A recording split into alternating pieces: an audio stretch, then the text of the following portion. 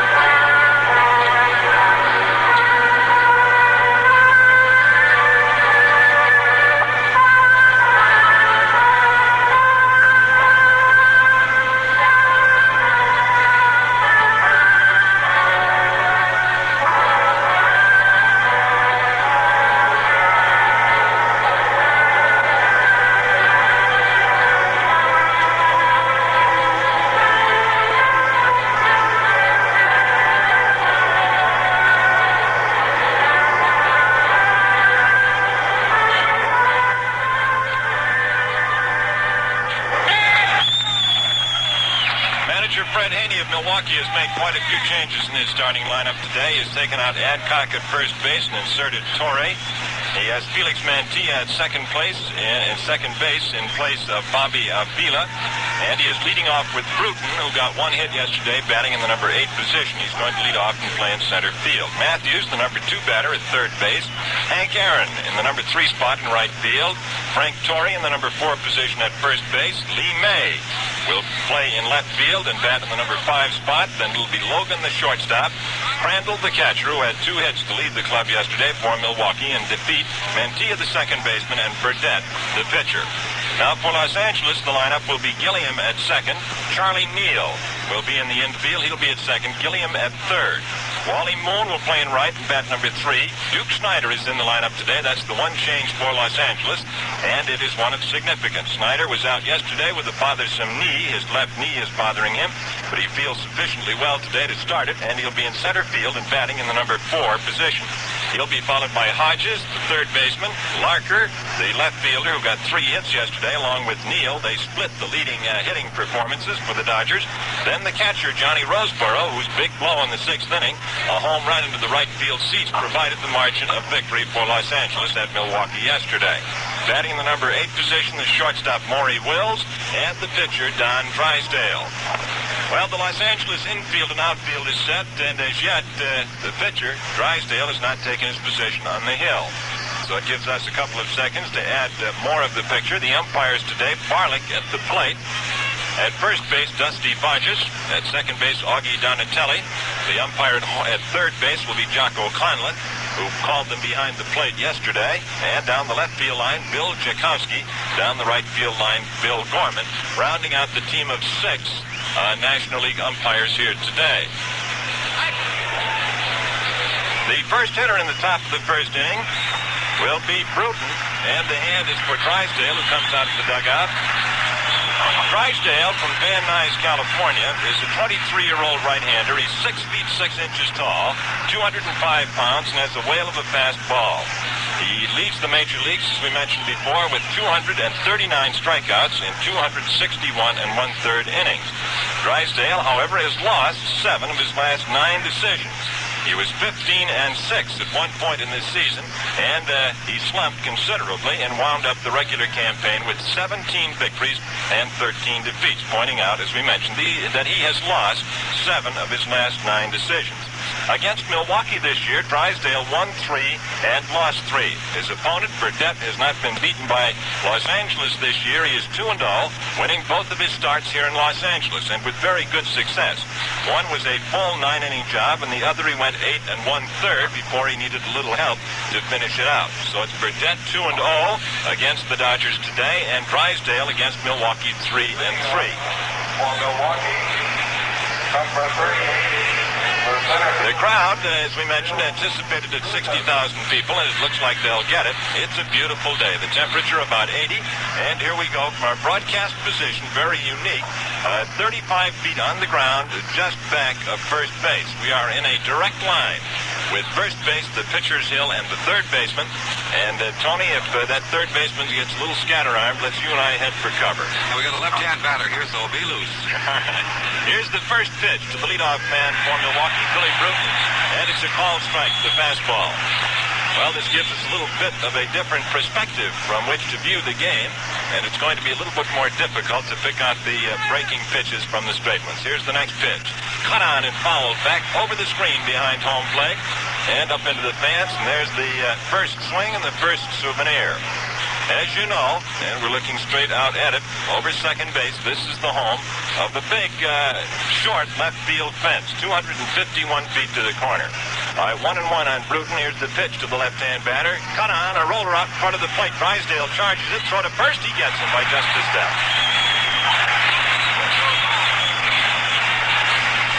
Bruton swung at a breaking pitch, and he topped it about 10 feet in front of the batter's box on the first base side. Drysdale made the play quickly to Hodges, and it's 1 away. Here's Eddie Matthews, the Milwaukee third baseman, who was blanked yesterday in his home stadium. Also a left-hand batter, and he can pull the long one as well, you know. Matthews hit .305 coming into this game, and 45 home runs. Here's the pitch to Eddie. He takes the fastball, called strike.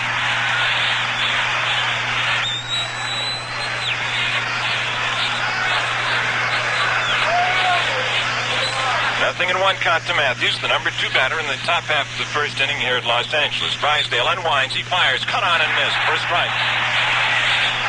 And Drysdale is fast today at this point. He really zipped that one in.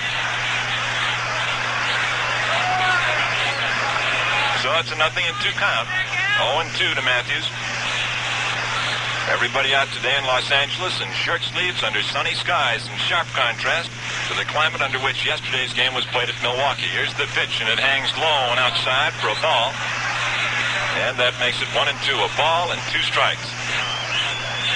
The first base coach, Fitzpatrick, is almost at arm's length from us at our broadcast position. I only point this out because it is unusual, and perhaps you will appreciate our vantage point and whatever we can gain from it in the way of an unusual approach. Here it is to Matthews, and it's a high outside fastball, taking the count to 2-2, 2 balls and 2 strikes. The leadoff man, Bruton, bounced out on a roller to the pitcher, Don Drysdale. The outfield, and we have to span the thing now from this position, is swung around toward right and deep, as well it might be from Matthews. Here it is, Teddy. He takes outside a changeup pitch, and that takes it to a full count of 3-2. And there's a murmur from the crowd as they anticipate that Drysdale will have to come in with a good one, and they know that this fellow at the plate, Eddie Matthews, has got the power. 1 away. Top half of the first inning, no score, nobody on. Drysdale, the right-hander, pumps one down the pike. It's cut on high, fly ball to right field, into the corner. It's curving, and it is going into the seats for a foul ball. That would have been short of the fence in right field, which is 333 feet to the corner. It angles sharply out toward right center field. It was short and fouled by about 6 or 7 feet, so the count stays at 3-2. In order to watch that ball from this position, about which we have mentioned, we have to pick up the microphone, pivot on our stool, and get a look at that corner. All right, Drysdale, full count, looks down at Roseboro. Here's the pitch to Matthews. He takes too close for ball 4. So there's the first base runner today. Eddie Matthews comes down to the bag just in front of us. And it brings up the right fielder, Henry Aaron, the Major League's leading hitter. He dropped a percentage point yesterday when he was blanked in 2 official trips at Milwaukee. He is at .354 on the season. And you may not know, some of you, that these playoff games, the statistical advantages or disadvantages accrued by the players, are counted as part of the regular season. Here it is, Aaron, a right-hand batter. He swings. There is a fly ball deep to right center field. Snyder over near that big fence. It's off the fence for extra bases. Matthews going to third. A play at second. Aaron hits the third. He is safe.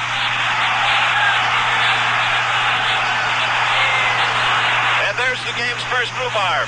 The second baseman, Charlie Neal, took the throw in from Snyder, a strike, and put it on the runner, sliding in, but not quite in time. And Augie Donatelli is the center of the controversy at second base. Neal is there, Hodges there, Drysdale, and they're talking about that play at second. Aaron pickled a fastball off the fence in left center field, and that was a legitimate long ball. That carried at least 350 feet as it hit 1/3 of the way up on that big screen out there, which is 42 feet in height. It sent Matthews to third, Aaron at second, and it brings up the number 4 hitter. And today, that's the first baseman, Frank Torrey. So that's hit number 1, a double by Aaron. That's his first hit in this series for the National League pennant. Matthews is at third. Aaron at second. There's only one away, and here's Torrey, the first baseman. Made a pinch-hitting appearance yesterday and did not get aboard. He's at first today. Adcock is not in the lineup. All right, the 2 runners edge away. Here's the pitch from Drysdale. It's swung on. There's a ground ball to the right of the shortstop into left field. Matthews has scored. Aaron heading for the plate. He's going to score. The throw is to second, and Milwaukee leads 2-0.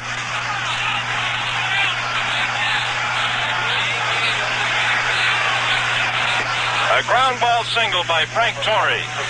Sliced off to the left field side and through the infield. Drives in 2 runs for Milwaukee, and the Braves break in front. Johnny Padres begins to heat up in the Brooklyn bullpen, rather in the L.A. bullpen. All right, in the batter's box, Lee May, the left fielder. A walk and 2 hits in the first inning, and Drysdale has seen 2 runs chalked up against him. 2-0 Milwaukee, 1 away. Here's May.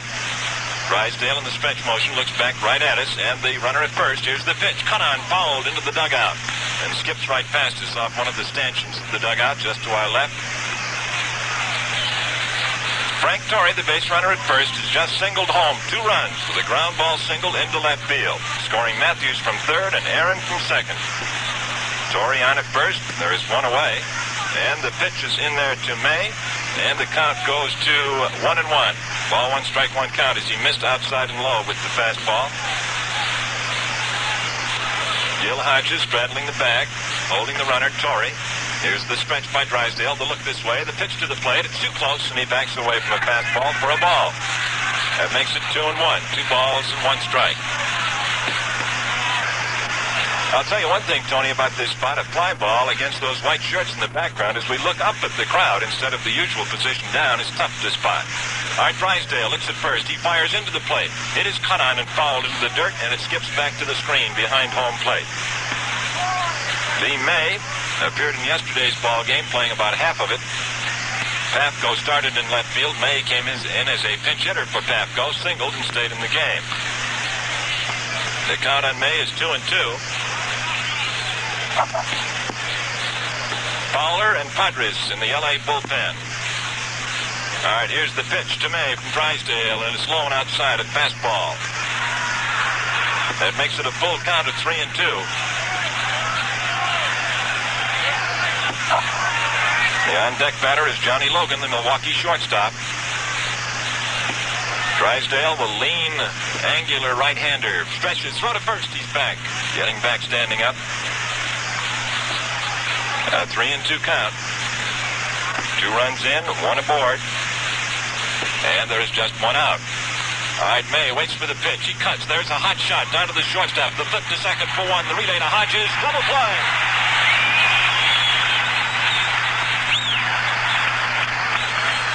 Lee May hits into a double play to end the inning. Torrey was forced at second. May was nicked at first for out number 2.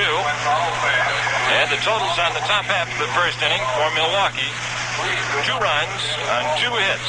There were no Los Angeles errors and nobody left on. And the score at the end of the top half of the first inning is Milwaukee 2, Los Angeles nothing. Friends, what picture does a barbershop quartet bring to your mind? Silk shirts, spats, and the good old days? Well, just listen and see if it doesn't suggest something about good old-time beer.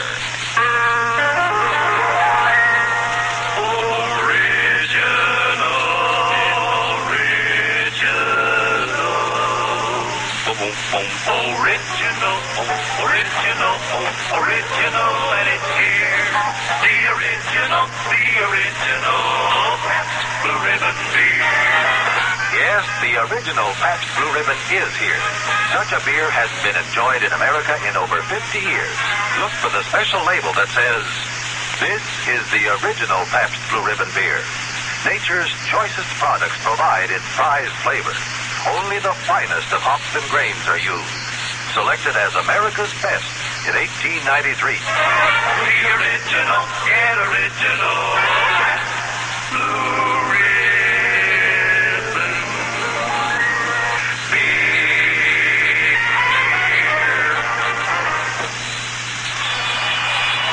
No longer just a memory, but really here, the original Pabst Blue Ribbon beer. Enjoy that prize-winning Pabst flavor today. Here's the leadoff man for Los Angeles against Lou Burdett. Burdett, a 21-game winner this year, and had 2 successful starts against Los Angeles on the season, both in the Coliseum here at Los Angeles. All right, Gilliam, the leadoff hitter, the third baseman. The first pitch to him from the right-hander is outside for a ball, 1-0. Gilliam this year, including yesterday's first playoff game, is hitting .283. The third baseman, slight of build, relatively short, stands with a wide stance. The next pitch is a strike call, getting the outside corner just above the knees. And the count goes to 1-1 against the first L.A. batter this afternoon. And boy, the pennant fever in Los Angeles was in evidence last night at the airport, where a big crowd, estimated at about 4,500, was on hand to greet the club coming back. Change up, bounced down to Matthews on one hop at third. The long throw across, and he's out. Gilliam is a bounce-out victim to the third baseman Matthews. That makes it 1 away. He leaned out and punched a fastball on one hop down to Matthews, moving toward the bag and spearing it about shoulder high. His throw to Torrey, just in front of us, was in time, and it's 1 away. Here's Charlie Neal.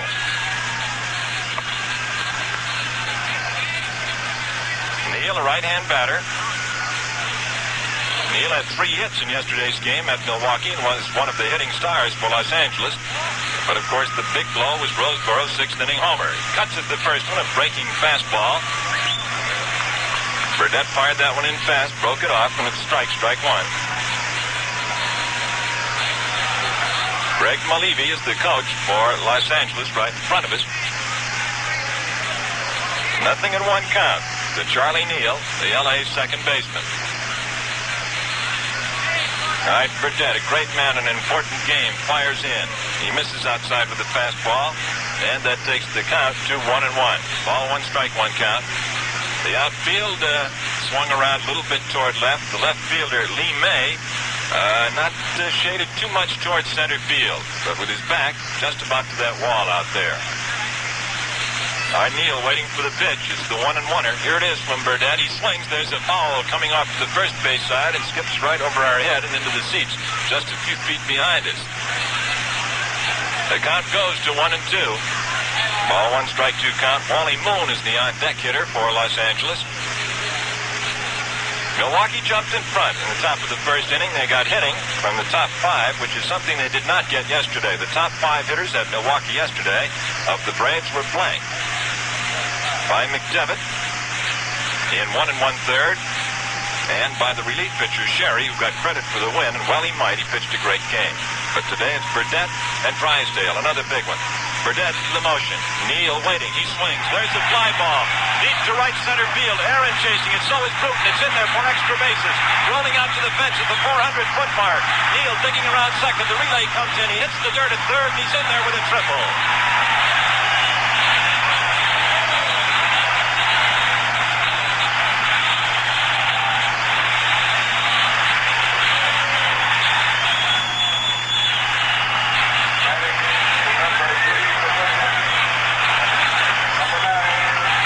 Charlie Neal gets the first hit for the L.A. Dodgers. A booming high fly ball triple to right center field. That brings up Moon, the right fielder today, a left-hand batter. It's 2-0. We have one out in the bottom half of the first inning. Neal down there at third base. He really got a hold of a fastball and lofted one deep out in right center field, falling between the two outfielders out there and going for a trio of bases. All right, Moon, left-hand batter, batting in the number 3 position. 2-0 Milwaukee. Burdett taking a deep breath out there, towing the rubber, bearing down at Del Crandall, his battery mate. Lou steps off and wipes some perspiration from his forehead. It's a hot one in the sun today, the temperature in the 80s, and right down here on the playing field, you can really feel Old Sol beating away. All right, here's the full motion in the pitch. It is a strike, getting the outside corner just above the knees.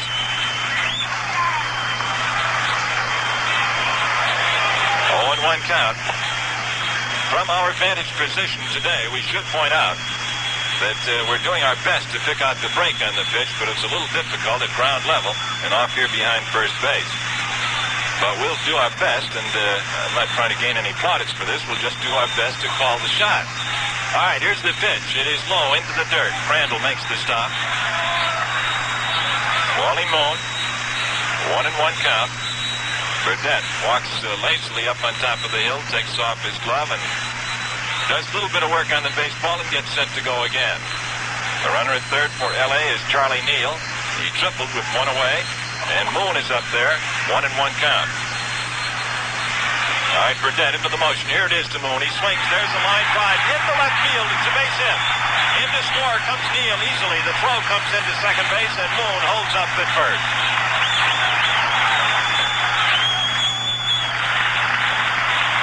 And the score here in the bottom half of the first inning is Milwaukee 2, Los Angeles 1. And look out for this one today. It may be, if it continues at the pace at which it has begun, a free-swinging affair. Here's Snyder. Duke wasn't in the ball game yesterday, but he's in there today and batting in the number 4 position. He patrols that center field area for the L.A. Dodgers. And he and Burdett have hooked up on many an occasion. All right, off at first base is Moon. Takes a short lead off. Torrey holding against him. Burdett checks him, looking this way. Here it is to Duke. It's low, a little bit outside for a ball.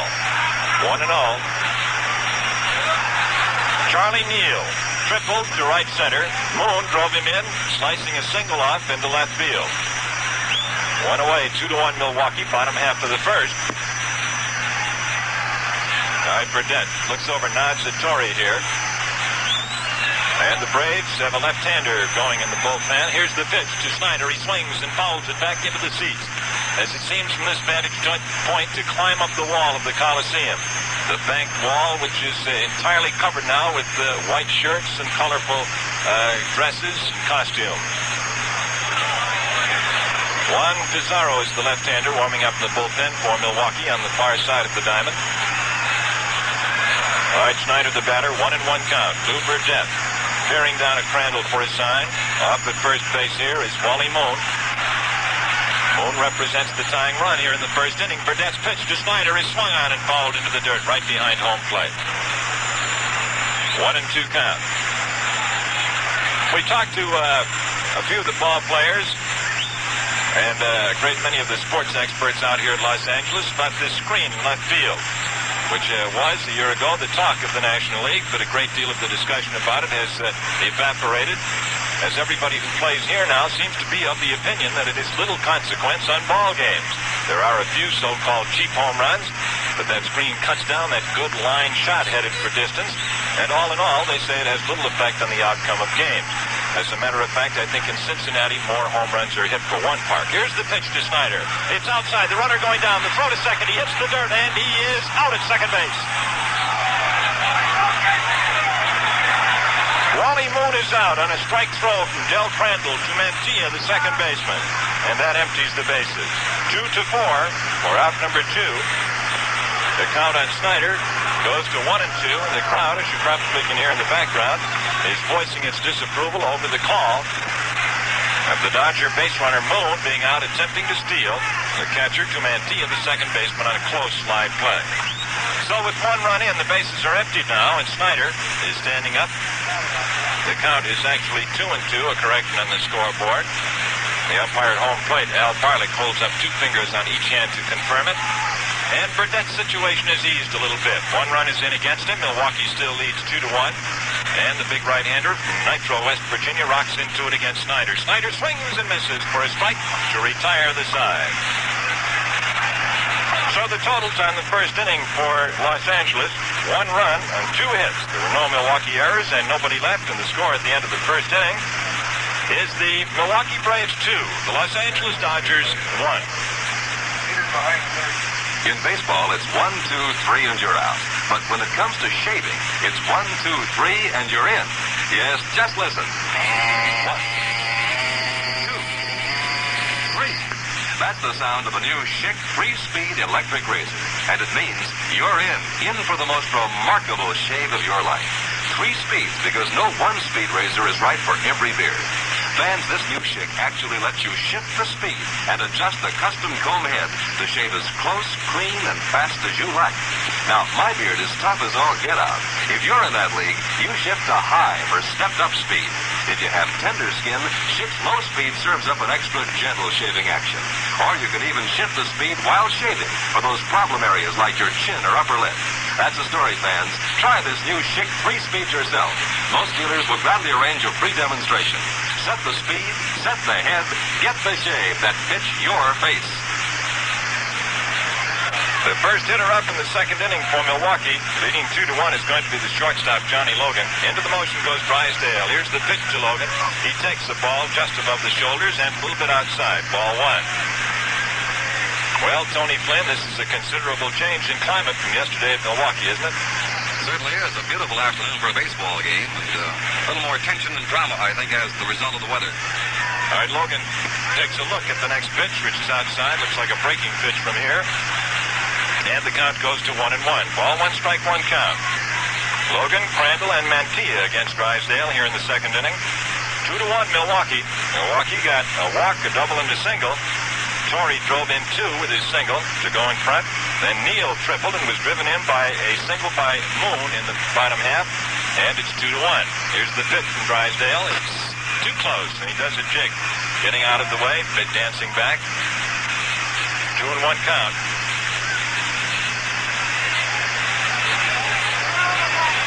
Drysdale wound up the regular season with an exceptionally good mark. But there is one flaw in the consideration of his ability to go today, and that is the fact that he lost 7 of his last 9 decisions. Here's the pitch. It's too close again, and he backs away from a ball, a fastball.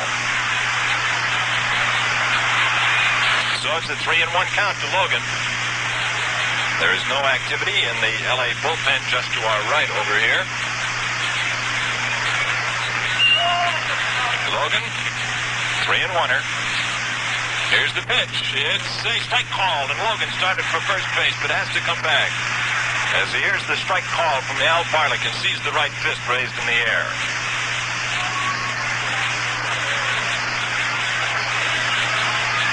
So the count has gone to its maximum against the leadoff hitter, Logan, in the top half of the second inning here at the L.A. Coliseum. Here's the pitch. He swings. There's a line shot over the shortstop's head. It goes into left field, and that's a base knock. Here's the throw in. And Logan holds up with hit number 3 for Milwaukee. A line drive into left field. The next batter for Milwaukee is Del Crandall, who had 2 hits for the Braves yesterday. 2 of the 6 that Milwaukee was able to pick up. Crandall on the season hit .258. All right, off at first base is Logan. There's nobody away. Here's the pitch to Crandall, and he takes a curveball strike. From our position, if we could read lips, we could get the conversation, as brief as it is, between the base runner Logan and the first baseman Hodges. They're just 30 feet in front of us right here at ground level. All right, Drysdale veers down, gets his sign from his big battery mate. Johnny Roseboro shakes one off. Now he's into the motion. Off at first is Logan. Throw to first, and Logan gets back, kneeling into the bag and touching it with both his knee and his right hand. He's back in time. 0-1 count to the batter. Del Crandall batting in the number 7th position for Milwaukee. Here it is to Del, and he takes a curveball, backed away from it, but it came in there and caught the inside corner. That makes it 0-2. Nothing in 2 count. Drysdale apparently chewing gum out there. He's jawing away. And concentrating on Crandall. Logan edges off about 3 feet, 4 feet now. Here it is to Crandall. He swings and misses at a fastball for strike 3. That makes it 1 away, and now let's turn over here. We've got a left-hander, Padres, and a right-hander, number 45, for Los Angeles, warming up. That's Don Fowler again.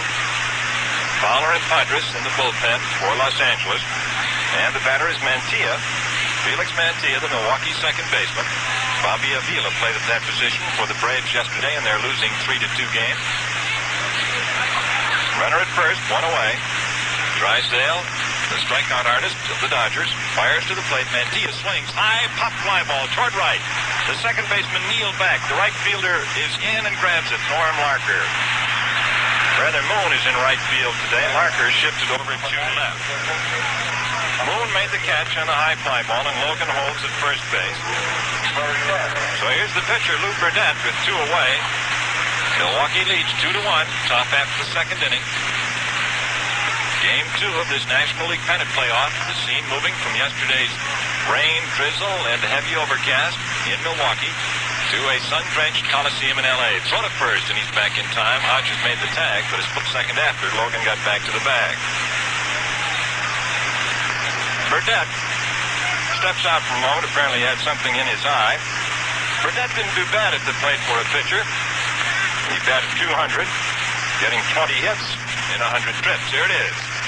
He takes the ball outside. Burdett, of his 20 hits, had 8 for extra bases and knocked in 8 runs. He had 7 doubles and 1 triple. 1-0 count. Here it is to Burdett. He swings. There's a shot over second base. It falls into center field for base hit. Logan going for third. Snyder's throw to third base. He hits the dirt, and the throw gets by.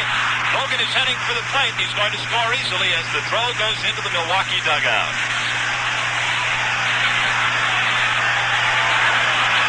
And Burdett goes all the way around to third. He's waved on to third base by the umpire, Donatelli at second. He was almost 2 seconds when that ball skipped past Gilliam. Now let's take a look up at that board. It's a base hit for Burdett. The run scores. Milwaukee now leads 3-1. Can you see anything from the press box up there? Well, it has to be an error. And in this ground level position, I would say that it skipped through the third baseman rather than the throw being away from him. He seemed firmly planted near the bag, and the ball skipped right through. So we'll call it an error for the third baseman, Gilliam. Milwaukee leads by a score of 3-1 now, and they have picked up now a total of 4 base hits in 1 2/3 innings. The batter is the leadoff man, Bruton, left-hand batter. Pitcher Burdett at third base, having aided his own cause. The pitch is in. It swung on line right over our heads and into the seats back at first base.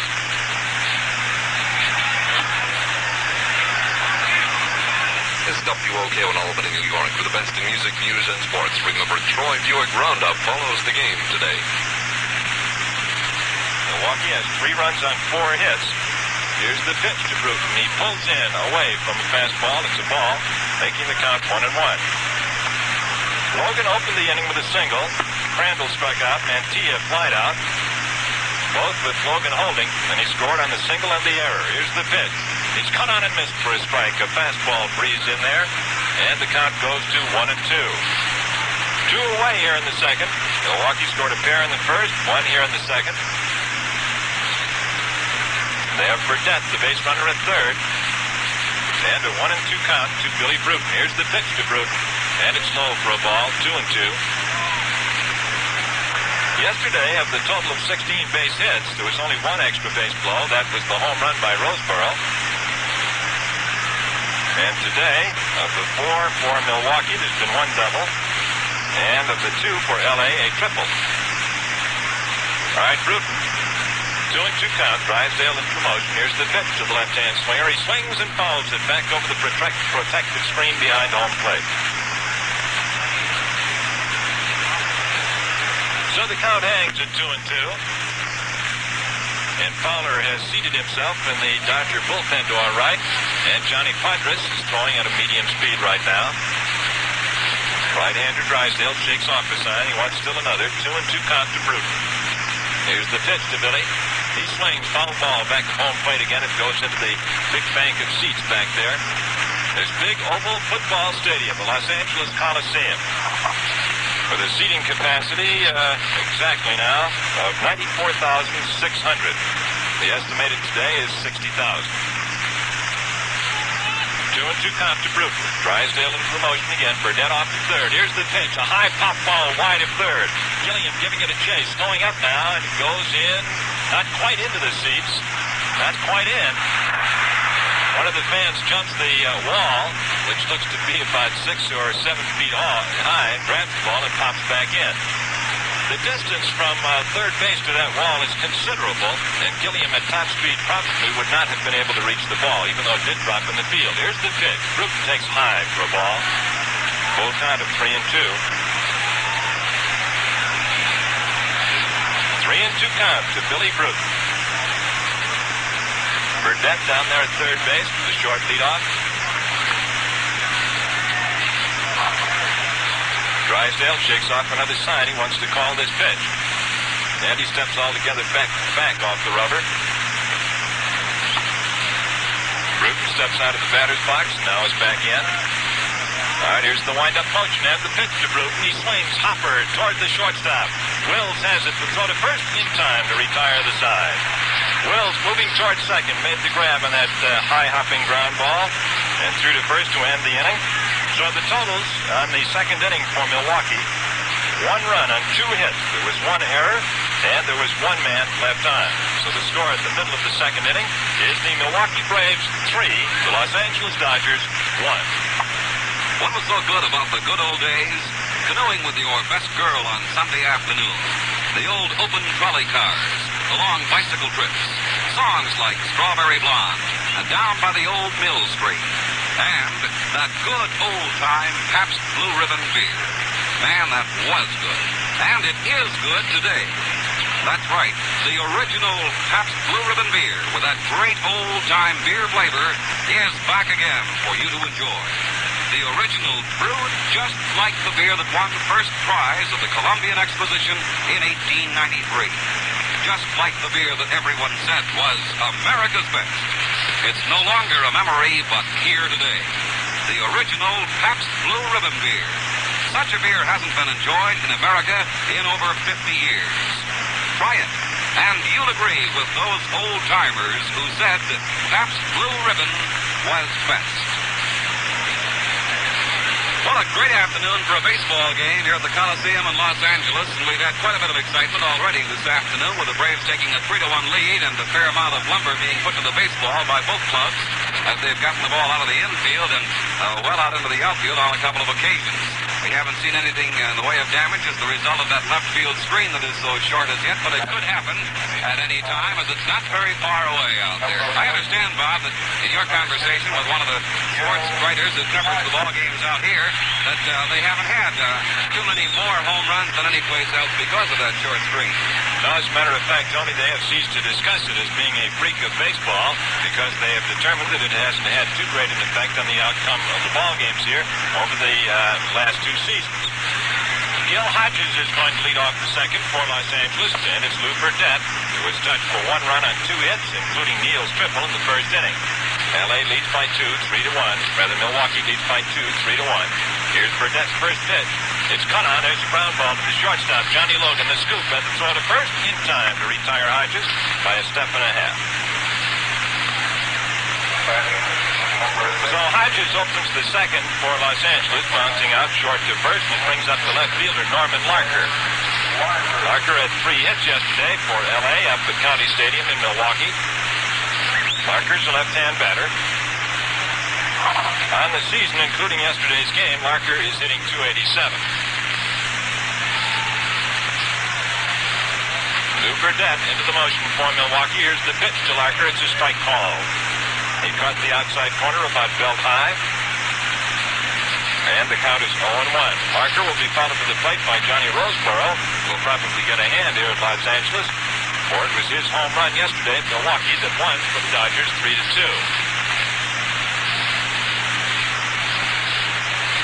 All right, the 0-1 count. The pitch being ready by Burnett. Here it is. He takes, misses outside for the pitch, and it is 1-1. Ball one, strike one count. The crowd at this moment, as you can probably tell, is very quiet. They're waiting and hoping. Milwaukee leads by 2. This is the last half of the second in Game 2 of the National League pennant playoff. Here's the pitch. He swings and hits one through the box. The shortstop, Logan, cuts towards second, makes the pickup, and throws in time to get Larker for out number 2. So the first 2 hitters in the second inning have bounced out shortstop to first. Here's Roseboro.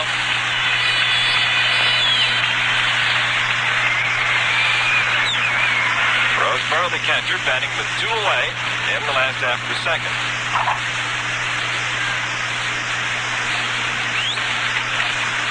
Roseboro's percentage was .234 on the campaign. The big Husky left-hander swings at the first one, a high fly ball to left center field. The center fielder, Brute, shading his eyes and waiting, and he takes it for out number 3. So the Dodgers come up and go down in order in the second inning, and the totals on the frame: no runs, no hits, no errors, nobody left on. And the score at the end of 2 full innings of play is the Milwaukee Braves 3, the Los Angeles Dodgers 1. You know, a big league pitcher needs an assortment of pitches so he can pick the pitch he wants according to the situation. Now, for the first time, you can pick the right speed for just the shave you want. Listen. 1, 2, 3. That's the sound of a new Schick 3-speed razor. Adjust the shaving head to shave every kind of beard as fast and close as you like. Now you can shift to high for the stepped-up drive you need for tough, wiry whiskers. Or you can shift to low for a more gentle shaving action. While you can even shift the speed while shaving for the sensitive problem area like the chin or upper lip. 1, 2, 3. That's the sound of a new Schick 3-speed razor. First chance you get, ask your dealer about the 14-day free home trial offer.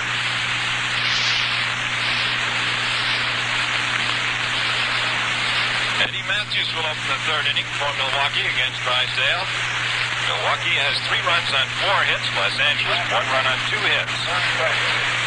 Matthews, his last time up, walked and scored the game's first run. He was advanced to third by Aaron's double, and both scored when Frank Torrey singled to left. All right, Matthews waiting for the first pitch. Drysdale rocks into the motion and fires one to the Husky third baseman. It's a ball on the outside. 1-0 count. The infield for Los Angeles: Gilliam at third, Wills at short, Neal the second baseman, Hodges at first, Larker, Snyder, and Moon from left to right in the outfield. Here's the pitch. Matthews swings and gets some wood on it into short right. Neal back, running. He drops the ball. It goes between his hand and his glove and falls in, and Matthews is safe at first. A weak fly ball to short right field. Charlie Neal had quite a run for it, and he got to it, however. The ball dropped between his bare hand and his gloved hand rather cleanly. It didn't appear from our rather close position here that he had touched the ball. The official scorer says it is an error.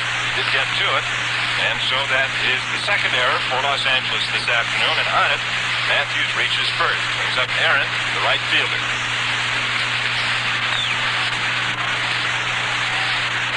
Don Drysdale, right-hander, into the motion. Matthews off at first. Here's the pitch to Aaron.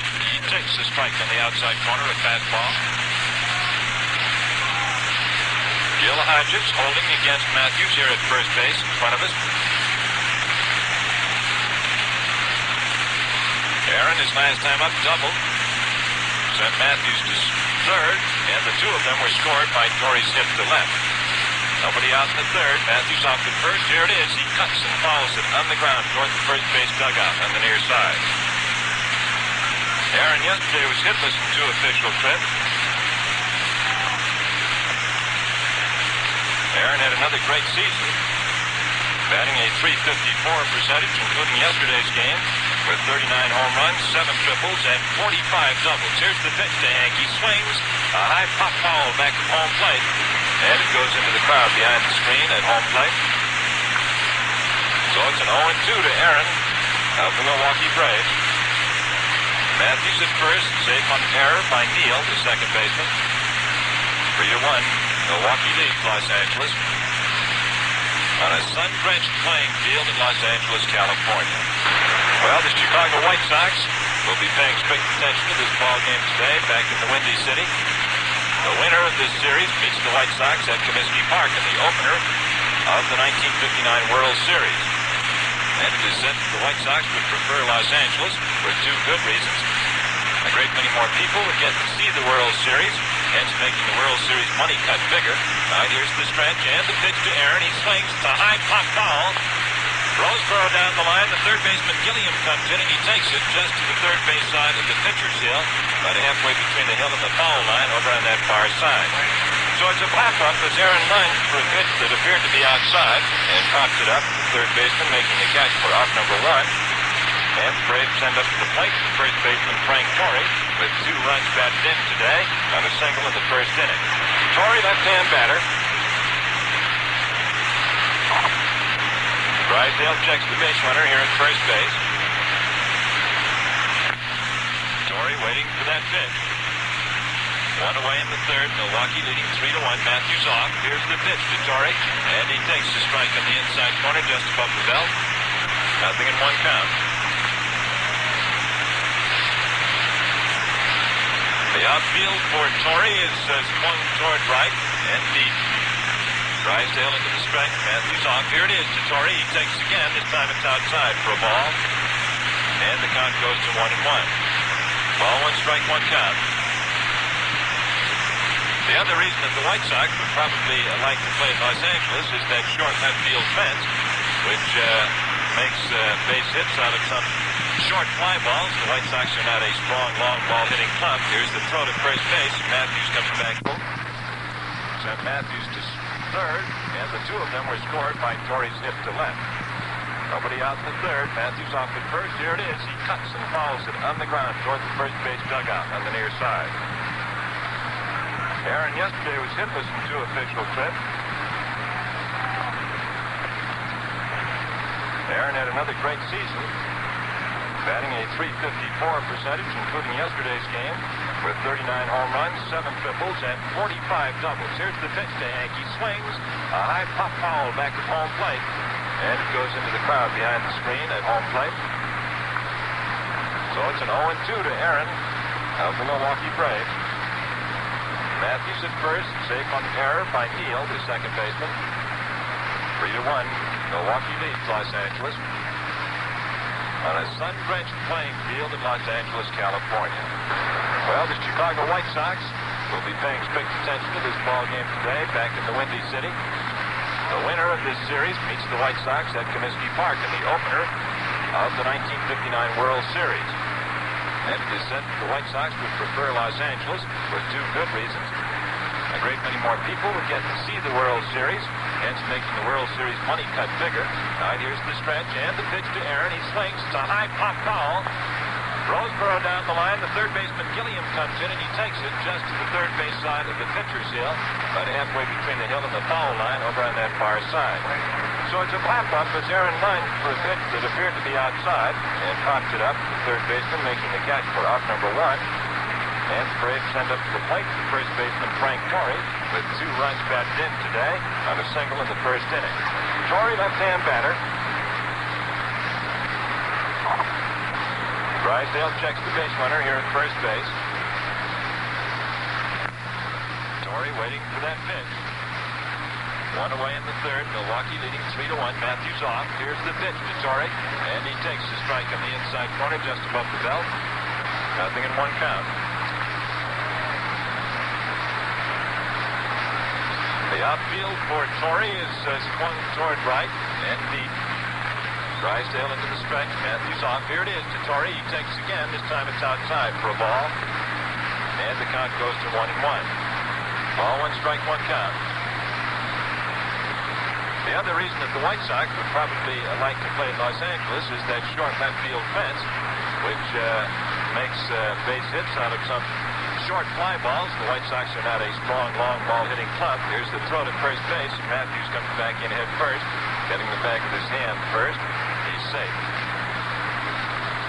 Matthews opened this third inning, hitting a soft fly ball to short right, which Neal did not handle and was charged with an error. Here's the pitch. It is a strike call to Torrey. And that makes the count 1-2. And Johnny Padres, just to our right here, and the Los Angeles bullpen continues to warm up. Matthews looks around at the first base coach here for a reminder of the number of outs, and there is one. 1-2 count to the Milwaukee first baseman Torrey. Drysdale checks the base runner, fires to the plate. Torrey swings. There's a fly ball to right center field. Snyder calling, waiting. He takes it for out number 2, and Matthews comes back here to first base.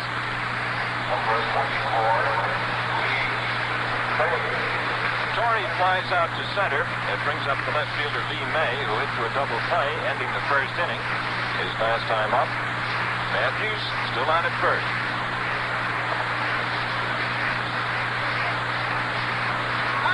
May, the left fielder, left-hand batter, throw to first to keep the runner close. Matthews gets back in. Drysdale looks over here at first base at Matthews again, keeping a close eye on him. With 2 outs, it's conceivable that he would be sent down. Here's the pitch. It is swung on. Ground ball. Foul at first. Skipping on the ground right past us here.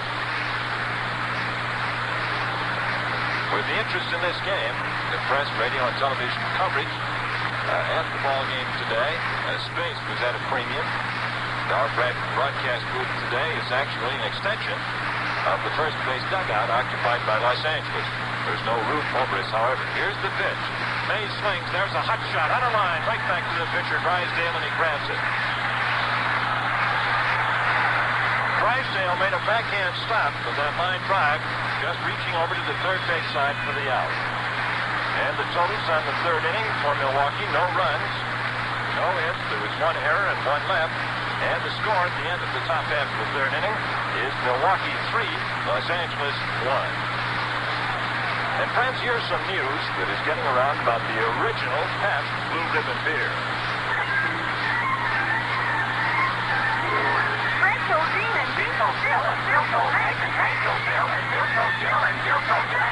original Pabst Blue Ribbon beer is back. It's the original. It's the original.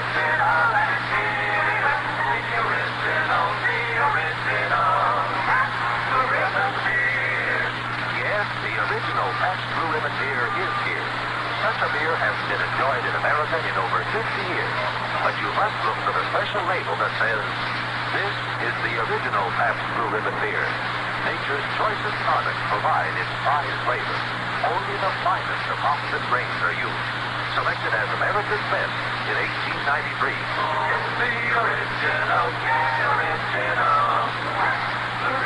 beer.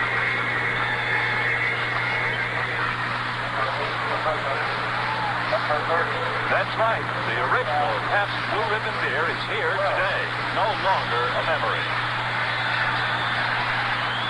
Opening the last half of the third inning for the Dodgers will be the shortstop, Maury Wills. Wills making his first appearance at the plate today. It's 3-1 Milwaukee. Burnett has been touched for 2 hits, both in the first inning. He has retired the last 4 men to face him.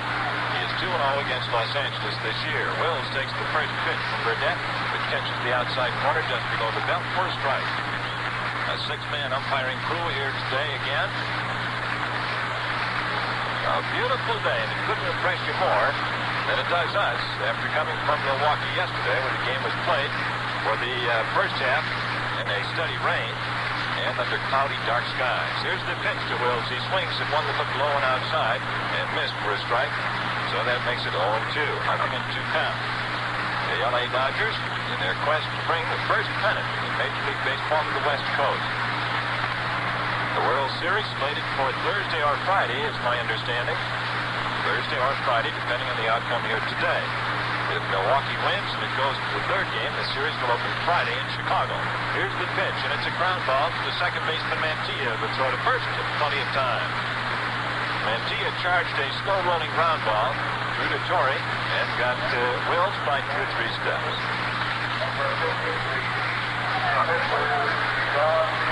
Here's Drysdale coming out now. 1 away in the bottom half of the third inning. Don Drysdale, the 23-year-old right-hander from Van Nuys, California. Playing today in Los Angeles before a great many of his hometown folks. Drysdale plenty fast. He's big. Lou Burdett, who is just about 10 years Drysdale's senior. Burdett will be 33 in November. Here's the pitch, and it's fouled off to the first base side. Here comes Torrey right over in front of us, and I don't think he can cut it. It goes into the seats just behind us. Ooh-wee. That came through a pair of outstretched hands, and gave one of the customers a little bump. Nothing serious, though. Of course, that's my opinion. His is probably quite a bit different, isn't it?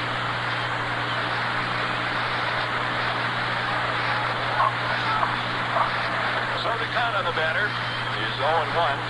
That's Don Drysdale, the L.A. pitcher. Drysdale, right-hand batter. 6 feet 6 inches tall. He takes this next one from Burdett, low on the outside for a ball. And the count goes to 1-1. Leo DeRocher was out here earlier today. Very many familiar faces from the motion picture industry in attendance today. Los Angeles has turned out to be a great baseball town. Here it is to Drysdale, and he takes the breaking pitch on the outside. And the count is 2-1. 2 balls, 1 strike. A big left field screen of interest to those who have not seen the L.A. Coliseum on too many occasions. It's 42 feet in height, looms high above you as you look across the diamond from our position back at first base. A big yellow pole marking the top of it. It stretches into left center field. And here's the pitch to Drysdale, a high pop foul off the first base side again into the customers. And behind that big screen, whose mesh is not visible to the eye, but only that yellow pole across the top, behind that screen, part of this big crowd at the Coliseum. The top of the Coliseum, as we look up at it at a 45-degree angle, looms high in the sky with only the clear blue sky behind it. 2-2 count to the batter. That's Drysdale, the L.A. pitcher. One away, the bottom half of the third. Milwaukee leading in this playoff game number 2 by a score of 3-1. Here it is. Drysdale pumped one foul again, off to the first base side and into the seats.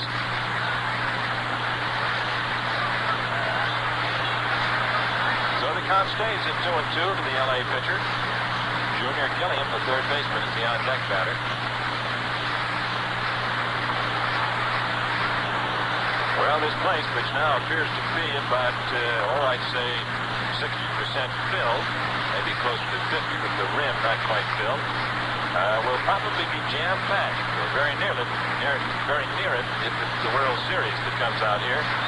There's the next pitch to Drysdale, and he takes outside low for a 3-2 count as Burdett takes plenty of time facing his opponent today. Full count to the number 2 hitter here in the bottom half of the third inning.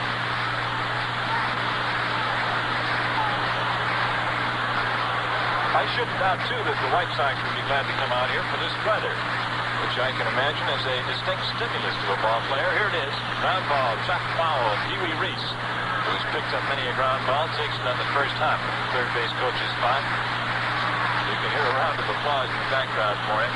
The Kentucky Colonel played many a great year at the shortstop position for the Dodgers. Now he's on the coaching staff, and he's directing whenever traffic comes around third base. All right, Burdett into the motion. Full count to Drysdale. Cut on. There's a high pop fly ball into short left center. The left fielder May calls. He drifts right over in front of Bruton and makes the catch. So that makes it 2 away and brings up Junior Gilliam, the leadoff man. Gilliam bounced out at third base this last time. The only way we can see that play develop on the fly ball to the outfield is by watching the outfielders themselves. Because the ball takes off with the background of largely white shirts and very light colors, and it's lost until it comes down against the grass of the outfield itself. All right, here's the pitch to Gilliam, and he swings. There's a fly ball to the left field side. Chasing it into the corner goes May, waits under it, and he takes it for the out. So the the totals on the third inning for Los Angeles. No runs, no hits, no errors, and nobody left on.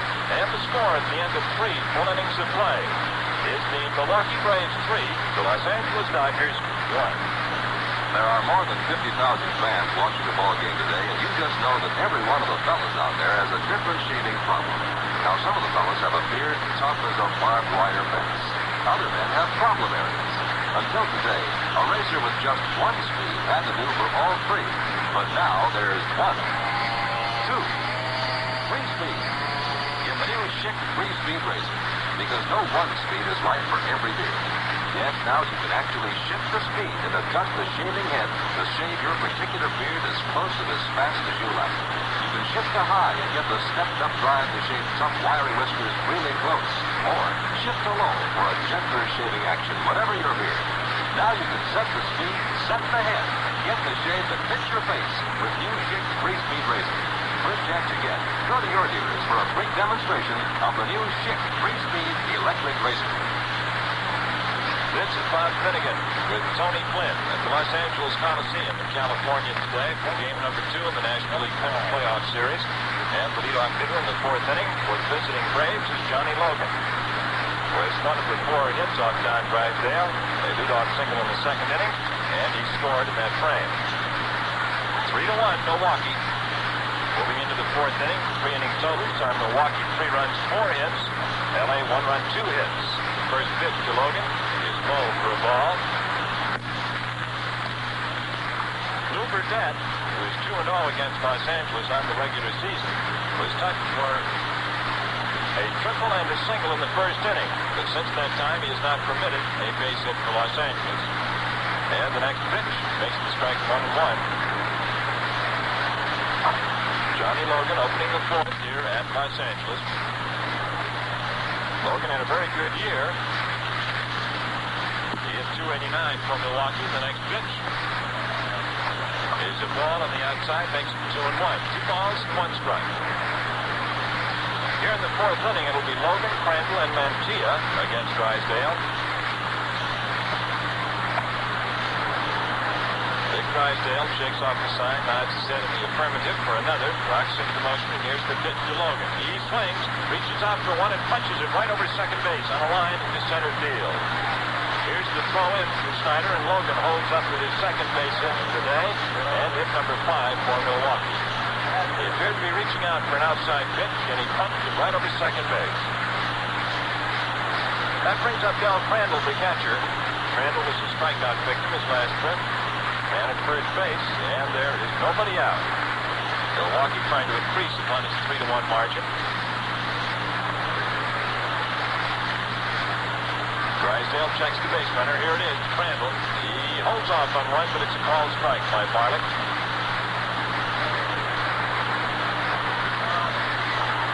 Crandall had 21 home runs on the season, and that ranked him number 4 on the ball club in the 4-base hit department. Logan edges off to first. Drysdale into the stretch motion again. Here's the pitch to Crandall. He shortens up and misses the bunt attempt. That is strike 2. Crandall went into a bunting stance. Missed the pitch. It's 0-2. Logan opened his 4th inning with a line single to center field. He's at first base now right here in front of us. Here's the stretch by Drysdale and the pitch. He backs down and under a fastball. The count goes to 1-2. Ball 1, strike 2 count.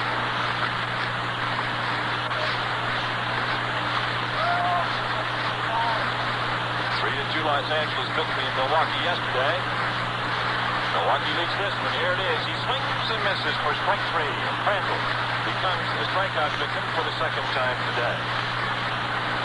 That's out number 1 in the 4th inning. That's strikeout number 2 for Drysdale. Drysdale has given up 3 runs on 4 hits. He's recorded 2 strikeouts and has walked 1. He has had 2 errors committed behind it. Here's Mantilla, the 2nd baseman. He flied to right his last trip. There's the stretch by Drysdale, and the look again to Mantilla. He swings and misses at a low one, tried to golf it. And it's 0-1. Mantilla hit .215 for Milwaukee on the season. 18 runs batted in and 3 home runs. Drysdale getting ready to fire. He does. Cut on, fouled back. And he goes high up on the bank of seats behind home plate.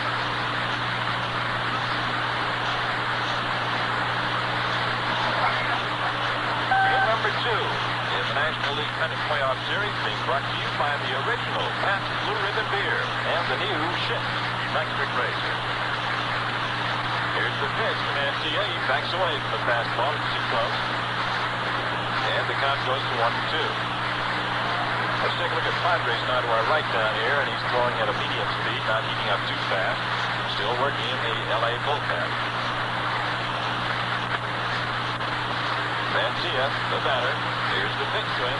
He swings at an inside pitch. Launches to deep into the left field corner. It's going out there, and it is foul. Just missing the margin of that big screen in left field. You could see him pull in at that inside pitch and cut on it. He lofted it into the seats, out of the playing field, but fouled by about a foot down there near the corner. And the corner, as we've mentioned, is only 251 feet from home plate. But that's not all of the story. If you're going to hit one out of here in fair territory at that distance, you've got to loft it at that point at least 42 feet. So it's a 1-2 count to Mantilla. Waiting for the next pitch. Drysdale. Runner off to first base is Logan. Short lead. Here it is to Mantilla. Swung on and missed for strike 3.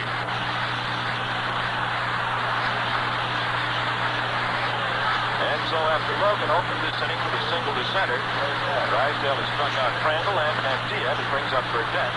Single to center his last time up. That is strikeout number 3 for Drysdale today. And makes his league-leading total now 242. Burdette the batter, right-hand swinger. Logan takes that short lead again. Burdette takes low and inside for a ball.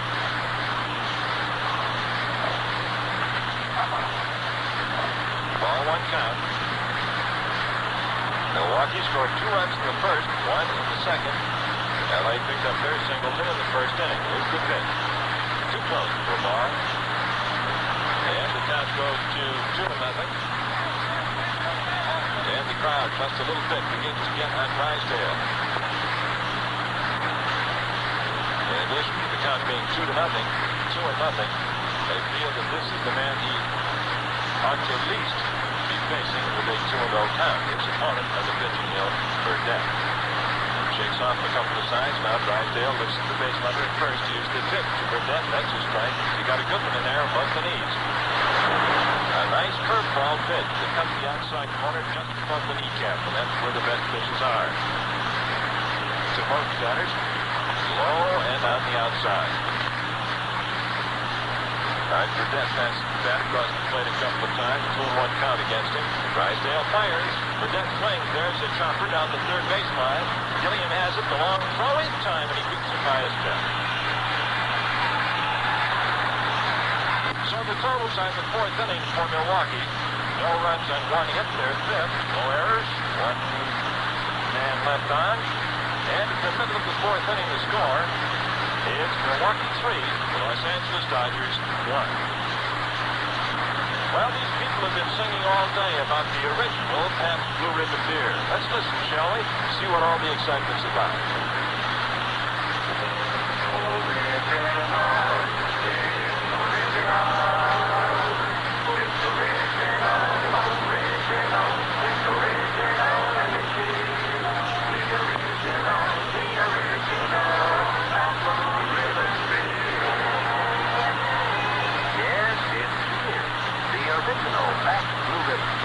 Such a beer has been enjoyed in America in over 50 years. But be sure you get the original Pabst Blue Ribbon. Look for the special label that says, "This is the original Pabst Blue Ribbon beer. Nature's choicest products provide in 5 flavors. Only the finest of opulent grades are used. Selected as America's best in 1893.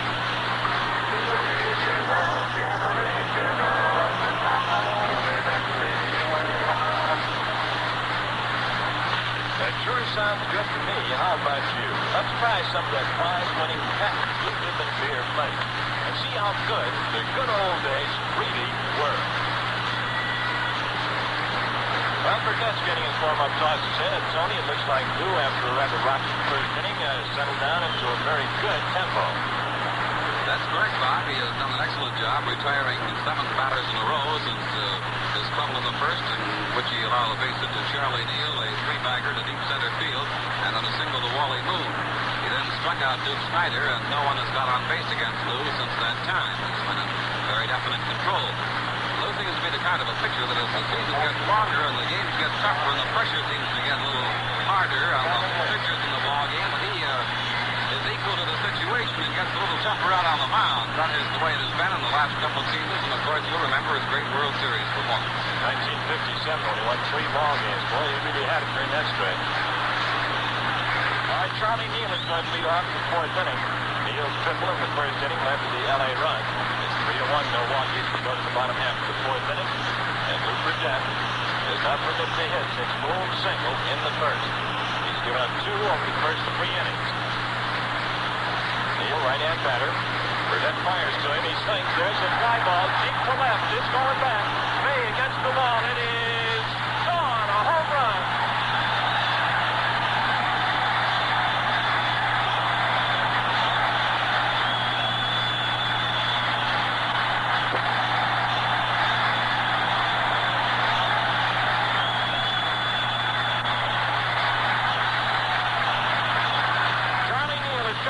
For the Dodgers to make it 3-2 Milwaukee. That's Neal's 19th home run of the year. He lofted that high over that 42-foot fence and it came down amidst the big crowd out there back to the mesh screen. Well, that's the first home run of the day, and that's hit number 3 for the L.A. Dodgers. It pulls them to within 1 run at Milwaukee. Braves leading by a score of 3-2. Neal has 2 of the 3 hits and 1 a triple, 1 a home run. Here's Wally Moon now, left-hand batter. And the crowd begins to get excited. They're waving toward that bench to Moon. He swings. There's a fly ball to center field. Bruton coming on. He can't get to it. It falls in for a hit.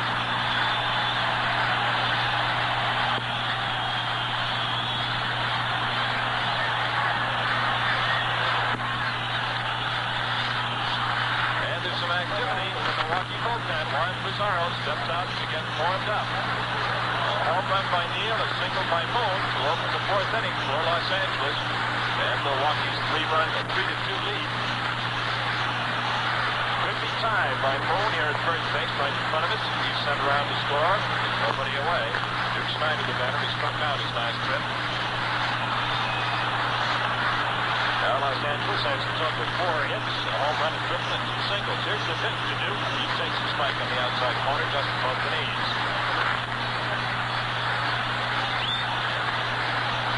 Charlie Neal opened the inning by lofting one over that screen in left field. Moon dropped the fly ball in front of Bruton in center field for a base hit, 2 in a row to open the 4th. All right, Snyder standing up there, left-hand hitter. His strike 1 count. Burdett looks at first base. Here it is to Duke. He swings and misses at the fastball. 0-2. Nothing at 2 count. Frank Torres grabbing the first base bag in front of him, holding Moon against the bag. Snyder, nothing at 2. Burdett goes for the rising bag. Wipes the first base across his forehead. Peers down to the side from Crandall. Here's the strike motion. And the pitch to Duke. He takes on the outside blow. A ball, 1-2.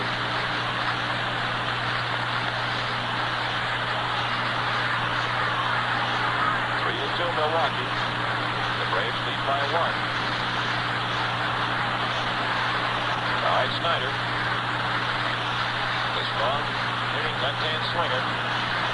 In the lineup today, he was absent from it yesterday. Don Demeter played center field for the Dodgers at Milwaukee. All right, here's the stretch by Burdett. Look at first base. The pitch to Snyder. He swings and misses for strike 3.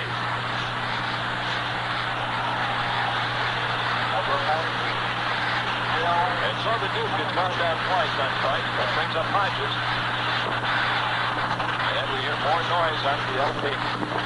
crowd this afternoon than we have had to this point. After a home run by Neal, a hit by Moon, Snyder is struck out. Now here's Hodges. The Grounded out to the shortstop his last trip.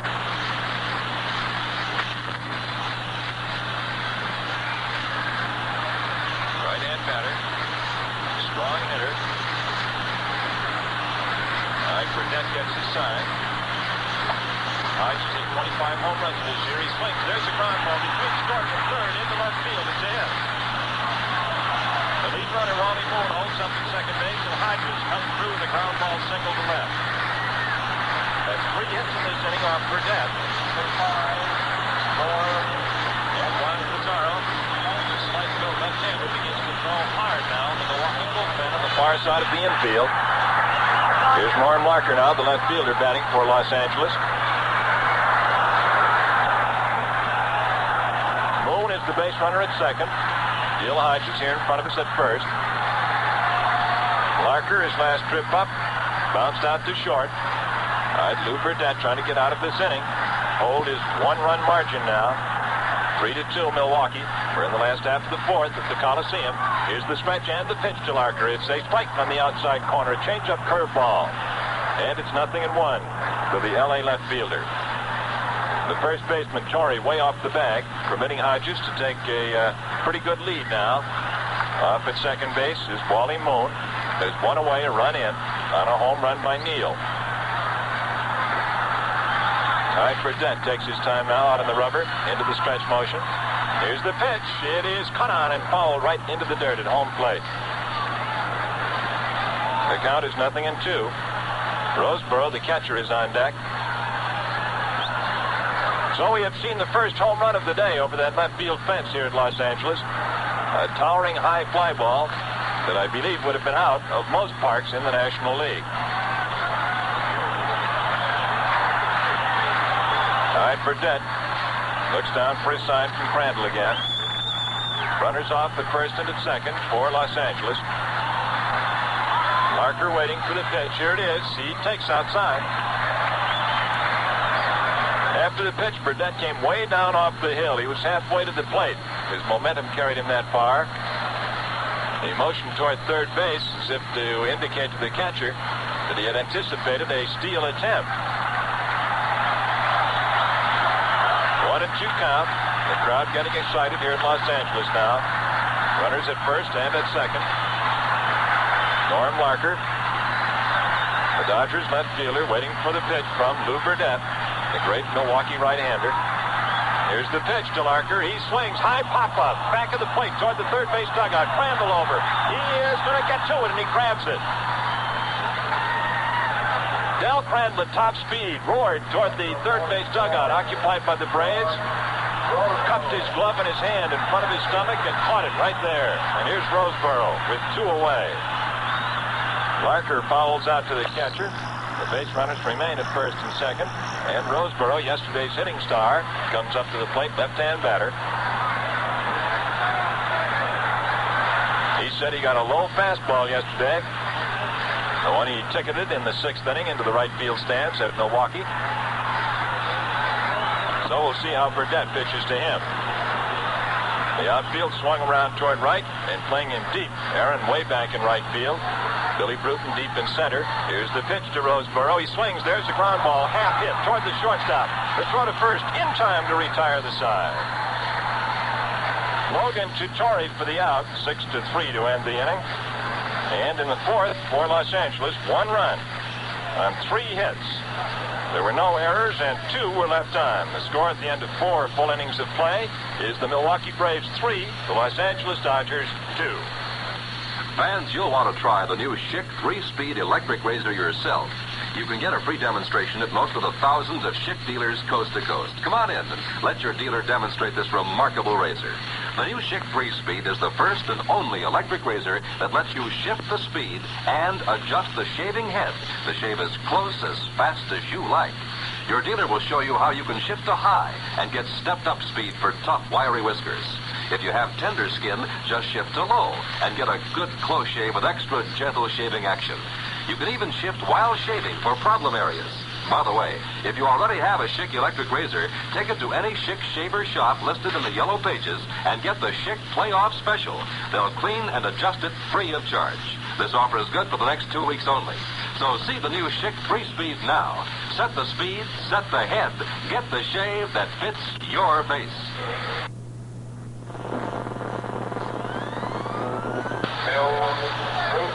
To open the fifth inning here at Los Angeles' big Coliseum, it'll be the top of the order for Milwaukee.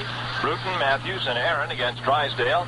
Both starting pitchers have pitched 4 innings. Milwaukee leads 3-2, and the hits are equal at 5 apiece. Milwaukee has had 5 hits, one of them a double by Aaron, the only extra base hit. L.A. has had 5 hits, including Neal's triple and homer. First pitch is swung on and grounded foul right past our location here back of first base. Strike 1 count.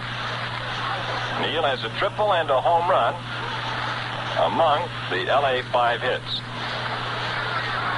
So it's a strike 1 count to leadoff man Bruton here in the 5th inning. Matthews, the on-deck batter. Drysdale shakes off his sign. Now he gets the one he wants from Roseboro. Here's the pitch. It's cut on and missed. A change-up pitch that he went for and was above it and in front of it. So it's 0-2 to Bruton. The men in blue stretched out on the playing field around us. A 6-man crew today down both foul lines and at all bases in the plate. Here's the next pitch to Bruton. He swings, and it's a high pop foul that's going back into the seats behind home plate. 0-2 count. And Padres, the left-hander, continues to warm up in the L.A. bullpen.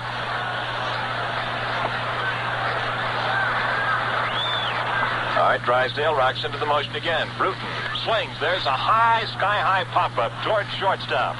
Wills is calling for it right at his position, and he takes it for out number 1. So it's 1 away in the 5th inning for L.A. Matthews, the batter. 1 away in the 5th inning for Milwaukee. Matthews comes up. Eddie went hitless yesterday at Milwaukee, and he is 0 for 1 today. He's walked and been safe on an error.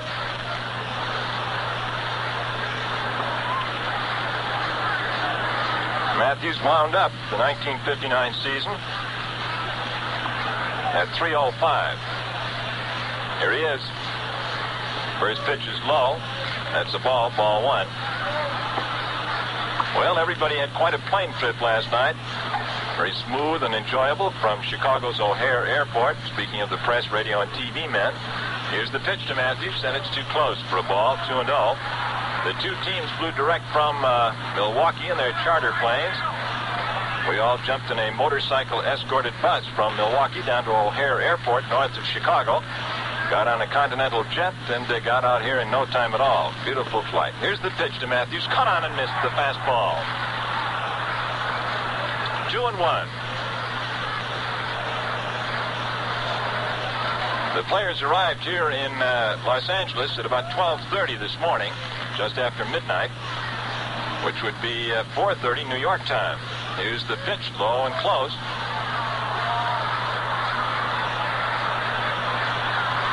One away in the 5th inning. Bruton popped up to short to open the inning. Matthews, the batter, with 1 down. All right, Drysdale has his sign from Roseboro. Here's the pitch to Matthews. He swings. There's a ball down the right field line. It's going to go foul, though. It goes into the seats. No, it's a fair ball. It was on the line and a fair ball. It's a home run. It cleared that short 6-foot fence. Let me lean forward just a little bit here.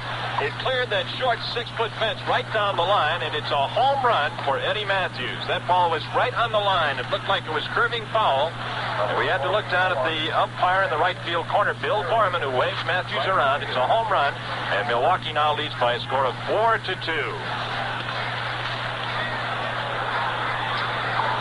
So Matthews homers, and Milwaukee goes out in front now 4-2. And the first pitch to Aaron is fouled off to the third base side. Gilliam giving it a chase, and he can't get it. It drops just inside the retaining wall, but out of his reach back of third. Well, Tony, that ball down the line was a close one. It looked like it could have gone foul, but by George, it stayed just in, didn't it? Yeah, it was a real treat for Eddie Matthews' relatives who were all here. He hails from Santa Barbara and told me before the game this afternoon that everybody's out here to watch the ball game today and all pulling for him, of course, and he gave him a little treat right there. That's his first hit in this series, and it went for the total for 4 bases. It increases Milwaukee's lead to a 4-2 margin. Hank Aaron, the batter, with an 0-1 count. Here's the pitch to Aaron. It's a strike call, getting the outside corner just above the knees. We've seen 2 home runs today. Over that left field fence by Neal of the Dodgers. And to the right field corner by Matthews of Milwaukee. Here's the pitch. He ducks under a high, hard fastball. And the count is 1-2. Ball 1, strike 2 count. The top of the 5th inning, Milwaukee leading by a pair, 4-2. Henry Aaron ducks under the next one, a fastball high again. And it's an even count of 2-2. Aaron has been up to the plate twice. He's doubled and popped to the third baseman.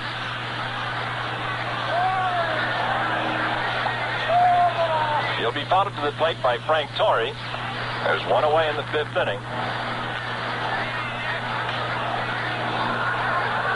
All right, Drysdale into the motion again, fires in, and this one's low into the dirt in front of Roseboro. So the count to Aaron, Milwaukee's great right fielder, goes to 3-2. 3 balls and 2 strikes. Aaron also was blanked yesterday. There's a ground ball hit, foul at third base. And the count stays at 3-2. The left fielder, Norm Larker, goes over to retrieve it in foul territory, holding up the pace of the game just a couple of seconds. All right, Aaron in the batter's box, and Drysdale is set to go. He peers down to Roseboro for his signal. He has it. Here's the pitch to Henry. He takes outside for ball 4, and Aaron gets a walk. So that puts Aaron at first base. And here comes manager Walter Alston out of the L.A. dugout to our left. And he's calling in a new pitcher. We're getting a new pitcher for Los Angeles. Drysdale is being lifted, and Padres is coming on. So Drysdale pitched 4 1/3 innings. He gave up 4 runs on a total of 6 hits. He recorded 3 strikeouts, and he gave up 2 bases on balls. So Johnny Padres comes on, and let's take a look at his record, Tony. Padres has been in 33 ball games, has started 29, has pitched 6 complete games, 192 and 2/3 innings. He has allowed 189 hits, 93 runs, has given up a total of 73 walks, has struck out 144, second in strikeouts on the ball club, behind Sandy Koufax, along with John Drysdale. Of course, Drysdale with 239. His earned run average 4.15, and his season record to this date 14 wins and 9 losses. So we switch now to the opposite side of the mound as Padres comes in, a left-hander to face the Milwaukee Braves.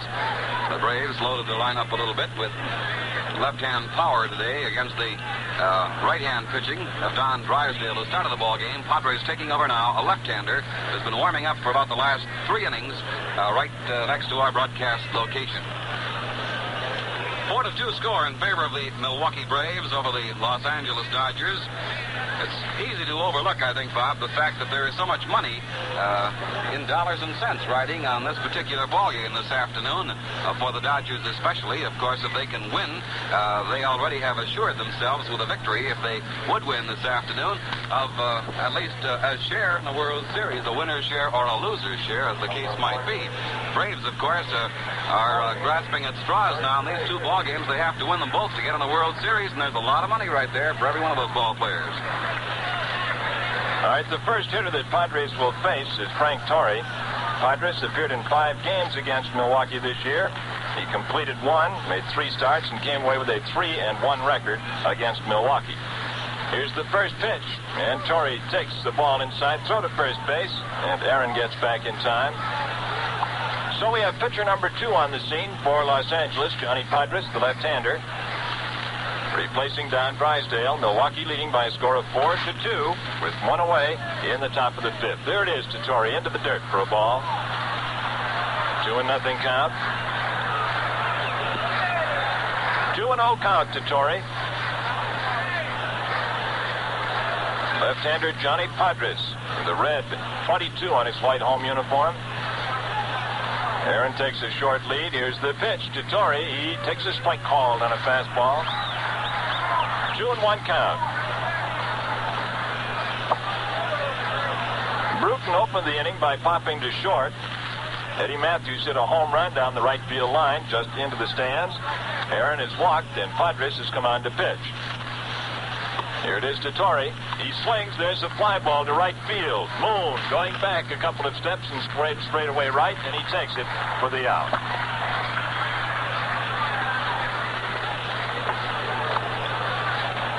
So that makes it 2 away in the 5th inning.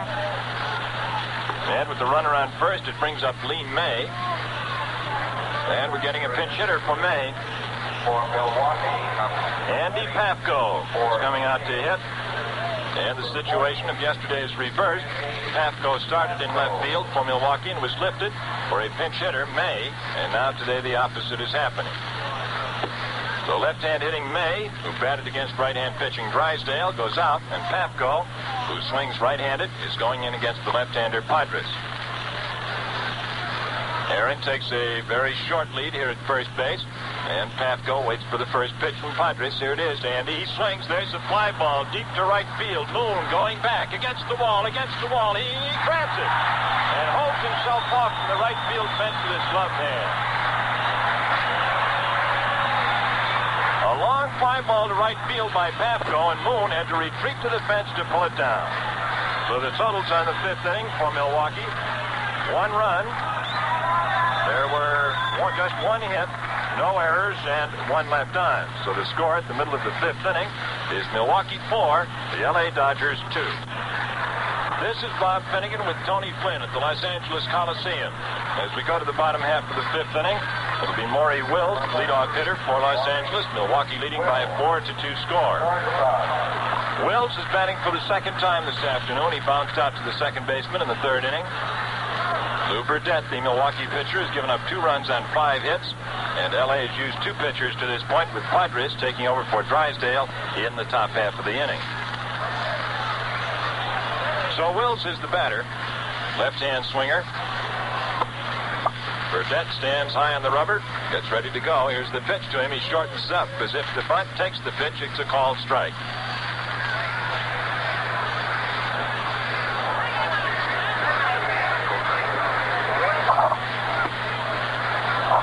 And in the L.A. bullpen to our right, another left-hander begins to warm up. Sandy Koufax. Here's the pitch. Wills takes the ball low. So Walter Alston is having Koufax throw hard. And it may be that we'll get a pinch hitter here for Padres in the bottom half of this 5th inning. Maury Wills up there. 1-1 count. Burdett gets his side from Del Crandall. And here's the 1-1 pitch to Wills. He swings. There's the ground ball. 1 hop right back to the pitcher. Throw to first, and he beats him by a 1/3 of the base path. So Wills bounces out on a comebacker to the pitcher, Lou Burdett. There's 1 away, and that brings up Padres. And he's coming out to hit. And Koufax, at this juncture, sits down. The situation evidently hinged and takes the ball low. So Walter Alston is having Koufax throw hard. And it may be that we'll get a pinch hitter here for Padres in the bottom half of this 5th inning. Maury Wills up there. 1-1 count. Burdett gets his side from Del Crandall. And here's the 1-1 pitch to Wills. He swings. There's the ground ball. 1 hop right back to the pitcher. Throw to first, and he beats him by a 1/3 of the base path. So Wills bounces out on a comebacker to the pitcher, Lou Burdett. There's 1 away, and that brings up Padres. And he's coming out to hit. And Koufax, at this juncture, sits down. The situation evidently hinged on Wills getting on base. Had he gotten on base, we would have seen a pinch hitter for Padres and Koufax into the game. But Wills did not get on, so Padres is coming out to swing for himself. Left-hand batter, Johnny Padres, the L.A. pitcher. Milwaukee leading by a pair, 4-2 in this 2nd game of the National League Pennant Playoff Series. Here's the pitch to Padres. He takes the strike call, the breaking pitch that came into him. and the count is 0-1. If Milwaukee wins today, we'll be right back at this stand tomorrow afternoon for the third and the rubber game in the series to determine the National League champion.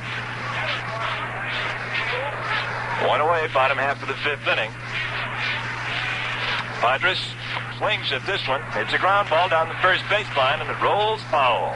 Burnett chases across the line and almost to where we are sitting, picks it up in foul territory. Let's take 10 seconds now across this country for station identification. This is Quality Modern Radio, WOKO First in Albany, New York, with the best in music, news, and sports, and the Bruce Hutchison Show every night from 8:35 until midnight.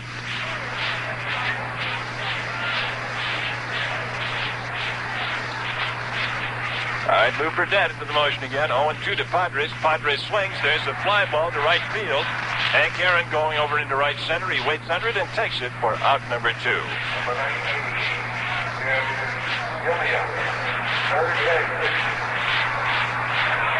Here's Jim Gilliam, the third baseman, coming up to the plate for his third time this afternoon. He's bounced out to the third baseman and flied to left in 2 trips.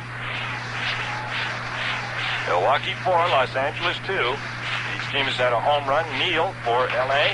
and Matthews for Milwaukee. L.A. now has a total of 5 hits, and Milwaukee has hit safely 6 times. Here's the pitch to Gilliam. He swings. He slices one off into left center field. Root is chasing it, and it falls in front of him. It's a hit. The throw into second base. Number 43, Charlie Neal. So Gilliam singles to left center field, and it brings up Charlie Neal. Neal has been going great guns in 2 trips to the plate this afternoon. He has tripled and homered. He has scored 2 runs, the 2 L.A. runs. So now with 2 away, Burnett has to face what has been his toughest customer today, the L.A. second baseman, Charlie Neal. Runner at first is Gilliam with the 6th hit for Los Angeles, making the hits equal. Burnett stretches, fires in. It's swung on. There's a fly ball down the right field line. Here comes Aaron. He's not going to get to it, and it falls foul by 3 feet, 3/4 of the way down the right field foul line. A fastball sliced off, banded foul, and the count is 0-1. And Neal, who had rounded first base during the flight of the ball, now goes back to the plate. The on-deck hitter is Wally Moon for Los Angeles. The Dodgers scored a run in the first inning, a run in the fourth on Neal's homer. Milwaukee scored a pair in the first, 1 in the second, 1 more in the fifth on Matthews' home run. And after Matthews' circuit count, Aaron walked, and Drysdale went out for Padres. All right, Neal back there. So is Burnett set to go on the pitcher's hill. Gilliam takes a short lead at first base.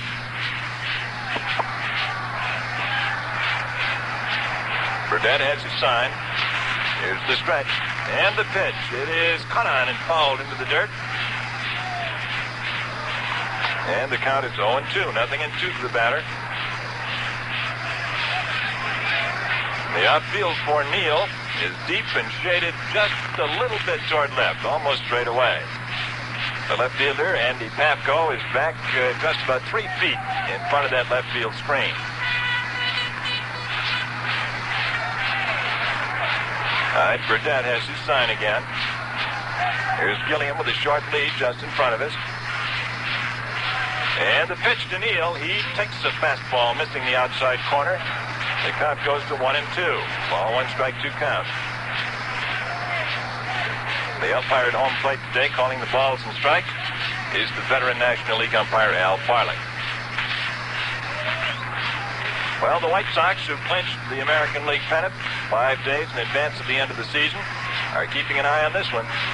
Here's the pitch to Neal. He swings and gets a small piece of it, sending it foul on the ground back of home plate. The count stays at 1-2.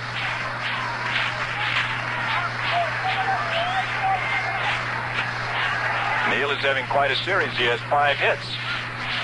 He had 3 yesterday, and he has 2 today. Home run and a triple. 2 out, Gilliam at first. Milwaukee leading by 2, 4-2. Here's the stretch and the pitch. He cuts and fouls it back into the seats back of the screen behind home plate. Burdett has given up 6 hits, 2 of them for extra bases, both by Neal. The rest were singles. And so the big right-hander from Nitro, West Virginia, toes the rubber. Getting set to go again before this crowd, estimated at 60,000 people. Probably a little bit under, but a big jam crowd. Here's the pitch. He takes a half swing, holds off, falls down back across the plate. The bat slides out of his hands. The call on the ball is a ball to make it 2-2. And Burdett came off the hill to have something to say to Al Barlick behind home plate, and the crowd gets on him a little bit. So it's an even up count of 2-2 to Neal. Frank Torrey straddling the inside corner of the bag against Gilliam here in front of us. Burdett ready to go again, nods to Crandall that he'll take that signal. Here's the pitch to Neal. He misses outside with the fastball. And it goes to a full count of 3-2. Milwaukee 4, Los Angeles 2, last half of the 5th inning. A cloudless sky above, a bright, warm day in Los Angeles. Temperature about 80 degrees today and a shirt-sleeve crowd on hand. All right, Burdett ready to work again. Gilliam takes a short lead at first base. Burdett checks him, fires to the plate, full count, swung on ground ball. Logan, the shortstop, the throw is to first base in time to retire the side. Neal goes out short to first to end the inning. And in the 5th inning, no runs, 1 hit, no errors, 1 left. And the score at the end of 5 full innings of play is the Milwaukee Braves 4, the Los Angeles Dodgers 2. Schick, the inventors of electric shaving, are bringing you this ball game today, and because no one speed is right for every beard, Schick now brings you 1, 2, 3 speeds. In the amazing new Schick 3-Speed Razor. It's the first and only electric razor that lets you shift the speed and adjust the shaving head to shave every kind of beard as close, clean, and fast as you like.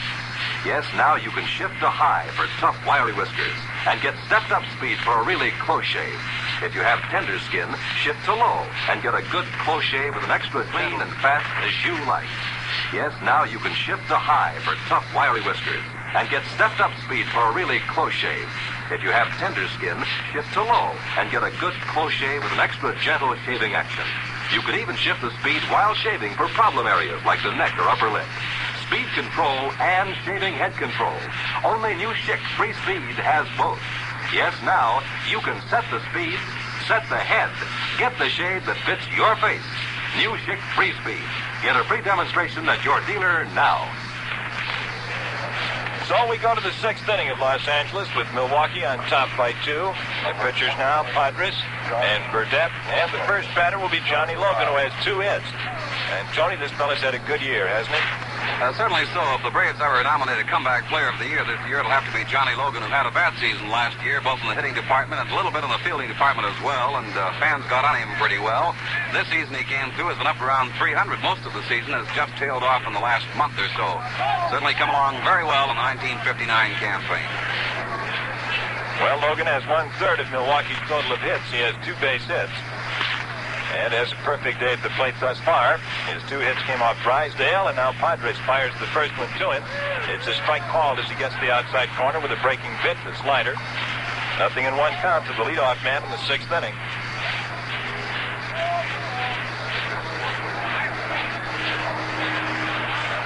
Left-hander Johnny Padres into the motion against Logan, and Logan low bridges under the fastball, 1-1.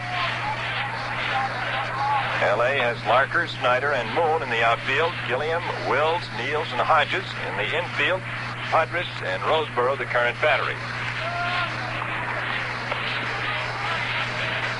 1-1 pitch being readied by the left-hander. He fires to Logan. There's a fly ball to left center field. It may fall. It is caught. A beautiful catch by Larker. A backhand stab. Running toward left center field. A beautiful grab for the out. So what? Crandall, catcher. A nice catch by Larker, a good defensive play. That ball looked like it might be in for at least two when Larker came speeding over from his left field position and made a lunging backhand grab of the fly ball for out number one here in the top of the sixth inning. Del Crandall now is up there. First pitch to Del is a ball outside. And while yesterday Crandall got 2 of the Braves' 6 hits to lead his club in hitting, today he has been a strikeout victim on 2 occasions. Next pitch low and a bit outside, and the count goes to 2-0. One away in the sixth inning, Milwaukee by 2, 4-2. The Braves up there in their gray traveling uniforms, playing game 2 of the pennant playoff. Here it is to Crandall, a curveball catches the inside corner, just above the knees. That makes it 2-1. Well, if Milwaukee hangs on, and it's early, there'll be another game tomorrow. A ground ball is hit down to the third baseman, Gilliam. Nice pickup. The long throw is strike to Hodges. And Crandall is beaten by 2 steps for out number 2. Number 18, Felix, Mantilla, second base. And with 2 away in the sixth inning, it brings up the number 8 hitter in the Milwaukee lineup, Felix Mantilla, who has flied to right and struck out on 2 occasions. A throw from third base to the first baseman comes right at us here. Here's the pitch to Mantilla. And that one is a ball on the inside, ball 1. Padres into the motion again. That one swung on and lined over the second baseman's head. He couldn't come down with it. It's a hit to right field for Mantilla. The throw in by Moon, and Mantilla holds up here in front of us at first base. That's hit number 7 for Milwaukee. Number 33. And puts them 1 ahead of the Dodgers in the hit column. Here's Burdette with one of the hits that Milwaukee has picked up. He singled in the second. He bounced out to third in the fourth, and he's batting here in the sixth inning with a runner on and 2 away. Burdette, who is yet to be beaten by Los Angeles this year in 2 decisions, both gained here at the Coliseum. The starting pitcher today, and ahead by 2. Now in the batter's box facing Padres, the L.A. left-hander. Mantilla off at first. Here it is to Burdette, that fastball, a real hot one. It's a strike call right down the middle. And Padres really poured that one in. The on-deck batter is Billy Bruton, the leadoff man and center fielder. All right, Burdette waits for the next pitch. Padres fires it into him. He takes a change-up curveball for a strike on the outside corner. And the count is 0-2. Padres fed him the fastball and then changed up on him. And the count goes to no balls and 2 strikes. Mantilla edges away at first base. Here's the pitch from Padres. Burdette swings. He went golfing for a low pitch and struck out to retire the side. So in the sixth inning, for Milwaukee, no runs on 1 hit, no errors, 1 left. And the score as we go to the bottom half of the sixth inning is the Milwaukee Braves 4, the Los Angeles Dodgers 2. No longer a memory, but here to enjoy today. Original Pabst Blue Ribbon beer. Here's beer with a flavor the likes of which haven't been enjoyed in America for many and many a year. Matter of fact, ever since way back in 1893. That was the year that Pabst Blue Ribbon, from among all the many fine beers brewed, was named America's Best at the Columbian Exposition held in Chicago. Best then, even more enjoyable today. Try it in bottles, cans, or on tap. Original Pabst Blue Ribbon beer. The original Pabst Blue Ribbon beer is here. Brewed just like the beer that won the Blue Ribbon. Such a beer hasn't been enjoyed in America in over 50 years. Look for the special label on every bottle and can of the original Pabst Blue Ribbon beer. The original Blue Ribbon beer.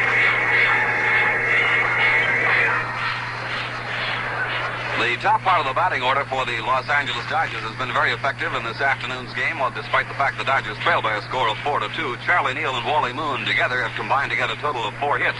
And they include a home run, a triple, and a pair of singles out of the total of 6 hits thus far in the ballgame by the Los Angeles Dodgers. And when you've got the top part of your order hitting, you've got things working the way they're supposed to work. But thus far, it hasn't put the Dodgers out in front. 4-2, the Braves lead. And right now we move into the bottom half of the sixth inning as the Dodgers come to bat. And here is Bob Finnegan. All right, Moon opens the sixth inning for Los Angeles, needing 2 for the tie. Moon has 2 base hits and 2 trips, a single back in the bag at second, and 1 to center field. So he's been hitting them straight away against Burdett. 4-2 game. Milwaukee leads in the second game of the pennant playoff. All right, the right-hander into the motion. And here's the pitch to Moon. He swings. Fly ball to left center field. Bruton's got to run. He's getting there, and he grabs it in left center. So that's out number 1, and brings up Duke Snyder. Snyder, who did not appear in the lineup yesterday at Milwaukee, is in the start today. He's been up twice and has been a strikeout victim swinging both times. Burdett has given up 6 hits. Neal is chief tormentor, the home run and a triple. Moon has 2. Hodges has 1. And the 6th hit is owned by Gilliam. So it's Snyder trying to solve Burdett now. Get the bat on the ball for the first time this afternoon and hitting into the fair territory. The first pitch to him is outside for a ball. Ball 1. The crowd today, which almost goes right up to the rim of this big Coliseum, is all around the playing field and fills the Coliseum's half, which is around the diamond itself. Here's the pitch. Snyder swings. There's a fly ball, a high fly ball to right center field. Bruton back in front of the wall out there. He's going back, and he falls into the wall, making the catch. Boy, the Duke really hit that one. But it has to travel in right field and in center field here at the Coliseum. The center fielder, Billy Bruton, backed up against the screen out there and pocketed it 400 feet from home plate. So that's out number 2. 2 fly balls to center field to open the last half of the 6th inning for Los Angeles. And the batter is Hodges with a hit in 2 trips. He's grounded to short and single to left. Hodges the batter, nobody on, 2 down. Last half of the 6th inning, Milwaukee 4, Los Angeles 2. Burdett into the motion. Here's the pitch to Hodges. Gil takes the fastball a little bit high. Ball 1.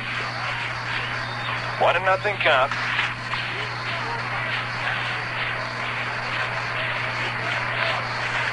Burdett ready to go again. The outfield deep and to the left. Pafko back against that wire screen in left field for Milwaukee. Hodges getting comfortable up at home plate. All right, the brave Burdett rocks into the motion. Here's the pitch to Gil. He takes a strike, a fastball just above the knees on the outside corner. And the count goes to 1-1. Ball 1 strike 1 count. Dodgers 2 runs, 6 hits, 2 errors. Milwaukee 4 runs, 7 hits, no errors.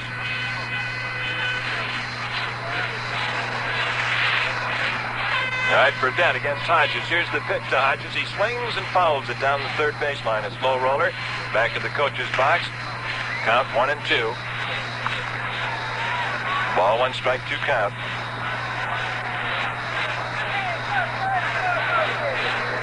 Burdett, in 2 starts at Los Angeles this year, won both of them, pitching 9 innings in the first and going 8 in the third in the second. So this is a ballpark at which he has enjoyed good success.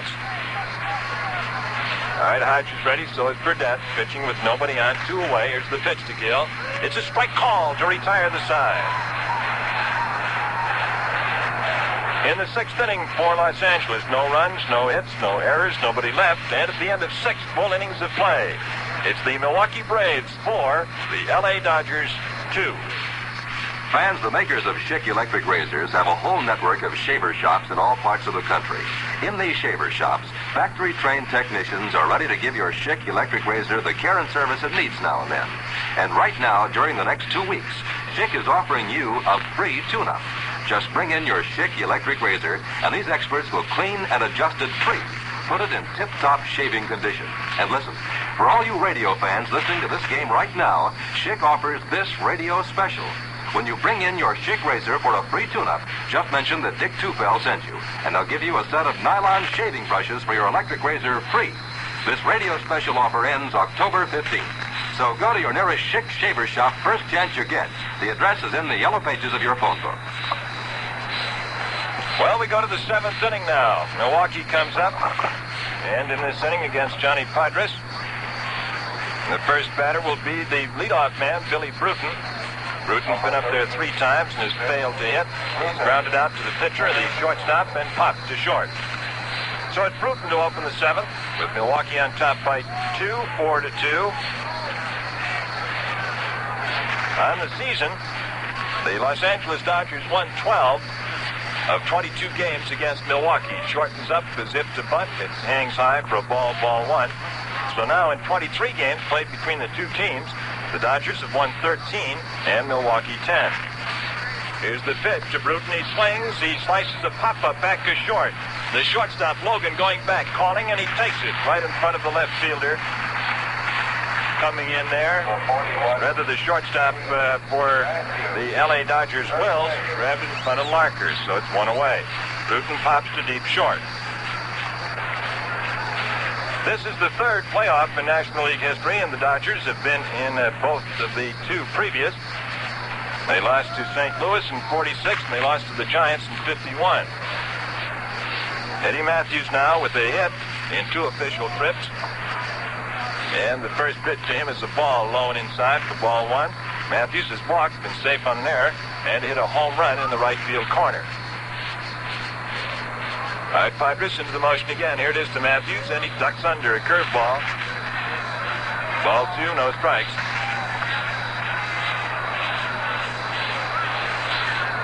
Two 2-0 count to Matthews, the right fielder Aaron, the on-deck batter.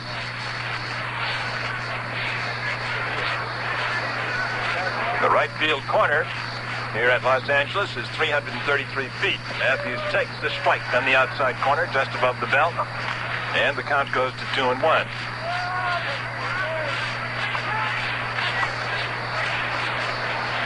2 balls and 1 strike to the left-hand swinger. Here's the pitch from Padres. It's too close, up under the chin for a ball, and that makes it 3-1. Padres has been in the game, taking over from Drysdale with 1 away in the 5th inning. Since that time, he's given up 1 hit.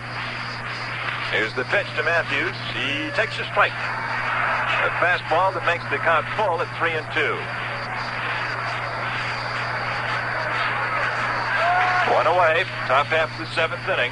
Milwaukee trying to increase upon its 4-2 lead. Here's the pitch. Matthews swings. There's a hot shot over the second baseman's head.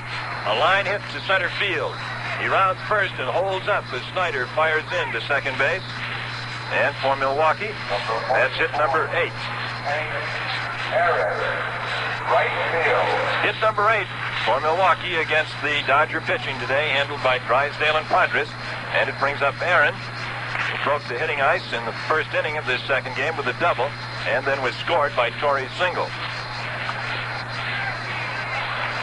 So Matthews now has been on each time he's been up today in 4 trips. 2 hits, a walk, and an error. And Aaron, the batter, right-hand swinger. Matthews off the first. Here's the pitch. It's a little bit outside for a ball. Makes it 1-0. So the Braves about hit the Dodgers now 8-6.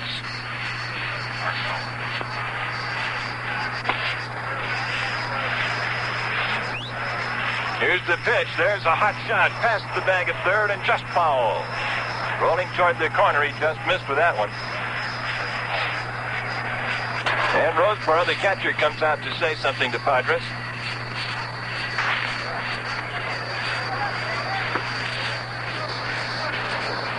The Dodgers start a right-hander warming up in the bullpen. Fowler. 1 away in the 7th inning for Milwaukee. Matthews on at first base. And Aaron up there with a 1-1 count.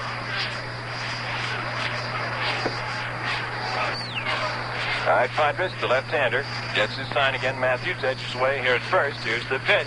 Aaron takes the strike call and another good fastball. So it becomes 1-2.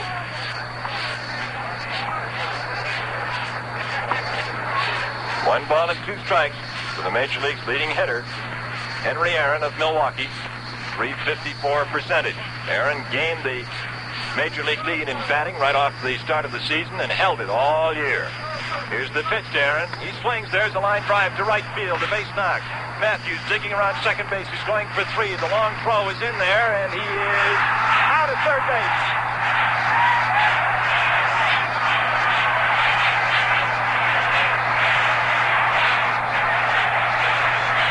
A beautiful throw by the right fielder, Wally Moon. One bounce to Junior Gilliam, and the throw beat Matthews. As he slid in, he slid right into the ball for out number 2. And on the throw in, which got Matthews, Aaron, who singled, went to second. A line drive by Aaron, a hard hit ball, and Moon came up with a beautiful throw to third base to retire Matthews on a slide play. Number 14, Frank Torrey, first base. Now Frank Torrey comes up to the plate. With 2 away, a teammate at second, Aaron. And Milwaukee with a 2-run lead, 4-2. Up after the 7th inning at the Coliseum in Los Angeles. This is Bob Finnegan, along with Tony Flynn. All right, here's the pitch. It's into the dirt. Ball 1. Right-hander Churn warms up from the bullpen for L.A. All right, Padres peers down at Roseboro to get his sign. There are 2 down. Runner in scoring position at second base. Padres in the stretch motion. Takes a look at Aaron at second. He fires into Torrey and misses outside for a ball. The count goes to 2-0. Torrey drove in 2 runs in the first inning with a single, and since that time has applied to the outfield 2 times.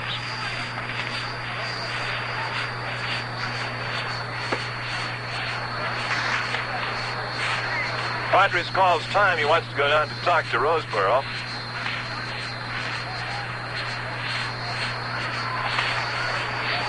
And they both come back to their positions. Milwaukee now has a total of 8 hits, 9 hits. They picked up 2 in this inning.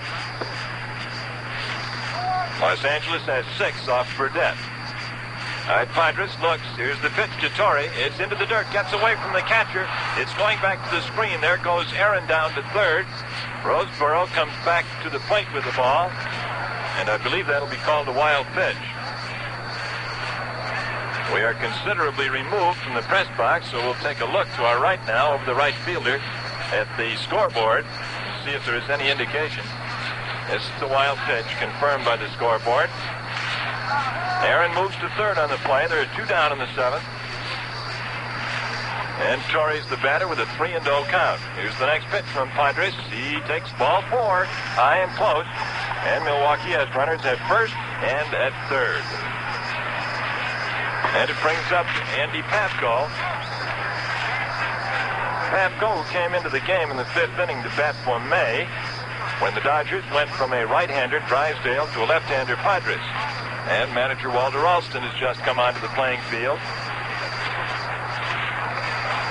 And we may get a new pitcher. While we have a moment, we'd like to thank the sponsor of the Edward P. Morgan radio program, the news program, usually heard over most of these stations at this time, for delaying their broadcast until following ABC's coverage of this National League playoff game.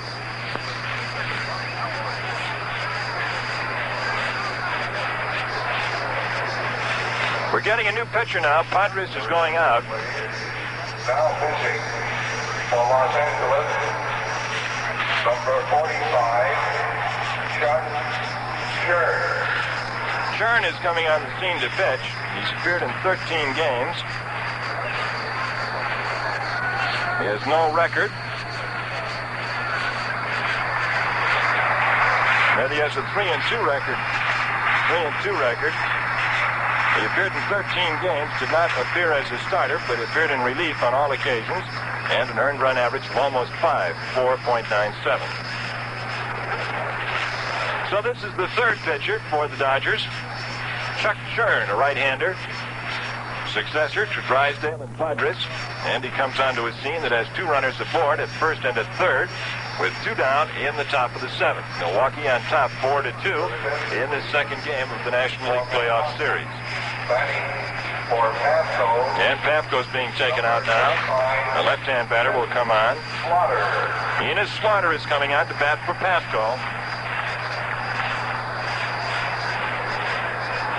Slaughter came up in yesterday's game at Milwaukee and grounded out as a pinch hitter. And so manager Fred Haney is going for the percentage play. The left-hander goes out, the right-hander comes on, so he switches to a left-hand swinger, Enos Country Slaughter. Slaughter appeared in 9 games, was at the plate 16 times with 3 hits. for Milwaukee and batted .188. So the veteran outfielder, Enos Country Slaughter, is pinch hitting now for Papco with teammates at first and at third and 2 away here in the 7th. The first pitch from Churn is high. Ball 1 count. 1-0 to Slaughter. And a couple of pitchers begin to warm up. Let's turn around here. We've got a pair of right-handers warming up for Los Angeles. Churn checks the runners, pitches to Slaughter. There's a pop-up. Third base. Gilliam calling for it near the bag. He's got it to retire the side. So in the 7th inning for Milwaukee, no runs on 2 hits. There were no errors and 2 left on. And as we go to the bottom half of the 7th inning, the score is still Milwaukee 4, Los Angeles 2. What was so good about the good old days? The original Pabst Blue Ribbon beer. No longer a memory, but here today for you to enjoy. It's the only beer with the original flavor of the good old times. Because Pabst Blue Ribbon beer is now brewed just like it was in 1893. The year it won the Blue Ribbon at the Columbian Exposition. The original. So whether you're planning a party, at mealtime, or if you just want a few moments of relaxation, be sure to get that beer with the good old-time flavor. The original Pabst Blue Ribbon beer. March up and ask for the original Pabst Blue Ribbon beer. Look for the special new label on every bottle and can of Pabst. It's your invitation to enjoy real old-time beer flavor. Such a beer hasn't been enjoyed in America in over 50 years. The original, get original. Blue Ribbon beer.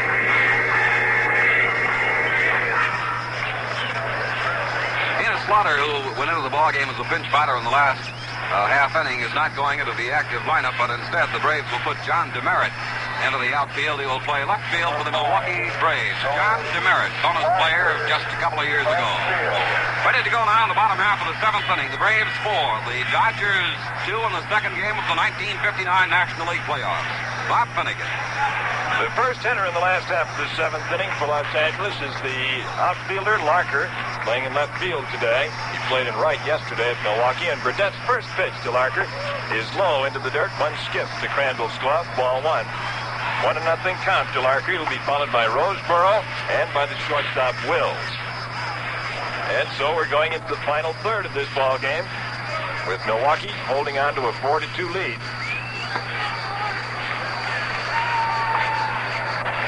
Here's the pitch to Larker. He swings. The line pointed to short center field. That's a base hit.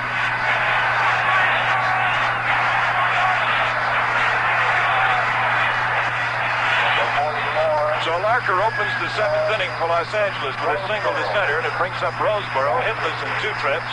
Author of that big home run yesterday at County Stadium. Left-hand batter. And Burdett is the pitcher. He started, gone 6 full. He has now given up a total of 7 hits. We've seen 2 home runs today over the left field screen by Neal of Los Angeles and to the right field corner by Matthews of Milwaukee. All right, Larker has a short lead at first base. Roseboro waiting for the first pitch. Here it is to him. He swings a hot ground ball. Torrey at first base. Throw to second for the force-out. Relay to first. A double play. A double play. And on it, the Milwaukee shortstop, Johnny Logan, was hurt. He's rolled away from the play at second base toward the shortstop position and is laying on his back, and it is obvious that he is in pain.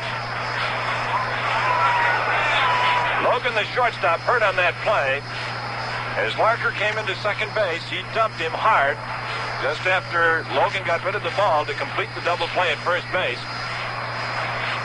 And most of the teammates of Logan have come out to take a look at him. They've emptied the bench. Here comes the trainer. Fred Haney is out there. And Torrey is calling to the Dodger dugout. I think he's calling for a stretcher, or at least a doctor. And the stretcher is being brought out. Logan took the throw from Torrey. He relayed back to first base to complete the double play the hard way back to the first baseman. But he was cleaned out of there by Larker sliding in, and he rolled away from the play in obvious pain, clutching at his stomach. He took a hard blow from Larker, And he's still on the field, laying on his back down there at shortstop. He's rolled over onto his left side now. He doubled up facing left field on the ground. The stretcher is not being used. The trainer and the doctor are out there taking a look at him, and we'll try to see what has happened. The bases have been emptied by that double play here in the last half of the 7th inning. From the first baseman to the shortstop back to first. And there are 2 away in the 7th. Well, Tony Larker came in there with a full head of steam on that slide. And Logan took a pretty nasty blow, apparently. There are times when second base is a pretty tough position to play, and that time, of course, is when the double play situation does exist. The base runner going down has the responsibility to try and take the man out of the play who is going to have to complete the double play, and that's exactly what Larker had to do, of course, particularly where he hit John Logan in the combination, or what particular kind of an injury Logan has suffered. We are unable to say at the present time, but perhaps we'll be able to get a report on it as soon as we can and relay that to the fans listening. Edward P. Morgan will follow today's game at 9 o'clock over Quality Modern Radio in Albany, New York. Immediately following today's game, the Rosary. And this is a tough break for the Milwaukee Ball Club because Logan has been their toughest hitter against the Dodgers and a fine defensive player at shortstop. Great all-around Major League ball player. Joe Taylor, along with Andy Papto, manager Fred Haney is out. And they're taking the injured player off the playing field at the present time on a stretcher. Felix Mantilla at second base. Frank Torrey at first base. Hey, Frank! And we will have a change now in the Milwaukee lineup. Hey, Frank! Let's know. Frank Torrey is indicating to us that he's not sure just how he got hurt. But it's indicated that his left side took a tough blow and perhaps a cracked rib. A terrific blow to the stomach that knocked his wind out, but he didn't seem to recover it. Mantilla goes to short. And Shane Dinks comes into the lineup at second. How about that? Red Shane Dinks, recovering from a terrific battle with tuberculosis, is into the lineup at second base for Milwaukee. Mantilla goes to short. Frank? Couldn't tell, huh? Torrey said he was in pain and indicates that his left side took the blow. Maury Wills the batter. The base is empty. You might think it's strange I'm yelling to Torrey, but we're sitting about 30 feet from him from our broadcast point at the L.A. Coliseum today, just back of first base. So they're 2 away. And here's the pitch to Wills. He swings and misses at Burdett's low fastball. Larker led off the inning with a single to center. Roseboro hit to a double play first to short to first. And on the cleanout play at second, with Larker sliding, Logan was injured. He's been taken off the field on a stretcher, fully conscious, but in pain. Here's the pitch to Wills. He takes a strike called on the fastball.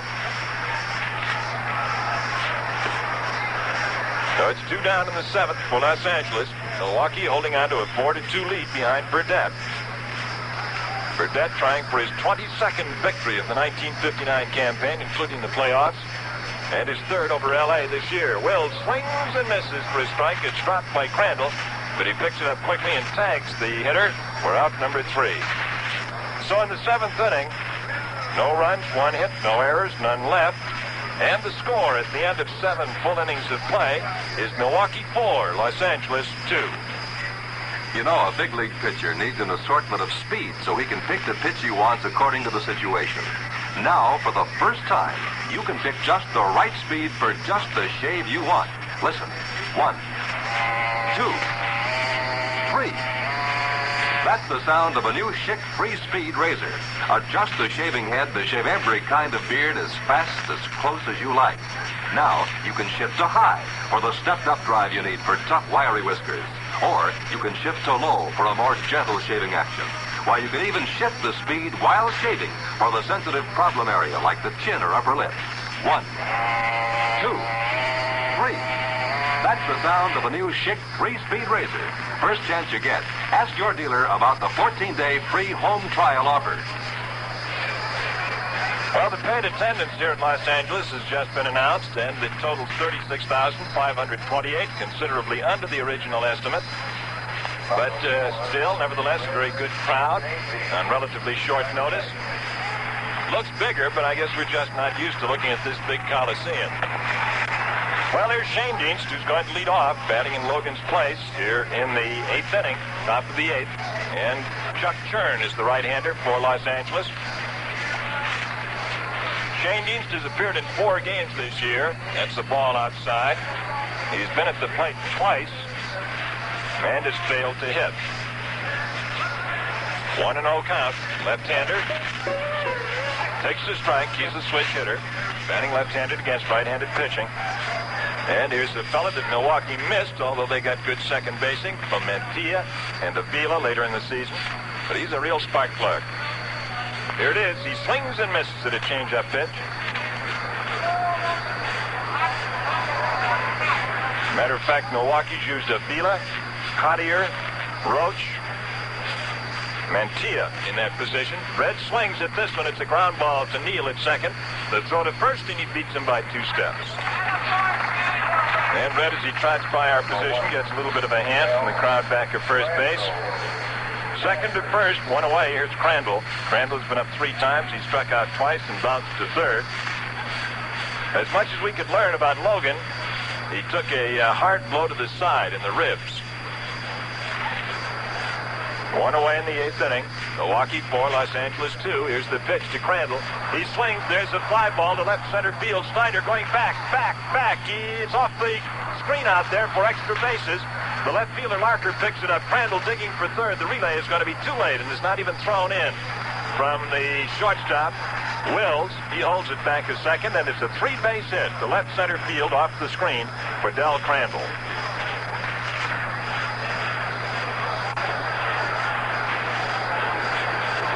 So Crandall unloads Milwaukee's 10th hit of the afternoon, and their third for extra bases. His first hit of the day, a triple to left center. That brings up Mantilla, who's had 1 hit and 3 trips. Shane Dienst opened the 8th, bouncing out to second. Crandall has just tripled to the left center field wall. Chuck Churn, right-hander for Los Angeles, their third pitcher today. Shakes off one side. And Mantilla waits, right-hand batter. Here it is to him. He swings, fly ball to left center. Will score a run anyway.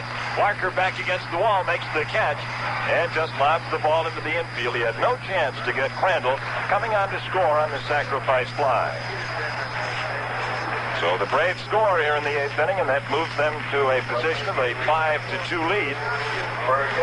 They have now scored 2 runs in the first, 1 in the second, a singleton in the 5th on Matthews' homer, and a run here in the 8th on the triple and sacrifice fly. So they're 2 away, and that brings up the pitcher, Lou Burdette. 2 down in the 8th inning. Burdette takes the first pitch inside for a ball. 2 away in the 8th. The top half, Milwaukee leads 5-2 in the second game. Fouled off back into the screen. And so if the Braves hold on, we'll be on the air again tomorrow afternoon from here at the Coliseum at 4:55 Eastern Daylight Time. A ball popped out in front of home plate, falls to the ground. The throw by the pitcher, Churn in time. And Burdette is out on a bat handle roller in front of the plate. Pitcher to first base to end the inning. And the totals on the 8th for Milwaukee. 1 run on 1 hit. There were no errors, nobody left. And as we go to the bottom half of the 8th inning, it's Milwaukee 5, the Los Angeles Dodgers 2. What was so good about the good old days? The original Pabst Blue Ribbon beer. And, of course, a barbershop quartet.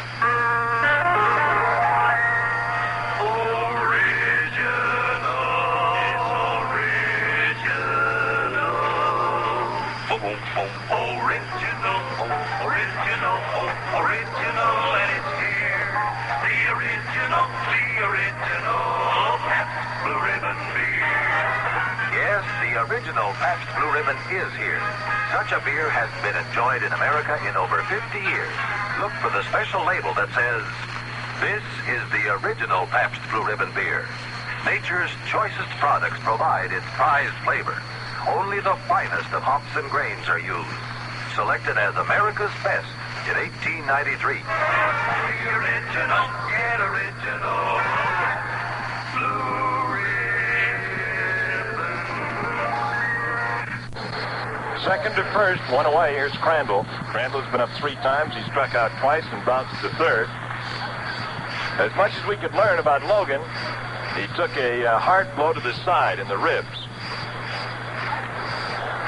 One away in the 8th inning. Milwaukee 4, Los Angeles 2. Here's the pitch to Crandall. He swings. There's a fly ball to left center field. Snyder going back. He's off the screen out there for extra bases. The left fielder Larker picks it up. Crandall digging for third. The relay is going to be too late and is not even thrown in. From the shortstop, Wills, he holds it back a second, and it's a 3-base hit to left center field off the screen for Del Crandall.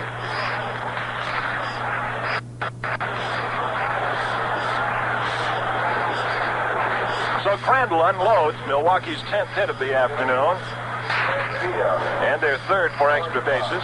His first hit of the day, a triple to left center. That brings up Mantilla, who's had 1 hit and 3 trips.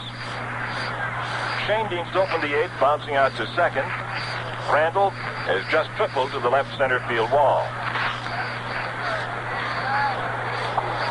Chuck Churn, right-hander for Los Angeles, their third pitcher today, shakes off one side. And Mantilla waits, right-hand batter. Here it is to him. He swings, fly ball to left center. It'll score a run anyway. Larker back against the wall, makes the catch, and just lobs the ball into the infield. He had no chance to get Crandall coming on to score on the sacrifice fly. So the Braves score here in the 8th inning, and that moves them to a position of a 5-2 lead. They have now scored 2 runs in the first, 1 in the second, a singleton in the 5th on Matthews' homer, and a run here in the 8th on the triple and sacrifice fly. So they're 2 away, and that brings up the pitcher, Lou Burdette. 2 down in the 8th inning. Burdette takes the first pitch inside for a ball. 2 away in the 8th. The top half. Milwaukee leads 5-2 in the second game. Fouled off back into the screen. And so if the Braves hold on, we'll be on the air again tomorrow afternoon from here at the Coliseum at 4:55 Eastern Daylight Time. A ball popped out in front of home plate, falls to the ground. A throw by the pitcher, Churn in time. And Burdette is out on a bat handle roller in front of the plate. Pitcher to first base to end the inning. And the totals on the 8th for Milwaukee, 1 run on 1 hit. There were no errors, nobody left. And as we go to the bottom half of the 8th inning, it's Milwaukee 5, the Los Angeles Dodgers 2. What was so good about the good old days? The original Pabst Blue Ribbon beer. And, of course, a barbershop quartet.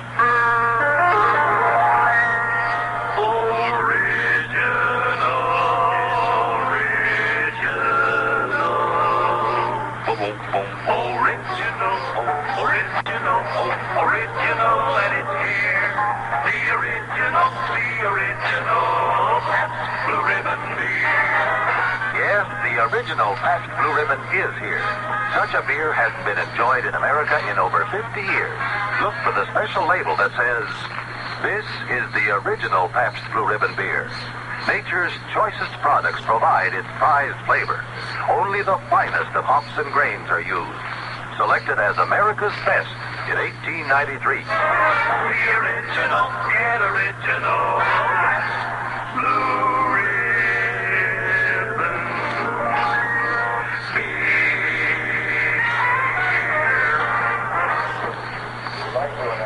No longer just a memory, but really here, the original Pabst Blue Ribbon beer. Enjoy that prize-winning Pabst flavor today. La Rosary, normally heard at 7:15 over WOKO in Albany, will be heard immediately following today's game. To the effect that Johnny Logan just had the wind knocked out of him on that play at second base when Larker slid into him, and he's all right now down in the Milwaukee dressing room. Well, the pitcher is due up for the Dodgers in the last half of the 8th inning. Churn, and will probably get a pinch hitter, Tony. Very definitely so. At this stage of the ball game, the Dodgers have got to get moving. They trail by 3 runs right now, and with Sandy Koufax warming up in the bullpen, it would appear as though manager Wally Alston is going to use another pitcher in an effort to get something going here in the Dodger half of the 8th frame. Lou Burdette, the right-hander for the Milwaukee Braves, who has been working steadily in this ball game since its start, has given up a total of 7 hits in the ball game. Retired the side in order in the 6th inning, in the 3rd inning, and in the 2nd. Got in a little bit of trouble here and there, but overall has been in fair control. Gave up 1 big blow, that home run to Charlie Neal, as well as the triple, but has kept the base hits of the single base variety with that exception. 1 run for the Dodgers in the 1st, another in the 4th, and the score is 5-2 Milwaukee as the pinch batter steps in. Don Demeter is going to hit here in the 8th inning to open the frame, pinch hitting for the pitcher, Chuck Churn. And we'll get Koufax in the 9th. And Burdette is still on the scene. He's pitched a good ball game. He's kept L.A. in check. He leads by 3, 5-2. Here it is to Demeter. He swings, line drive to left field, right at the left fielder in front of the wall. Demerit makes the catch above his head, just a couple of feet in front of that left field screen. A well-hit ball, but right at the left fielder. So that's 1 away. Here comes Gilliam now. Gilliam has been up to the plate 3 times. He's bounced to third, flied to left, and singled to center. Left-hand batter, 5-2. Milwaukee on top. Lou Burdette breezing along and keeping L.A. in check. They have scored singletons in the 1st and in the 4th. Largely due to the work of Charlie Neal, who tripled in the 1st inning, was singled home, and then hit a home run in the 4th. All right, Gilliam waits for the pitch, and the first one comes in from Burdette and cuts the heart of the plate, a fastball, strike 1. Nothing in 1 count. Milwaukee, 5 runs on 10 hits. L.A., 2 runs on 7. Yesterday, it was L.A. out hitting and outscoring Milwaukee by 1. Here's the pitch to Gilliam. He fouls it off the bat handle into the seats wide of third base, and it is an 0-2 count. Since the 4th inning, when Hodges singled and Neal homered, Burdette has given up just 1 hit. And that was a leadoff single in the 7th inning by Larker, and led to the injury to Johnny Logan, who, as we mentioned, is reported resting well in the dressing room, simply having had the wind knocked out of him. There's a fly ball to right center field. The center fielder, Bruton, is over and makes the catch just above the knee in right center field for out number 2. Well, here's Neal, who's been the hitting star for Los Angeles. He has 2 of their 7 hits, triple and a home run. He has scored both of their runs. Batting with 2 away in the last half of the 8th inning. And looking ahead to the 9th, of course, that would bring up Moon, Snyder, and Hodges, 3, 4, and 5 in the lineup. And you couldn't have a better position for the last inning trailing if that's the way L.A. comes into it. So Lou Burdette, an inning and a third away from his 22nd victory of 1959, fires in a ground ball right back to Burdette. A one-hopper as he heads for first base. The throw to first to retire the side. Neal bounces out, pitcher to first to end the inning. No runs, no hits, no errors, nobody left on. And the score at the end of 8 full innings of play is Milwaukee 5, Los Angeles 2. In baseball, it's 1, 2, 3, and you're out. But when it comes to shaving, it's 1, 2, 3, and you're in. Yes, just listen. 1, 2, 3. That's the sound of a new Schick 3-speed electric razor. And it means you're in for the most remarkable shave of your life. 3 speeds because no 1-speed razor is right for every beard. Fans, this new Schick actually lets you shift the speed and adjust the custom comb head to shave as close, clean, and fast as you like. Now, my beard is tough as all get out. If you're in that league, you shift to high speed for stepped-up speed. If you have tender skin, Schick's low speed serves up an extra gentle shaving action. Or you can even shift the speed while shaving for those problem areas like your chin or upper lip. That's the story, fans. Try this new Schick 3-speed yourself.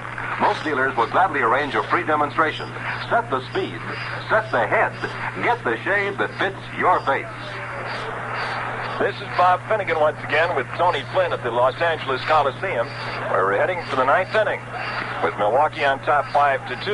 If Milwaukee wins today, we'll take the air tomorrow with the third game of the deciding game of the playoff series from the Coliseum, starting at 12:55 p.m. Pacific Standard Time. That's time here.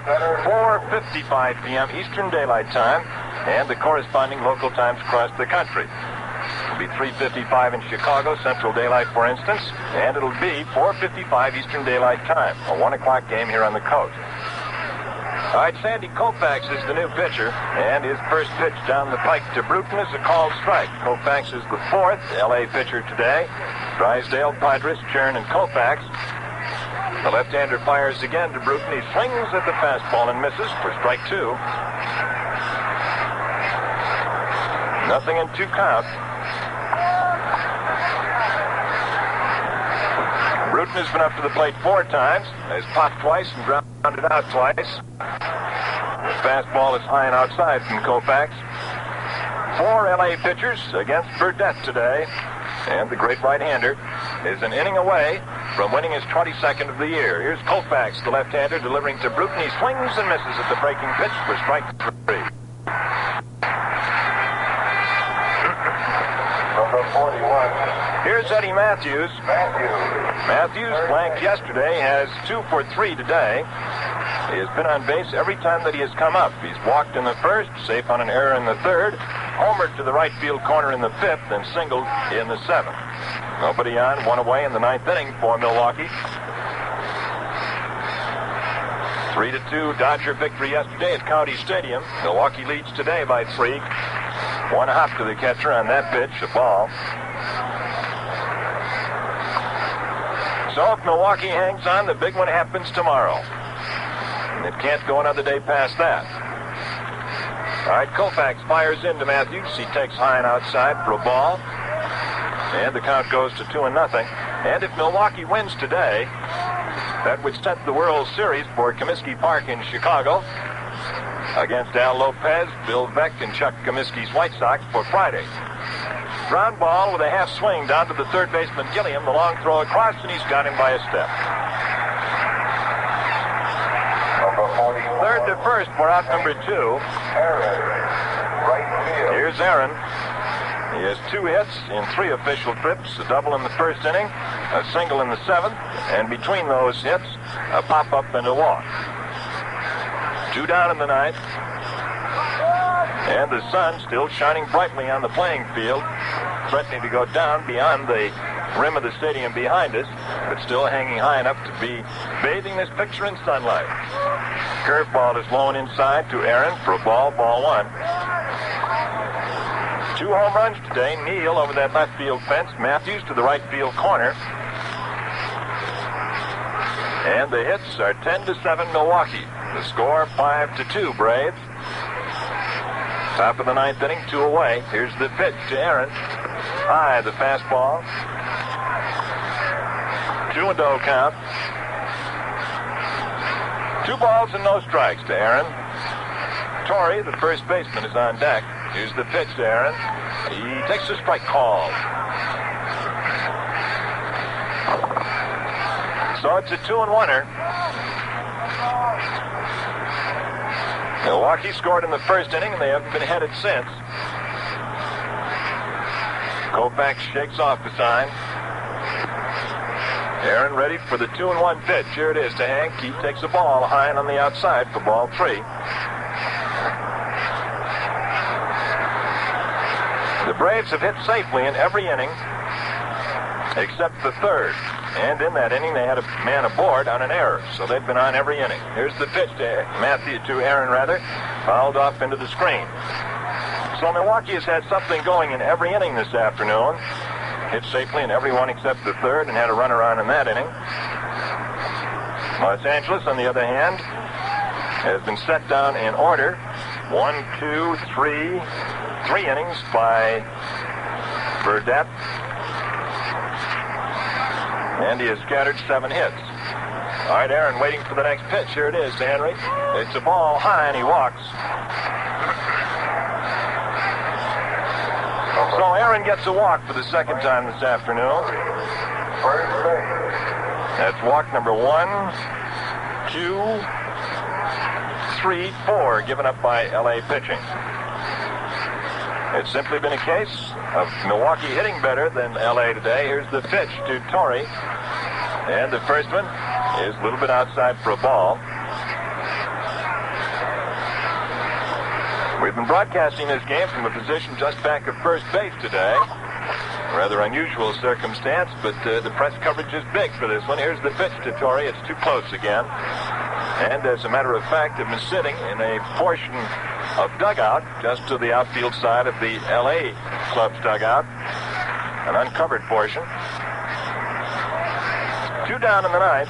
Aaron at first, just a few feet in front of us. Here's the pitch from Koufax. Matthews takes a strike call to fastball across the letters.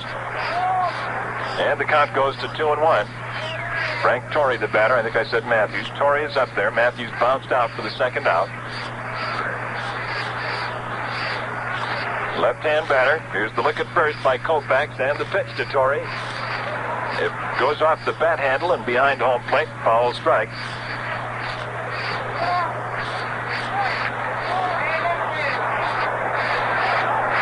The Dodgers are going to the bullpen now. The crowd is yelling, and I think at the scoreboard, which interpreted that pitch as a ball, probably not noting that it hit off the handle of the bat. Now they correct it. 2-2 count.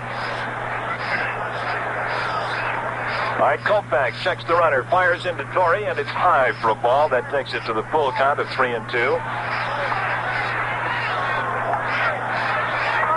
Clem Levine is warming up in the bullpen to our right for the Dodgers. L.A.'s used 4 pitchers today, beginning with Drysdale, who stands to take the loss. Here's the stretch by Koufax. The pitch to Torrey. Ball 4 high, and he's walked 2 in a row with 2 away. The 5th walk given up by L.A. pitching. And Aaron, who had walked with 2 outs, trots down to second base. Torrey comes on. Here's John Demerit, who's gone into left field today, the 3rd one to play that position. May started out there. Pafko came on to face left-hand pitching. And when the pitching turned to right-handed, Demerit went in. He's coming up for his first trip. Slaughter pinch hit for Pafko. In the 7th inning, popped up to 3rd. He swings at the first one and fouls it back into the chest protector of the catcher, Johnny Roseboro. So it's a strike 1 count. Demerit for Milwaukee.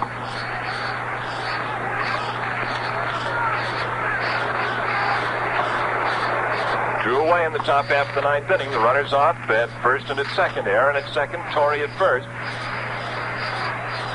Demerit waits for the pitch from Koufax. Now he steps off the rubber. The left-hander peers down again. Now he toes it. Runners away at first and second. Demerit, the batter, waits. Here's the pitch, high and outside for a ball, the fast one. So it's a 1-1 count. Milwaukee leads 5-2 here in the 9th inning. They have runners aboard at first and at second with 2 away. Demerit, the left fielder, now batting. 1-1 count. Koufax ready again. Here's the pitch to Demerit. He takes outside for a ball. 2-1. 2-1 count. Koufax got Bruton on a strikeout swinging. Matthews bounced to 3rd. Then he walked Aaron and Torrey. All right, the runner's off. Here it is to Demerit. And it's high for a ball. It makes it 3-1. And Clem Levine in the L.A. bullpen starts to throw hard just to our right here.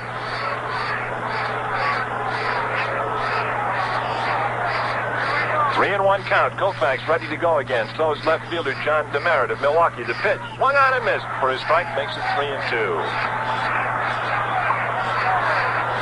Well, in the last half of this inning, Burdett has to face the L.A. power. Moon, Snyder, and Hodges. The first 3 due up. A full count to Demerit. Top of the 9th inning, 2 away. The runners will probably be going. Here's the pitch. There they go. Demerit takes ball 4 outside, and the bases are walked full.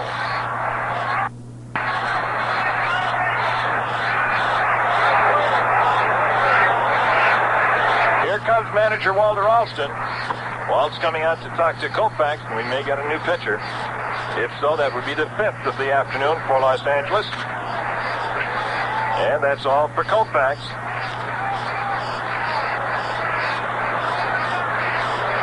Well, Tony, there's been a pretty good succession of pitchers, and the latest is Clem Levine. The bases are loaded with 2 away in the top of the 9th inning for Milwaukee, and the Braves lead L.A. in the second game of the pennant playoff by a score of 5-2. Well, we couldn't bring back the good old days. Nobody can. But Pabst has brought back the good old-time flavor in beer. It's here. Yes, yours to enjoy today in original Pabst Blue Ribbon beer. In bottles, cans, or on draft, ask for original Pabst Blue Ribbon beer. Well, Tony, what have you got on Clem here? Levine has appeared in 55 ball games, has not started any ball games, been strictly used as a relief pitcher. He has a record this season of 5 wins and 10 defeats, an earned run average of 3.96.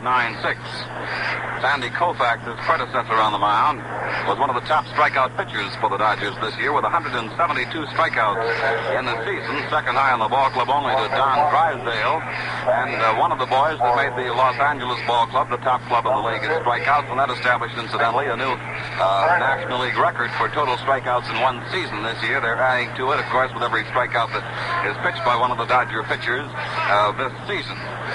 A reminder again to those of you who may not be aware of it that the records established in these playoff games go right along with the regular season records for the ball players, adding to their batting averages or pitching performances as the case may be.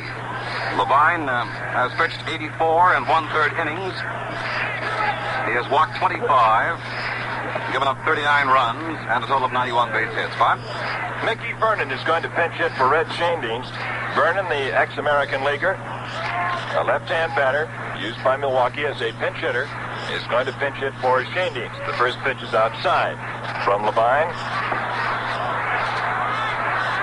Vernon this year appeared in 72 games. He came to the plate 90 times and had 20 hits for a .222 percentage.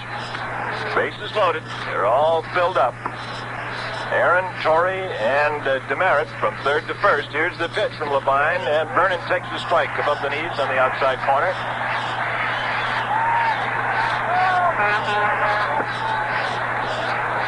After 2 were away, Sandy Koufax walked the bases full and was relieved by Clem Levine, the right-hander, on the hill now.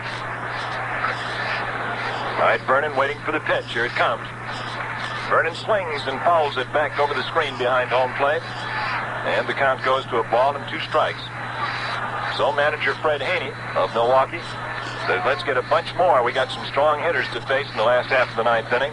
Milwaukee with a 3-run bulge, 5-2. Clem Levine, the 5th pitcher used by Walter Alston today. Drysdale, the starter.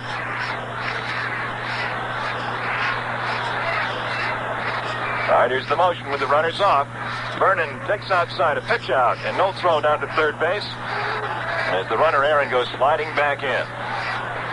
Roseboro called for a pitch out, but Aaron hadn't come too far down the line. He didn't throw down there to third base. Aaron at third, Torrey at second, Demerit is at first. And Levine winds into the motion against Vernon. Here's the 2-2 pitch, called strike 3. And the inning is over.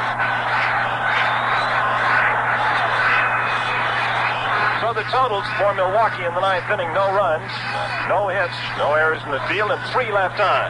And the score at the end of the top half of the 9th inning is Milwaukee 5, the Los Angeles Dodgers 2.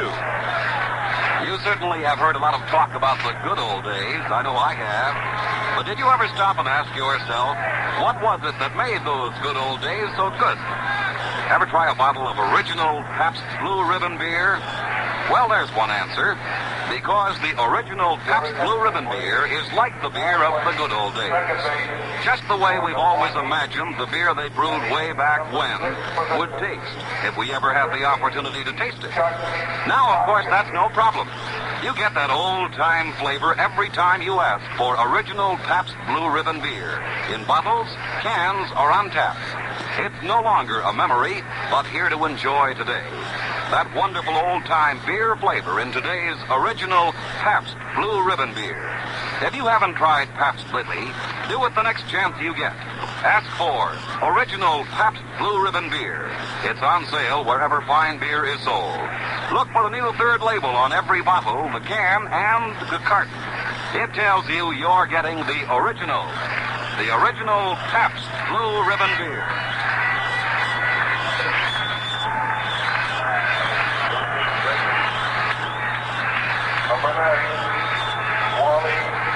The first hitter in the ninth inning for L.A. will be Wally Moon, the right fielder. He's had 2 hits and 3 trips, and Lou Burdett goes into the ninth inning with a 3-run lead.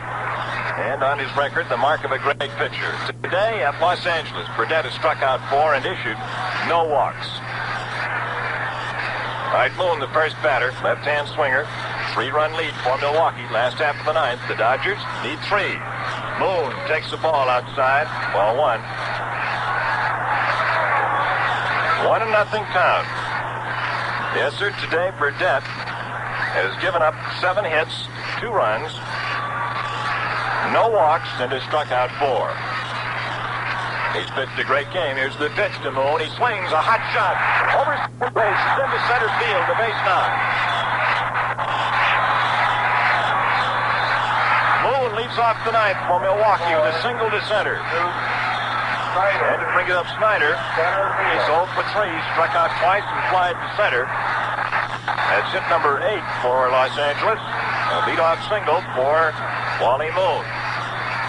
Frank Torrey goes over to Burdett to say something. And Juan Pizarro gets out of the Braves dugout and begins to warm up in the bullpen on the far side of the infield.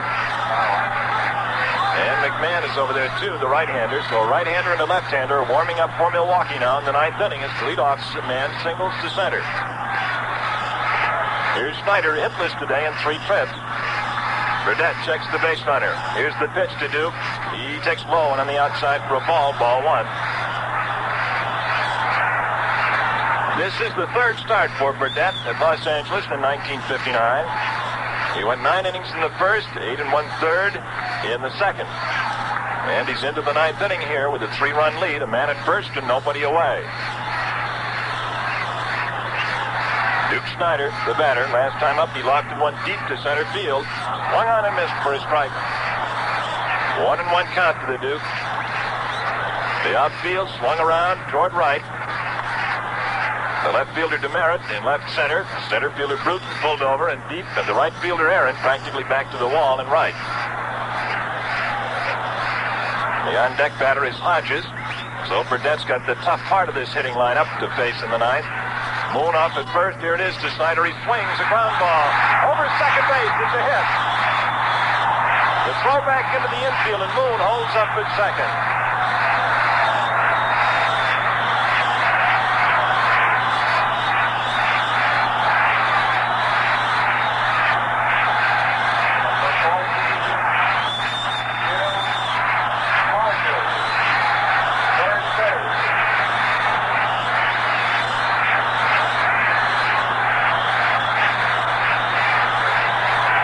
The first 2 men up in the ninth inning against Burdett have singled.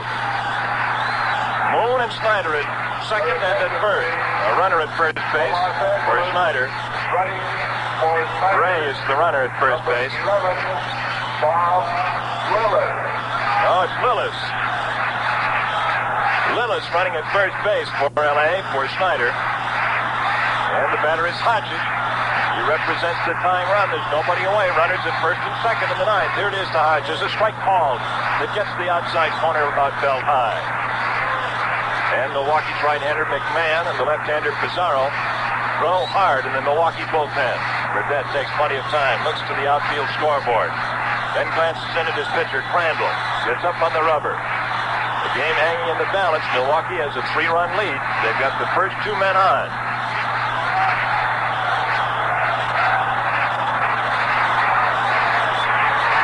Burdett looks in at the catcher.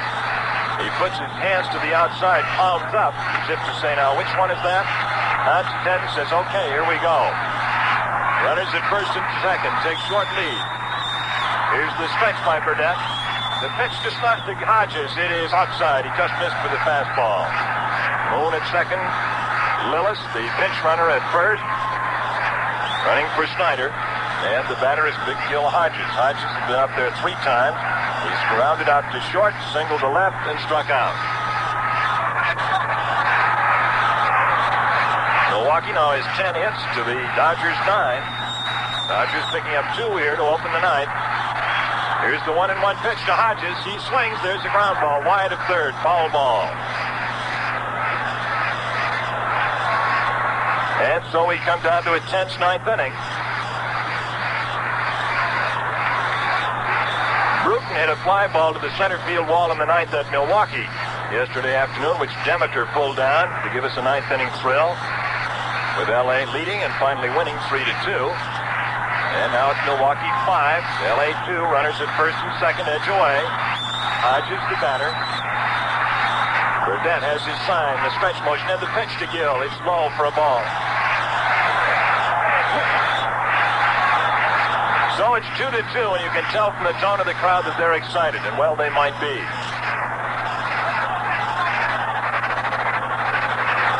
All right, Burdett goes for the rosin bag, takes plenty of time. Here's his stretch motion. The runner's edging away. The infield's back in deep position. The outfield straight away and deep. Here's the pitch to Hodges. He swings. There's a line drive into left field. It's a base hit. Here comes Moon around third. The throw is into the plate, and he's held up at third base.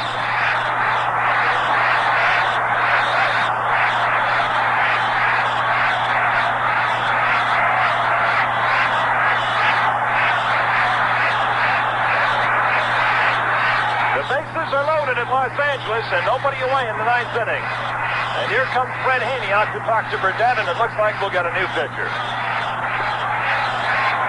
Hodges hit a line drive to left field, very sharply hit. And Moon coming around third was held up by Reese down there. The bases are loaded. Moon at third, Lillis, the pinch runner, at second, and Hodges with the base hit is at first. The hits now in the ballgame are equal at 10 apiece.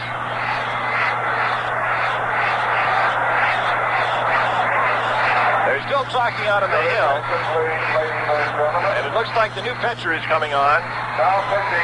We're getting a change. Don McMahon is coming on. He's appeared in 59 games, including yesterday's at Milwaukee. On the season, he has won 5 and lost 3. His earned run average, 2.56. McMahon has made 59 appearances. Here's his 60th, all in relief. So Burdett goes out. He pitched 8 full innings and faced 3 men in the ninth, all singling. He gave up a total of 10 hits, 2 runs thus far, 3 which could be charged to him are on the bases. So Burdett pitched 8 great innings and tired sufficiently in the ninth for Moon, Snyder, and Hodges to hit solid singles to the outfield. All right, left-hand swinger Norm Larker is the batter, and McMahon gets sent to face him. McMahon back to the hill, steps onto it now. There's the first pitch to Larker outside for a ball, just missing with the fastball. A left-hander and a right-hander warming up in the bullpen for Milwaukee, and a right-hander going for Los Angeles. 5-2 game. Larker the batter. McMahon taking his time, a big husky right-hander. Here's the full motion and the pitch to Larker. He takes a strike call and a fastball. So the count goes to 1-1. Milwaukee 5, Los Angeles 2. The last half of the 9th inning, and the first 3 men up against Burdett singled solidly to the outfield. Burdett has just been lifted from McMahon. He's gone to 1-1 against the L.A. left fielder Norm Larker, who's had 1 hit and 3 trips. Here's the pitch. Larker swings a fly ball to left. It's deep. It's off the screen. 1 run is scored. 2 runs are going to score. The throw is into the infield, and there are runners at first and at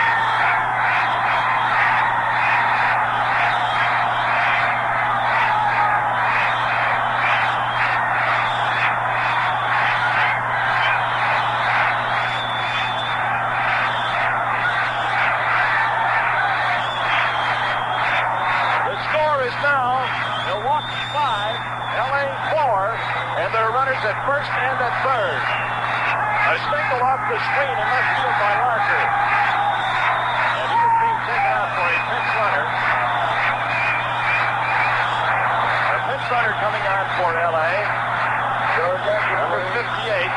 Pignatano, catcher. For Los Angeles. Pignatano now running at first base. For Larker, picked up his second hit of the day. Drove in 2 runs, a line single off the left field screen. Joe Pignatano now at first base. Well, sir, here's the situation. As we have a conference now at the Hill between catcher Crandall and McMahon, the relief pitcher. We have base runners for Los Angeles at first and at third. The tying run is at third. The lead run is at first. There is still nobody away. And the batter is Big Johnny Roseboro. And now watch it. 5-4 ball game. Milwaukee leads by 1. Alston comes out of the dugout to talk to Roseboro just to the first base side of home plate. Well, this fellow standing at first here, Joe Pignatano, could end this whole thing if he gets around to that plate. This ball game would be over, and Los Angeles would be the National League champion. Here comes Haney out to talk to McMahon. Oh, they're talking all over this field now.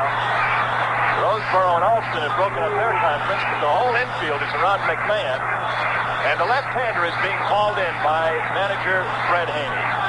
McMahon, who pitched to 1 man, is being taken out.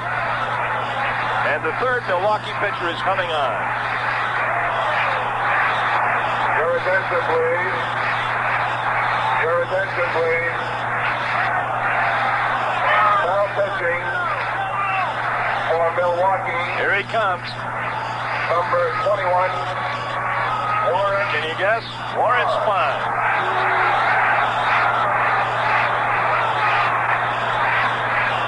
Well, here comes Spahn as Fred Haney knows that this is the ball game. He loses this one. If this runner at first scores, the season is over for Milwaukee.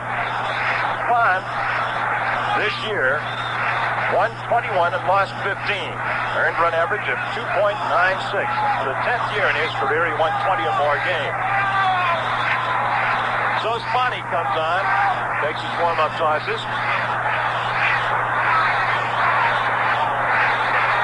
We have a runner at third base. We have a runner at first base for Los Angeles. Gil Hodges is the runner at third. Joe Pignatano, pinch running for Larker, is the runner at first. There is nobody away. 2 runs are in. Milwaukee leads 5-4. Roseboro is due to bat. Now we've got left-hand pitcher against left-hand swinging Roseboro. I don't know if we're going to get a pinch hitter or not. The public address announcer started to open up. Roseboro is walking back towards the dugout. And we're getting a pinch batter for Roseboro. For Roseboro, number 6, Carl Furillo is going to bat in the 9th inning.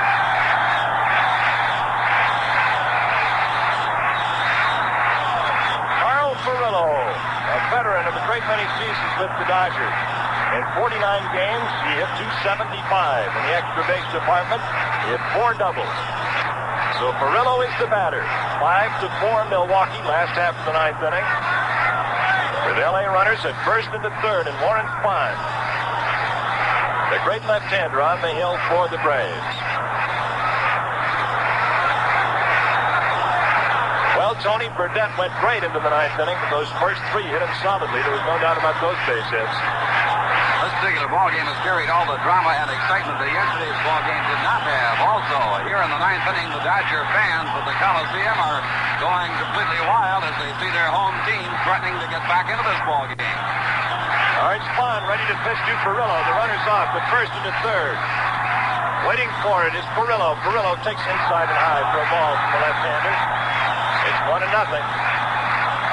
Hodges at third with a tying run.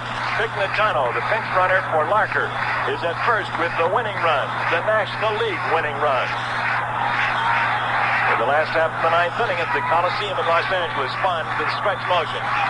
The pitch to Furillo. He swings, fly ball down the right field line, deep air and chasing it. He's against the wall. He makes the catch.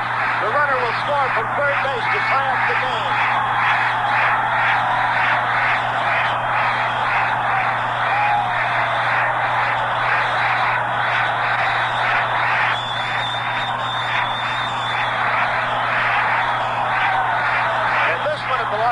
Coliseum is all tied at 5-5. number 30, Corey Will. shortstop, batting in the number 8 position, is coming into the batter's box. Furillo hit a fly ball to the right field corner, which was caught by Aaron, and after the catch, Hodges scored from third. Pignatano stayed at first. Well, there's a man on at first with one away now, and Wills the batter. Watch him. Sponny throws to the plate. It's swung on a ground ball. Through the box, over second base, into center field. It's a hit. Pignatano is held up at second.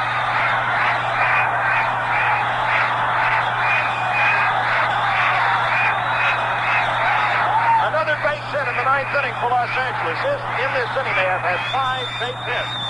3 off Burdette, 1 off McMahon, and now another off Spahn. Here comes Pee Wee Reese in the third base coaching box to talk to Pignatano. He's a pinch runner out there for Larker at second base. And Maury Wills has just singled to center field on the ground to send runners to first and to second with 1 away. And we're going to get a pinch hitter because the pitcher was due, Levine. Brother, this is a wild one. Milwaukee behind Burdette into the 9th inning, calm and confident. The first 3 men up singled. Parker drove in 2 with a single. Number 29, Chuck Ezekiel. Chuck Ezekiel is going to bat for the pitcher, Levine. Ezekiel hit .304 in 23 games. Had 5 runs batted in, 1 home run, and 6 doubles. Ezekiel. And here comes Haney.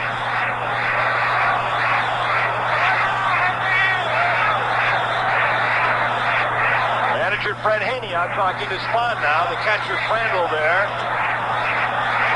3/4 of the infield there, except Matthews, the third baseman, and Haney is calling for a new pitcher. Your attention, please. Spahn is going on after facing 2 men. Joey Jay is coming on. Jay won 6 and lost 11 for Milwaukee this year with an earned run average of 4.16. He appeared in 33 games. He started 19. He pitched 134 innings. Wow, what a 9th inning. So now here's Joey Jay, the 4th pitcher for Milwaukee, and all 4 have appeared here in this 9th inning.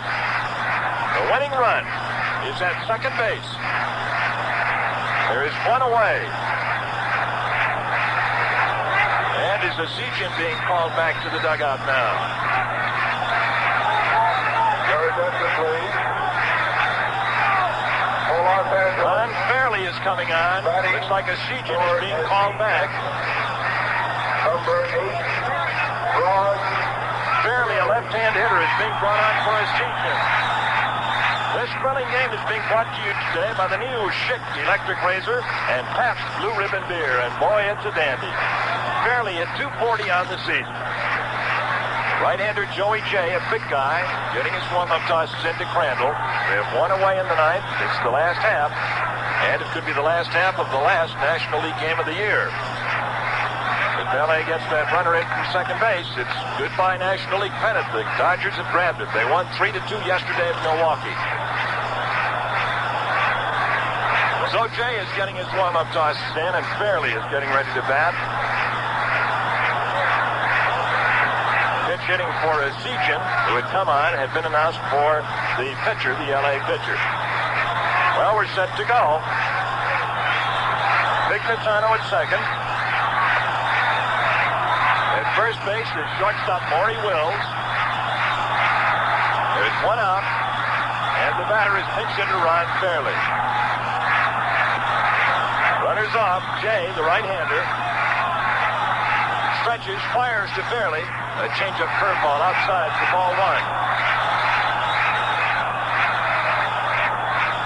Milwaukee into the 9th inning, leading 5-2, now tied at 5-5. And in a real jam, runners at first and second with 1 away. Here's the pitch to Fairley. He swings, hot ground ball. Torrey at first has it, throw to second for 1. No double play, no throw this morning. And the runner going into second base. Maury Wills cleaned off the shortstop, Mantilla. Mantilla held on to the ball, didn't want to take a chance on throwing it wild. So Fairley is on the fielder's choice. First baseman to the shortstop. And on the plate, Pignatano moves to third. Here's Gilliam. They're 2 away now. Jim Gilliam, the leadoff man. He's had 1 hit in 4 trips.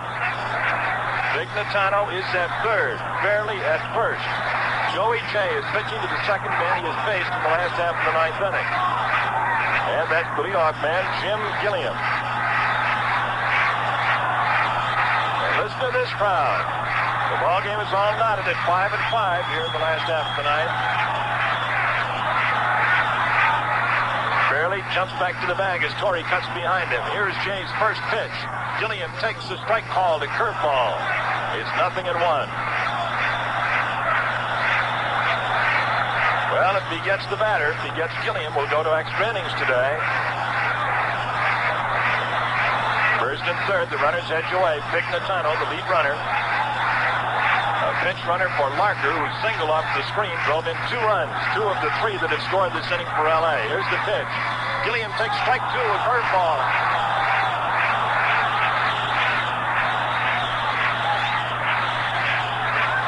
Nothing at 2 to Gilliam. And Jay is on top of the hitter. The Dodgers have now out-hit Milwaukee 12-10. Picking up 5 hits here in the 9th inning. Here's the pitch to Gilliam. He swings a fly ball to right field. Aaron going back to the corner, back to the wall, and he grabs it to retire the side and send this game into extra innings. Boy, that ball was hit solidly, too. Aaron went back to the screen to get it with one hand over his shoulder. First and third, the runners edge away. Pignatano, the lead runner. A pinch runner for Larker, who singled off the screen, drove in 2 runs. 2 of the 3 that have scored this inning for L.A. Here's the pitch. Gilliam takes strike 2, a curveball.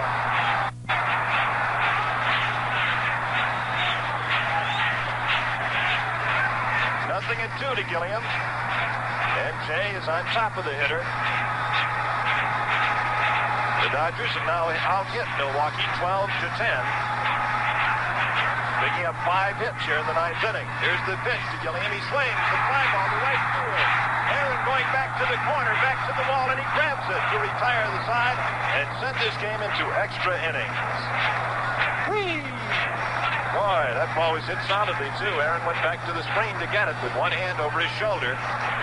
Well, here are the totals on the 9th now as we go to the 10th. In the 9th inning for L.A., 3 runs on 1, 2, 3, 4, 5 hits. There were no errors and 2 left on, and the score at the end of 9 full innings of play is Milwaukee 5, Los Angeles 5. Schick, the inventors of electric shaving, are bringing you this ball game today. And because no one speed is right for every beard, Schick now brings you 1, 2, 3 speeds in the amazing new Schick 3-speed razor. It's the first and only electric razor that lets you shift the speed and adjust the shaving head to shave every kind of beard as close, clean, and fast as you like. Yes, now you can shift to high for tough, wiry whiskers and get stepped-up speed for a really close shave. If you have tender skin, shift to low and get a good close shave with an extra gentle shaving action. You can even shift the speed while shaving for problem areas like the neck or upper lip. Speed control and shaving head control. Only new Schick 3-speed has both. Yes, now you can set the speed, set the head, get the shave that fits your face.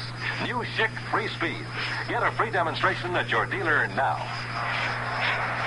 Well, once again, we're talking to you in an overtime game at the Los Angeles Coliseum. This is Bob Finnegan along with Tony Flynn, and it all hangs in the balance now. 5-5 as we go to the top of the 10th. The 6th Los Angeles pitcher is coming on the scene, Stan Williams. You have a new catcher for Los Angeles, Joe Pignatano. Carl Furillo has gone to right field. Ron Fairley has gone to center. And Moon has moved from right to left.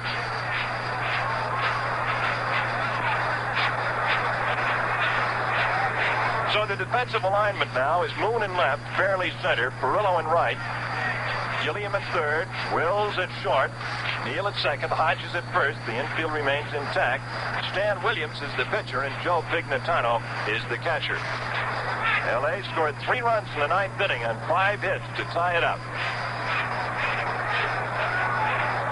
So Los Angeles has now used 6 pitchers. Milwaukee has used 4 in a real wild ball game. Here's the announcement on the new defensive alignment for L.A. Fairley now playing Right field, batting 7th, number 6, Furillo. Now catching, batting 6th, number 58, Pignatano. WOKO Albany. Now pitching for Los Angeles, batting in the number 4 position, number 40, Stan Williams. Well, here we go to the top of the 10th inning. Milwaukee coming up. They had a 5-2 lead going into the 9th, and they're in a 5-5 game now. Went from right field to left field. The first batter in the top of the 10th inning at Los Angeles is Del Crandall, the Milwaukee catcher. Crandall has been up to the plate 4 times. He has tripled, struck out twice, and bounced out. The bullpen activity, a left-hander and a right-hander for Los Angeles. Pizarro warming up for Milwaukee. So there are 3 pitchers heating up at this time. And time is temporarily held up. Number 1, Del Crandall. Here's Crandall now stepping in. A 5-5 ball game, a real thriller. L.A. staged a brilliant rally in the last half of the 9th inning to tie it. The inning ended with 2 men on for Los Angeles on a fly ball to deep right, which Aaron caught going away from the infield. Here's the pitch to Crandall. It's outside, a fastball from Williams. That's ball 1. Tony, let's take a look at Williams' record on the season. Ball 1 count to Crandall. Williams appeared in 34 games, earned run average at 4.06. A strike call. He wound up with a season's record. Wins and losses, 4 wins, 5 defeats. 1-1 count to Crandall, the leadoff man. Here's the next pitch to Dell. He swings. There's a fly ball, straight away center. No trouble for Fairley. Shields his eyes, grabs it for out number 1.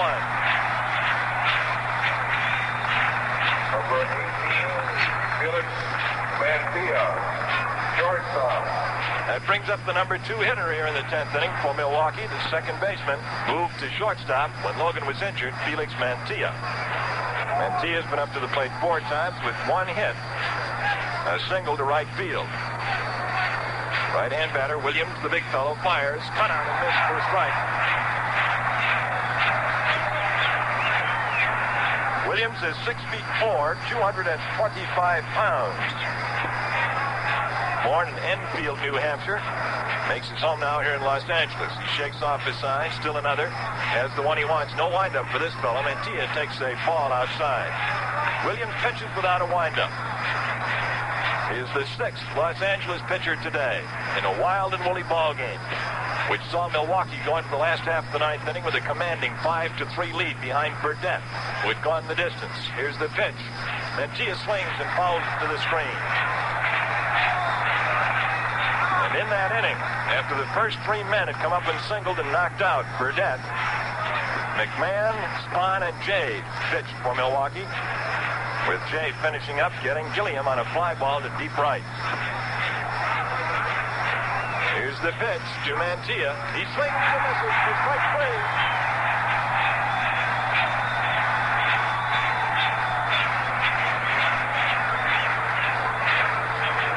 We will probably get a pinch hitter for Joey Jay.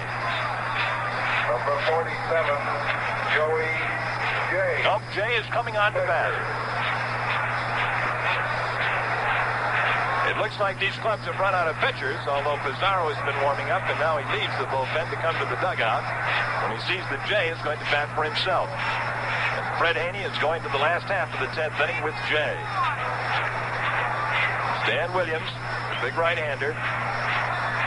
No wind-up pitch. The first one is high and inside, and he's fast.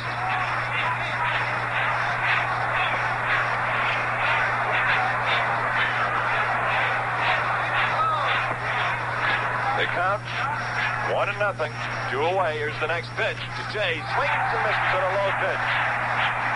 It's 0-2.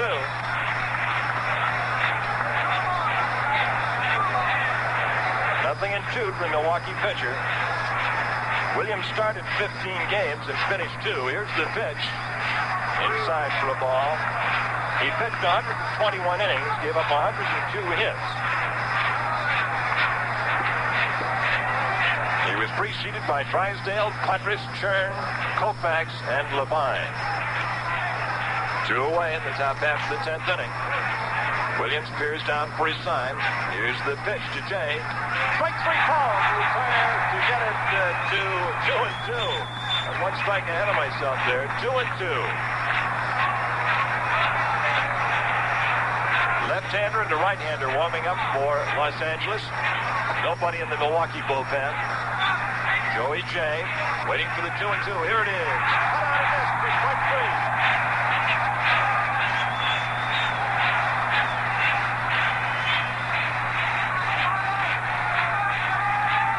In the 10th inning for Milwaukee, no runs, no hits, no errors, nobody left on. And as we go to the bottom half of the 10th inning, the score is Milwaukee 5, Los Angeles 5.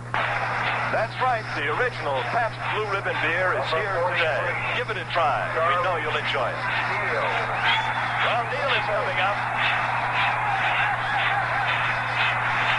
Neil is going to lead off the last half of the 10th inning. He has had 2 hits in 4 trips, a triple and a home run. A 5-5 game. Last half of the 10th, Joey Jay, the big right-hander, pitching for Milwaukee. The 4th pitcher they have used today. The National League Championship hanging in the balance at the big Coliseum in L.A. Neil takes a strike, a curveball breaking away from him and catching the outside corner. Neil was the only man not to bat in the 9th inning, as Los Angeles came up with 3 runs to tie and send it into overtime. Here's the pitch to Neil. He cuts on it, a high pop-up wide of third. Looks like it'll be going into the stands, being chased over there by Matthews, and he makes a sensational catch. A great catch just in front of the wall. Back of third base. He reached out and grabbed that one, took it on his fingertips for the out. So Neil fouls out to Matthews on a great running catch to open the last half of the 10th. And here's Moon. Moon has had 3 for 4 today. Left-hand batter. 1 away in the last half of the 10th. Williams into the motion. Here's the pitch to Moon. He changes up on him and it hangs low and outside for a ball. Frank Torrey just a few feet in front of us here, playing deep behind the bag and close to the line at first. The outfield swung toward right for this left-hand pull hitter. Moon waits. Jay's pitch is a strike call. Makes it 1-1. 1 ball, strike 1 count. Stan Williams, the pitcher, is due up next. He was inserted into the lineup in the 4th position. All right, Jay into the motion. 1-1 pitch. Outside for a ball. 2-1 to Moon. 5-5 ball game. Last half of the 10th inning at Los Angeles. The Dodgers 1 up in the 2 out of 3 series on their 3-2 victory yesterday. Here's Jay's pitch. Strike called. He caught the outside corner with the breaking pitch. And that makes it 2-2. Well, this has been a thriller. It exploded in the last half of the 9th inning when Burdette went in with a commanding 5-2 lead and was knocked out by the first 3 men up, hitting singles to the outfield. Here's the pitch to Moon. High and outside. That makes it 3-2. 3 balls and 2 strikes. There's 1 away in the last half of the 10th. The bases are empty.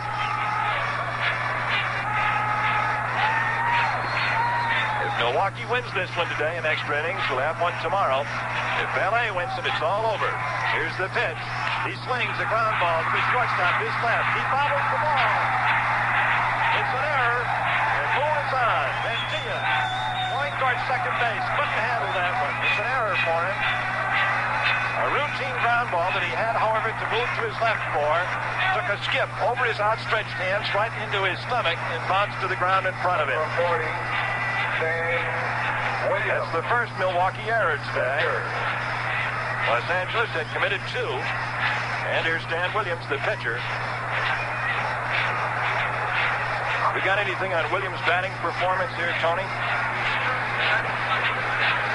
Yes, thus far he's batting .206. He's appeared in, as you mentioned, 34 games as a pitcher. He has 3 runs batted in, walked 3 times, struck out 14 times, .206 batting average for Williams as he stands in the batter's box. Well, we've had a lot of ball players in this game, Bob. All right, Williams set to go. Joey J., the right-hander, checks the base runner at first. Here's the pitch. He shortens up the bunt, misses the bunt attempt, and it's a strike.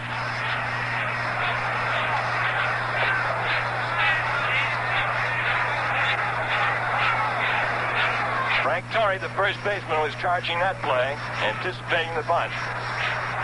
Moon on at first, representing the winning run. The next hitter due up is Gil Hodges. Williams waiting. Here's the pitch, shortens up. He misses the bunt attempt again on the fastball, and it goes to 0-2.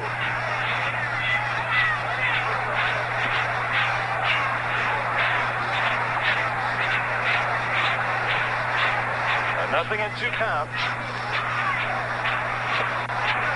Right-hander Joey J. pitching in the last half of the 10th inning. A 5-5 ball game. Off at first base goes Moon, safe on the air by the shortstop. Here's the pitch. He shortens up and takes outside for a ball.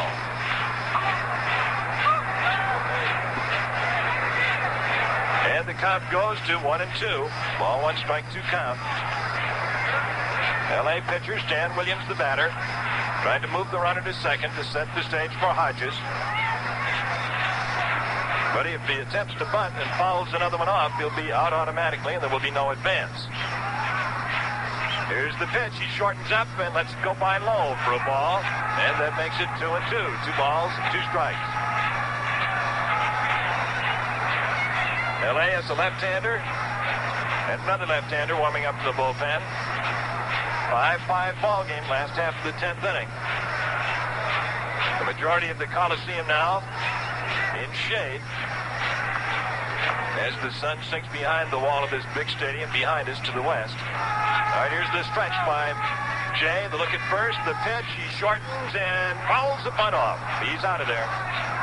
Play number 5. It's recorded as a strikeout. Number 14. Williams failed to bunt. Hodges. And here's Hodges. First base. Now let's see what Gil's done. He's bounced out, struck out, and hit 2 hard singles to left field. The winning run at first base in the person of Wally Moon, safe on an error. And Hodges coming up for the 5th time this afternoon.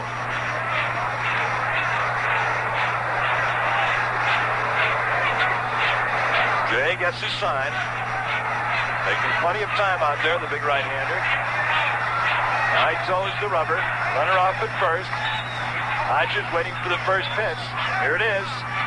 He takes it low, a breaking pitch. Holding up a swing before it got halfway around. So it's ball 1. The next batter due up is Gil Pignatano, the catcher. Went into the ball game in the 9th inning as a pinch runner and took over Larker's batting position. 5-5 game, and nobody's left this one. Jay still peering down for his sign. Crandall has it now. Runner off at first. Here's the pitch to Hodges. It's a strike, a curveball. It caught the inside corner, backed him away. So it goes to 1-1. Ball 1, strike 1 count.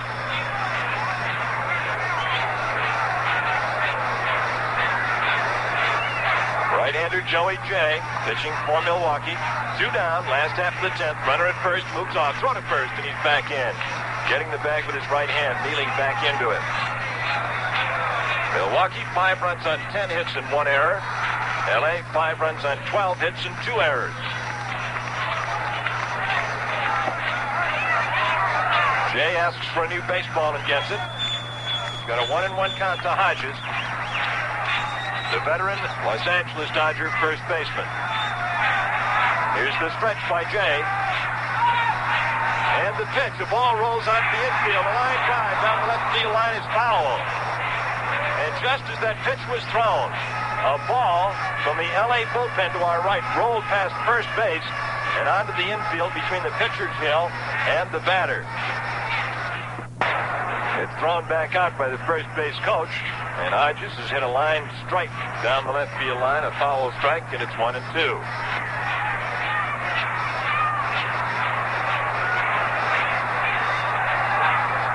All right, here's the stretch now by Joey J. He's 1-2 to Hodges, last of the 10th. Here's the pitch to Gil. He swings a pop-up. Third baseman Matthews in from the position near the hill now. He takes it. And the game goes to 11 innings. In the 10th inning for Los Angeles, no runs, no hits, 1 error, and 1 left. At the end of 10 innings, the score is Milwaukee 5, Los Angeles 5. Well, we're going now to the 11th inning. Stan Williams, the no-wind-up pitcher, the right-hander for Los Angeles on the hill. It will be the top of the order, Tony. Tony Flynn, the top 3 from Milwaukee. And the Braves, of course, will be hoping that this is the inning they can get a run across the plate. Trying to figure out the total number of ball players used by Los Angeles so far in this ball game, Bob. And the way I total up comes to about 21 players in the game thus far, which doesn't leave them too many more to get out there in this ball game in the event they want to use pinch batters or pinch runners from here on in. All right, the first hitter is up there, and that's Billy Bruton in the last half of the top half of the 11th. Stan Williams, the 6th Los Angeles pitcher, into the motion, cut on and missed. Fastball low, strike 1. 5-5 ball game. L.A. coming up with 3 runs in the last half of the 9th inning to go into a tie. All right, Williams with his sign. Bruton hitless in 5 trips. Waiting for the first pitch. Here it is. He takes inside and low for a ball, and the count goes to 1-1.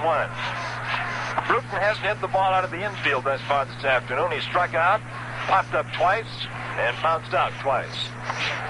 Here's the pitch to Bruton. It's high for a ball. He was elevated to the number 1 position after batting 8th yesterday at Milwaukee. He'll be followed by Matthews and Aaron in this inning.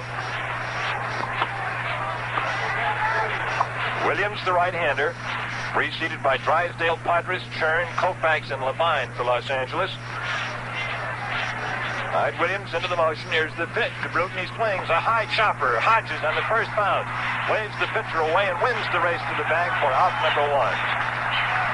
Number 41. The first baseman unassisted. Matthews. And it's 1 away. Here's Matthews.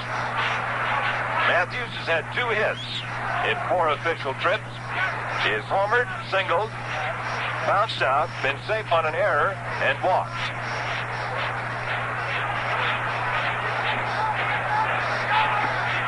Eddie Matthews, left-hand batter.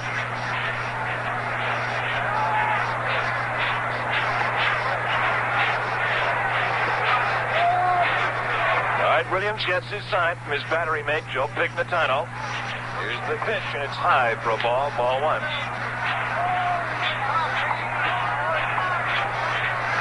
1-0 count to Matthews. The outfield is deep and shaded toward right. The left fielder, Wally Moon, over into left center. Here's the pitch to Matthews. He takes outside for a ball. And the count goes to 2-0. The center fielder, Fairley, is deep in center field, shaded toward right. And the right fielder, the veteran Carl Furillo, is deep and straight away. The infield deep and swung around toward the first base line. Williams into the motion against Matthews. He swings and fouls it back into the screen for a strike. And it's 2-1. There's 1 away in the top of the 11th. Milwaukee 5, Los Angeles 5.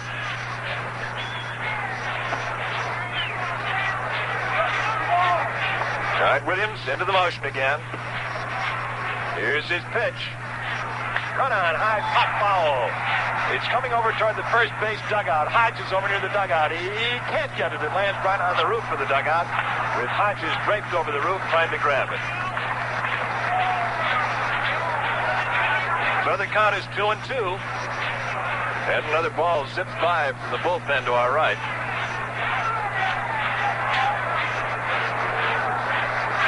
To Matthews, Aaron, the on-deck batter. Los Angeles and Milwaukee all tied at 5-5 in Game 2 of the National League Pennant Playoff Series. Los Angeles has the edge from yesterday's game in a 3-2 victory.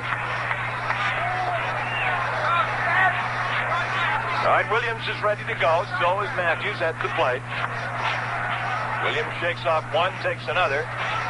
Here's the 2-2 pitch to Matthews. High for a ball, a fastball. So the count has gone to the full, 3-2.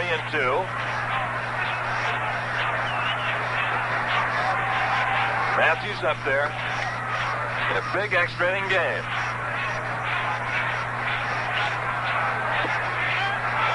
Williams has his sign. The big right-hander toes the rubber into the motion. Here's the pitch to Matthews. Ball 4, and he walks.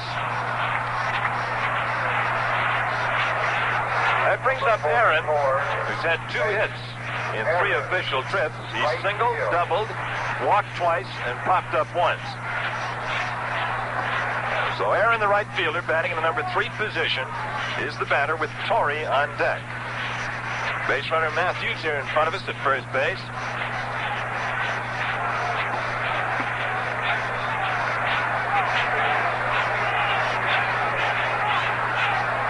Matthews takes a short lead. Williams checks him up, then he fires into Aaron. Aaron swings a hot ground ball to the shortstop. Backhand spear, throw to second for 1. No throw to first. Aaron hits to a fielder's choice. A nice backhand stop by Maury Wills. The throw to Neal was in time to cut down the lead runner, Eddie Matthews. And Aaron is on the fielder's choice, short to second. That brings up Frank Torrey, the first baseman, who has walked twice. He's singled and flied out twice. So he has 1 hit in 3 official trips. Torrey's the left-hand batter. Aaron at first takes a short lead. Williams nods that he's got the sign. Here's the throw to first, and Aaron is back in time on a close play. And the catcher, Joe Pignatano, calls time. He trots out to talk to Williams. They're 2 away in the top half of the 11th inning. Aaron at first, Torrey the batter, and the count 0-0 as he gets ready for the first one.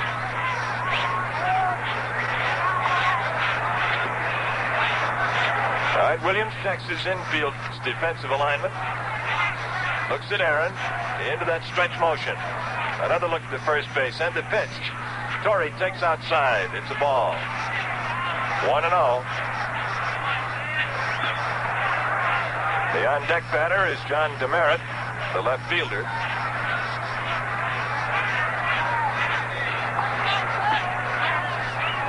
The outfield is deep and shaded to right for this left-hand pull hitter.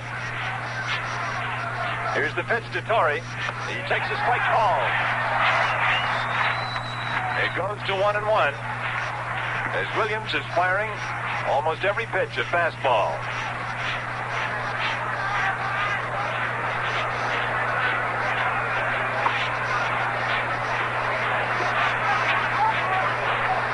Left-hand batter Frank Torrey waiting for the pitch. Aaron edges off here at first base in front of us. There are 2 away. Game all tied at 5-5 in the top half of the 11th inning. Here's the pitch. It's low and it gets away from the catcher. Aaron breaking for second base. Pignatano grabs it behind the plate but cannot make a throw. And Aaron goes on to second. That looks like it'll be a pass ball.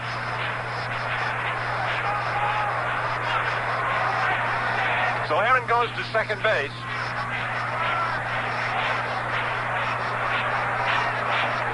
And it's a pass ball. Charged against the catcher, Joe Pignatano. So Aaron is in scoring position at second base. And it's a 2-1 count against Torrey. Williams has his signal. Checks the base runner. Aaron with a comfortable lead. Nobody playing behind him on the bag. Here's the pitch. Outside for a ball. That makes it 3-1.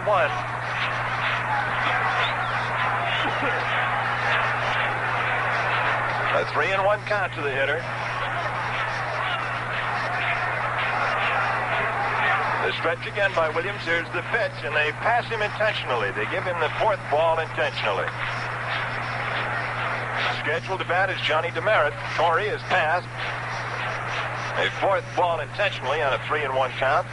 Aaron at second. Torrey at first. They'd rather pitch to Demerit. And here comes Walter Alston out to talk to Williams.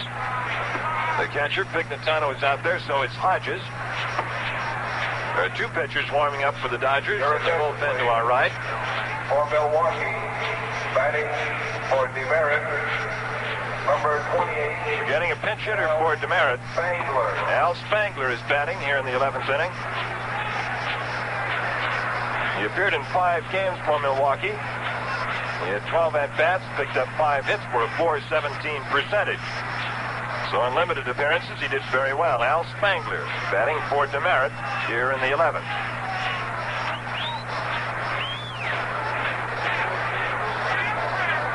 Spangler was just brought up from the American Association after their playoff. So he's the batter, a left-hand swinger. Stan Williams working with 2 on for Milwaukee in the top half of the 11th inning. Aaron and Torrey, the base runners. Aaron at second, Torrey at first. A walk, a fielder's choice, and another walk could put them aboard. There have been no hits here in the 11th for Milwaukee. Here's the pitch to Spangler. A ball on the outside. Ball 1. The first man up in the 11th, Bruton, grounded out to the first baseman unassisted. Matthews then walked, was out when Aaron into a fielder's choice, short to second. Aaron moved to second on a wild pitch, and Torrey has gone aboard at first, receiving an intentional 4th ball. All right, Williams in the stretch motion. Looks at second. The pitch is in to Spangler. He swings and misses at a fastball. 1-1 count. The Rosary and Back to the Bible follow the ball game over Quality Modern Radio in Albany, WOKO. 1 count. 1 ball and 1 strike is the count to the left-hand batter. The top half of the 11th inning at Los Angeles. 5-5 ball game. The National League pennant riding on the outcome. Here's the stretch by Williams. Runners move away. Spangler waits. The pitch is high. The fastball again. And that takes it to 2-1, 2 balls and 1 strike.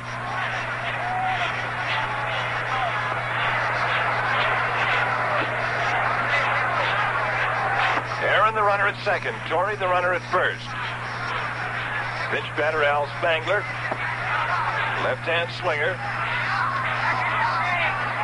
Waiting for the pitch from Williams, who nods his approval of one, a sign from Pignatano.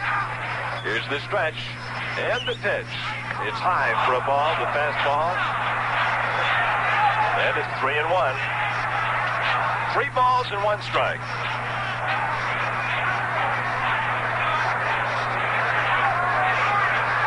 Cottier is on deck.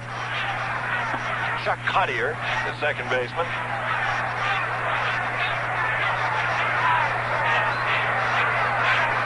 All right, here's the 3-1. A wide one here loads them up in the 11th. Williams has his sign. Here's the pitch. He swings and misses for a strike. And that takes it to a full count of 3-2.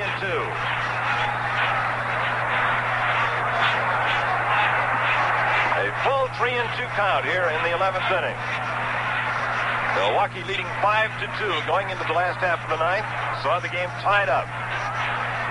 Burdette knocked out. McMahon came on. Spahn replaced him, and Jay replaced Spahn, all in the 9th inning.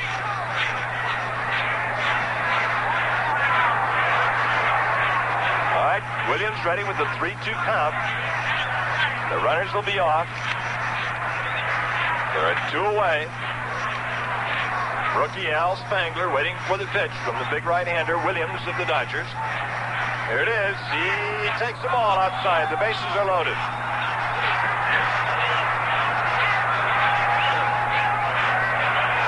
And so here in the 11th inning, the bases have been loaded on 3 walks. Number 13, Chuck Cottier, second base. Here comes Cottier. Also a youngster with this ball club. He appeared in only 9 games this season. In 24 at-bats, he picked up 3 hits for a .125 percentage. And I think he's being called back. And that looks like Adcock to me, Tony. For Milwaukee.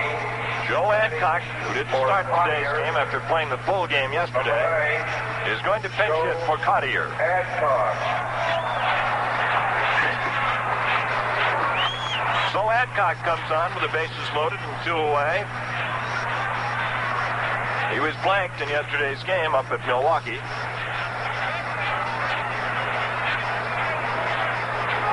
The sacks are filled. Aaron at third, Torrey at second. At first base is Spangler. And the batter is Adcock. 2 out, 3 on. Game tied at 5-5 in the top half of the 11th inning. Stan Williams, the L.A. right-hander. And one of the tough men on this Milwaukee club up at the plate, Adcock. Saved for just such a situation today by Fred Haney. Here's the pitch to Adcock. He takes a strike called on a fastball. Nothing in 1 count to the big first baseman. Braves have 5 runs on 10 hits. Los Angeles 5 runs on 12 hits. And of the 12 hits, they picked up 5 in the 9th inning. Adcock waits. Here's the pitch from Williams.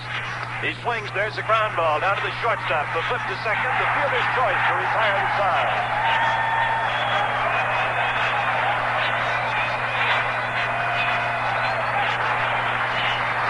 So in the 11th inning, no score in that inning for Milwaukee. They leave 3 on. No runs, no hits, no errors. 3 left on. Attention! Now you can get the original Pabst Blue Ribbon beer. Such a beer hasn't been enjoyed in America in over 50 years. Look for the special label on every bottle and can of the original, get original Blue Ribbon beer.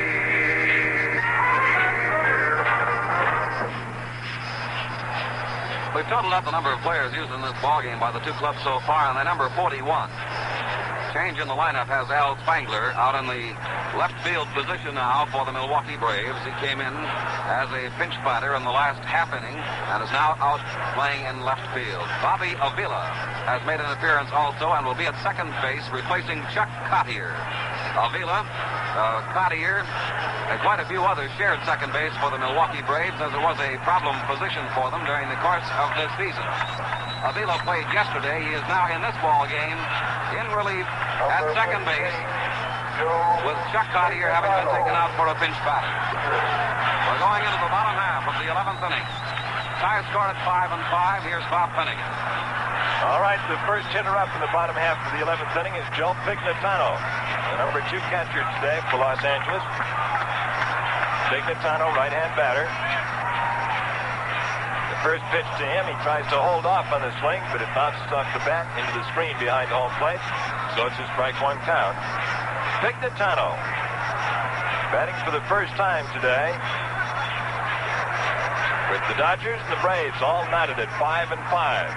Last half of the 11th inning, Joey J, the Milwaukee pitcher. Here it is. It hit him. He's hit with a pitch ball.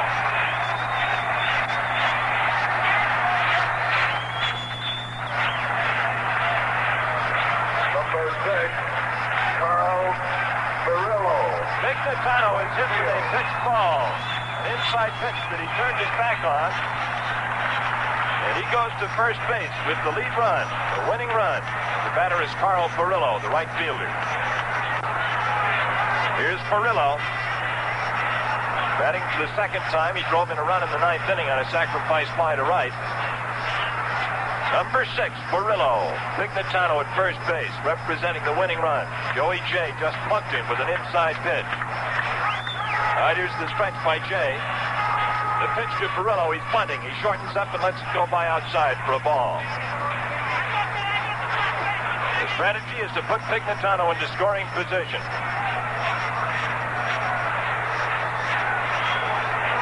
Wills is due up and then Fairley in that order.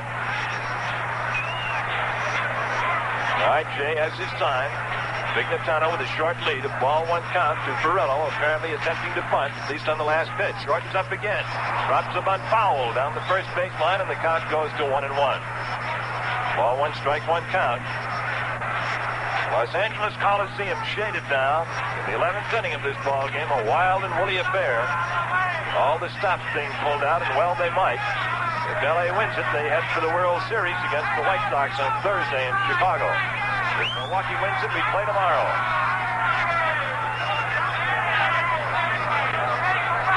All right, Jay, the stretch motion. 1-1 count to Furillo, who's been trying to bunt. Let's watch it. Yes, his sign. Here's the pitch. He shortens up. He drops it down. A hard bunt. Matthews falls. This one is sent all around.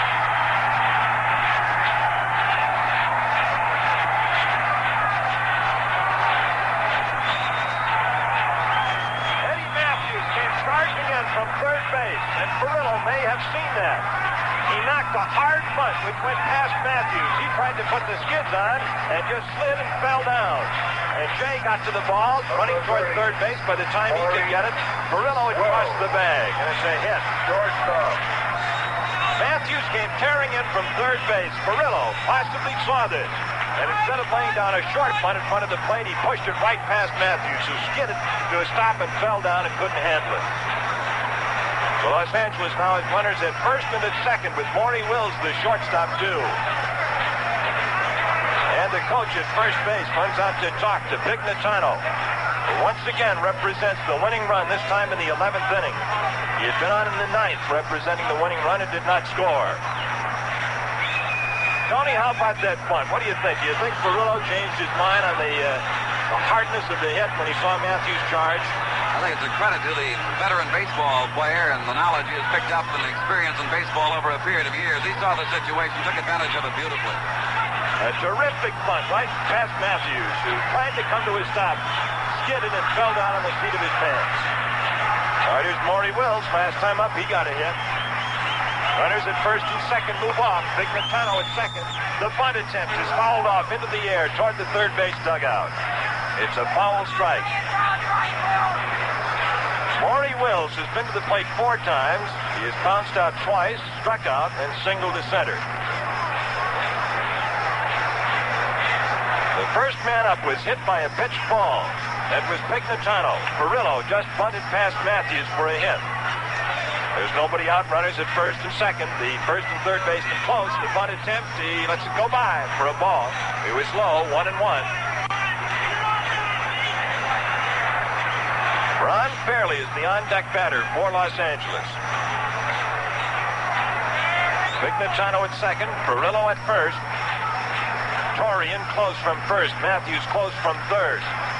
Expecting Wills to bunt on the 1-1 pitch. Joey Jay, the pitcher. Here it is. He fouls the bunt attempt off behind home plate, and the count goes to 1-2. And so now, if he elects to try again and fails, fouling it off, he will be automatically out. He looks down at the third base coach, Pee Wee Reese, who takes a hitch in his trousers, the hand across the front of the uniform. He yells down to Wills, 1-2. Let's see what they're having him do. Attempt to bunt again or swing away. Pignatano at second. Furillo at first. Nobody out. The last half of the 11th inning, with Milwaukee and Los Angeles tied at 5-5. Joey Jay fires to the plate. Wills swings. He fouls it off down the left field line. It goes into the seats. A foul strike.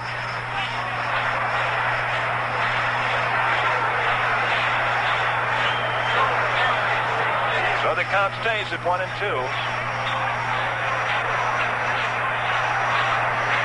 Runners at first and second for the Dodgers. Maury Wills, left hand swinging, L.A. shortstop. Here's the stretch and the pitch. Wills swings, fouls it off again, this time back into the screen behind the plate.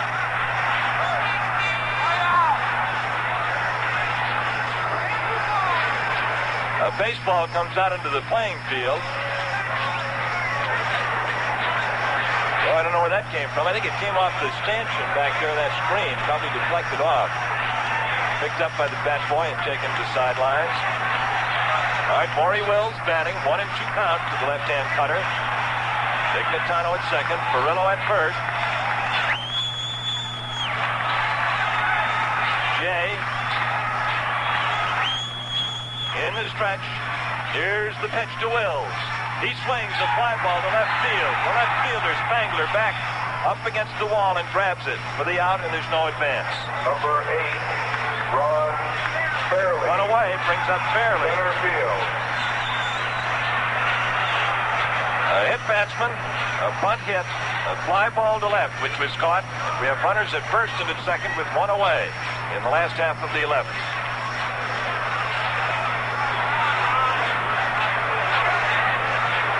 Ron Fairley, the left-hand swinging outfielder, hitting at 240 on the season, up in a big situation here in the 11th. Jay winds, he throws, it's too close. He pulls his feet back from that one. Ball 1. Crandall calls time. He wants to go out to talk to Jay. He hands him the baseball and walks him back to the rubber. Jay says he's got the idea. The leadoff batter, Gilliam, is the on-deck batter.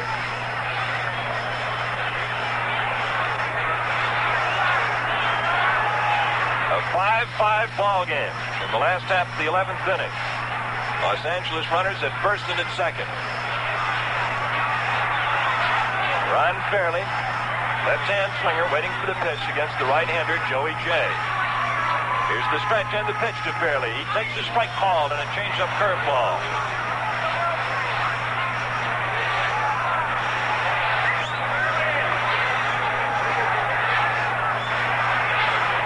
Milwaukee has the left-hander and a right-hander going.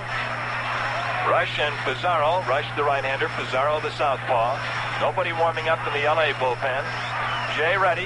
Here's the pitch to Fairley. He swings a fly ball to left center. Spangler out there. He's going to make the catch. He's got it in front of the track in left center field. And there are 2 away.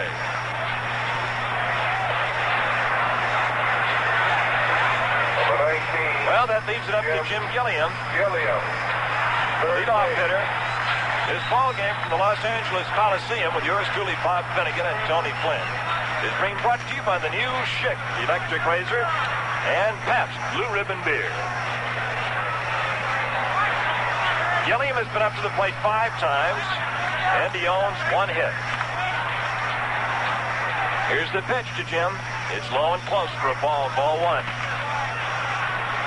The first 2 hitters got aboard, a hit batsman and a bunt single, and they have stayed at first and second, while Wills and Fairley fly to left. Joey Jay pitching in this tense situation for Milwaukee. Gilliam with Neal on deck. Runners off at first and at second. Here's the stretch by Jay. And the pitch to Gilliam is low and inside again for ball 2, 2-0. The runners retreat to their bases. A hit batsman, a bunt hit, a fly ball to left, which was caught. We have runners at first and at second with 1 away in the last half of the 11th.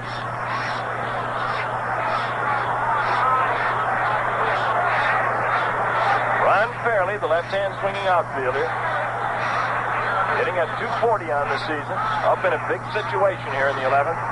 Jay winds, he throws, it's too close. He pulls his feet back from that one. Ball 1. Crandall calls time. He wants to go out to talk to Jay. He hands him the baseball and walks him back to the rubber. Jay says he's got the idea. The leadoff batter, Gilliam, is the on-deck batter.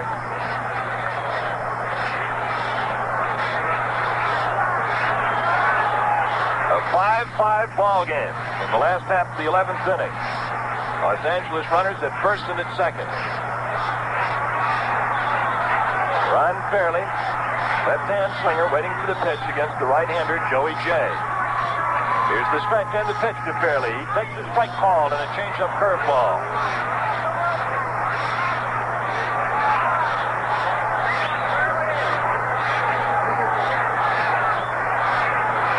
Milwaukee has a left-hander and a right-hander going. Rush and Pizarro. Rush the right-hander, Pizarro the southpaw. Nobody warming up in the L.A. bullpen. Jay ready. Here's the pitch to Fairley. He swings a fly ball to left center.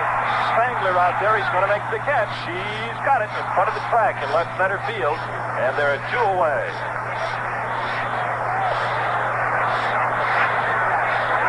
Number 19. Well, that leaves it up to Jim Gilliam. Gilliam. Leadoff hitter.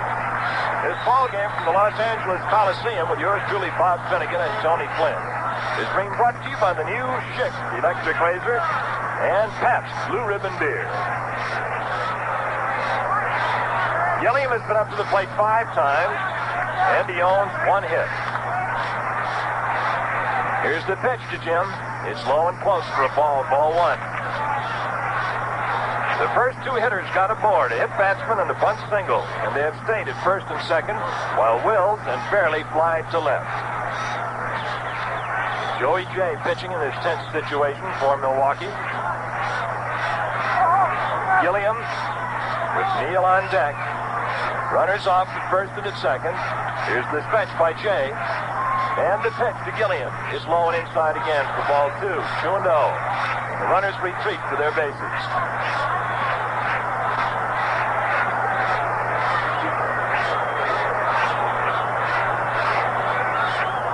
A 2-0 count. Gilliam the batter, Neal the on-deck hitter. For those of you tuning in late, Milwaukee went into the 9th inning leading 5-2 behind Burdett for the distance. Los Angeles scored 3 runs on 5 hits, knocked out Burdett, and came into a tie. We're in the last half of the 11th. Here's the pitch to Gilliam. He takes too close, ball 3.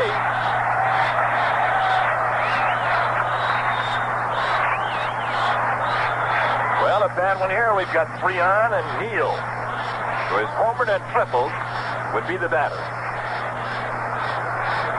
Neal hit a triple his first time up, a home run the second time. Since that time, he has grounded out twice and fouled out. All right, here's the 3-0 to Gilliam. It's too close, ball 4.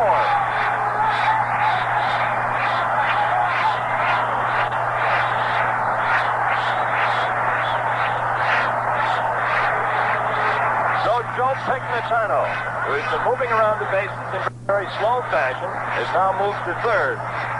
And moving out slowly on the diamond from the third base dugout is Fred Haney. And if he pulls Jay, that'll mean we'll have the 5th Milwaukee pitcher this afternoon. And Los Angeles has used 1, 2, 3, 4, 5, 6 pitchers. Now let's take 10 seconds until we see this decision for the stations across the country to identify themselves. We'll pause 10 seconds for station identification. This is Quality Modern Radio in Albany, New York, WOKO. Immediately following today's game, here Troy Buick's Baseball Roundup, followed by the Rosary and Back to the Bible. Your attention, please. Bob Rush is coming on to pitch for Joey J here in the 11th inning. Number 17, Bob. Tony, what have we got on Rush? Rush has a fine earned run average this season of 2.43. He has appeared in 30 ball games, started 9 ball games, pitched 1 complete game. His 1-loss record is 5-5. He's pitched 101/3 innings, has given up 100 hits, 22 walks, has struck out 64, has allowed 5 home runs. 38 runs have scored against him for an earned run average of 2.43. So the Milwaukee Braves go to their 5th pitcher in the ball game. Burnett started, went 8. Did a great job in the 8 innings he pitched. McMahon and Spahn followed. Jay came on, and here is Big Bob Rush on the mound, set to take some warm-up throws. Well, Tony, when you say Big Bob, you're not kidding. Because while Rush is warming up, we can tell you that this big fella is 6 feet 5, 208 pounds. Rush comes originally from Battle Creek, Michigan, makes his home now in Mesa, Arizona, and began his baseball career with the Chicago Cubs. So he comes on, he becomes Milwaukee's 5th pitcher, and in the ball game he becomes the 11th of the afternoon. And considering the fact that Milwaukee went into the 9th inning with their starter Burdett, that's quite a change in the ball game, beginning with that last half of the 9th. So we've had 11 pitchers on the scene, 6 for Los Angeles, 5 for Milwaukee. And there's no sense holding back as far as Milwaukee's concerned, because they lose this one, and they can start packing for that trip home, because Los Angeles will have won. The National League pennant will head for Chicago for a Thursday opener with the White Sox. Well, the hitter now is Charlie Neal. And in this 11th inning, there has been a hit batsman, a bunt single, and a walk to load the bases. There are 2 away. The runners are at third base, Pignatano, at second base, Furillo, and Gilliam at first. Here's Neal. Last half of the 11th inning, a 5-5 game. We're at the Los Angeles Coliseum. And Rush, the big fellow with the glasses, towering above the rest of the infield from the pitcher's hill. Right-hand batter Charlie Neal and a crowd of 36,000. Tense and expectant. Runners off all the way around. First pitch to Neal. He swings, ground ball to Matthews. He's got it, throw to first. He gets him.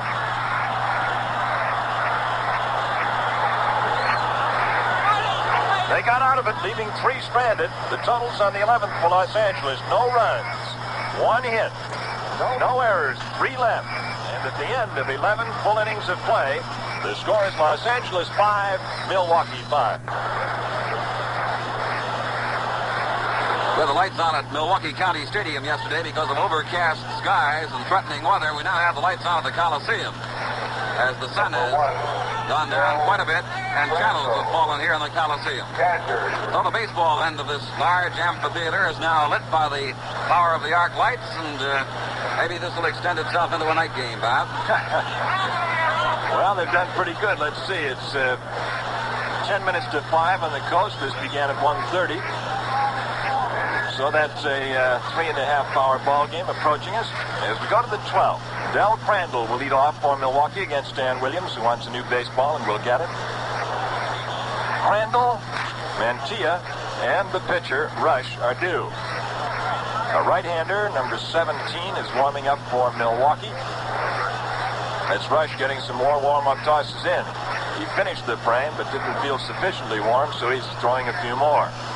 Art Williams set to face Crandall, a 5-5 game. Crandall swings at the fastball, fouls it off, back of the plate. And we have an 0-1. Crandall has been up to the plate 5 times. This is his 6th. He has 1 hit in 5 official trips. That was a triple in the 8th inning, and he scored. That was the 5th Milwaukee run. All right, Williams, the right-hander, against Crandall. Crandall backs away from the fastball, and the count goes to 1-1. Ball 1 strike 1 count. The bottom third of the Milwaukee lineup.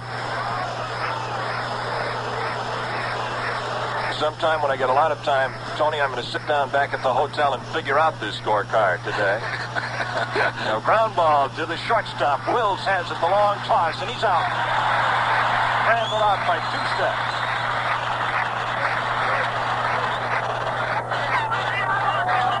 And so it's 1 away in the top of the 12th.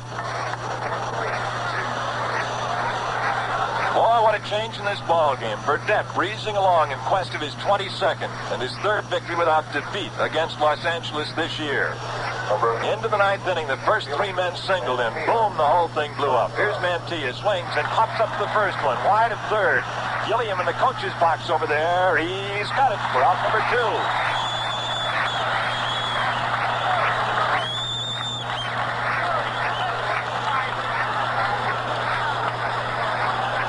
So there are 2 away here in the 12th inning. And Rush is coming out, I believe. That's Bob. He's coming out to hit.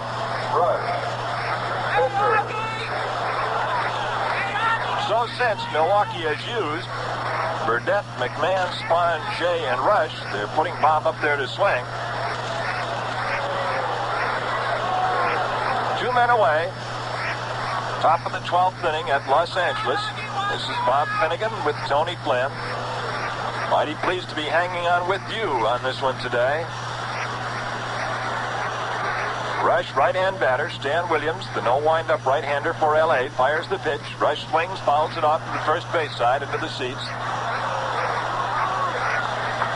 The 6-man umpiring crew today under head umpire Al Barlick, poised and ready for anything that comes up. Rush has been at the plate 31 times and his 6 hits. There's a strike called on a fastball. 0-2 to Rush. The leadoff hitter, Bruton, the on-deck batter.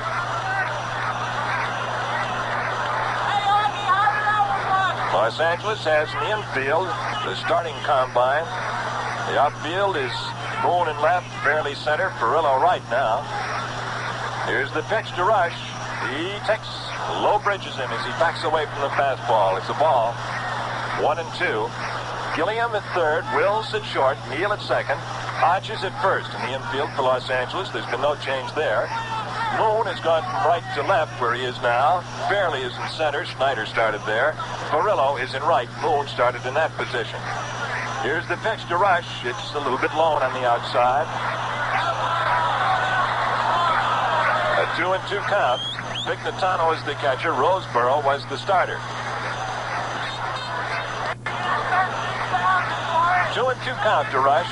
Nobody on, 2 away, top of the 12th inning at Los Angeles. L.A. with a chance to win the National League pennant today. Milwaukee with a chance to get a life in a game tomorrow if they win today. Here's the pitch. Rush swings and misses for strike 3 to retire the side.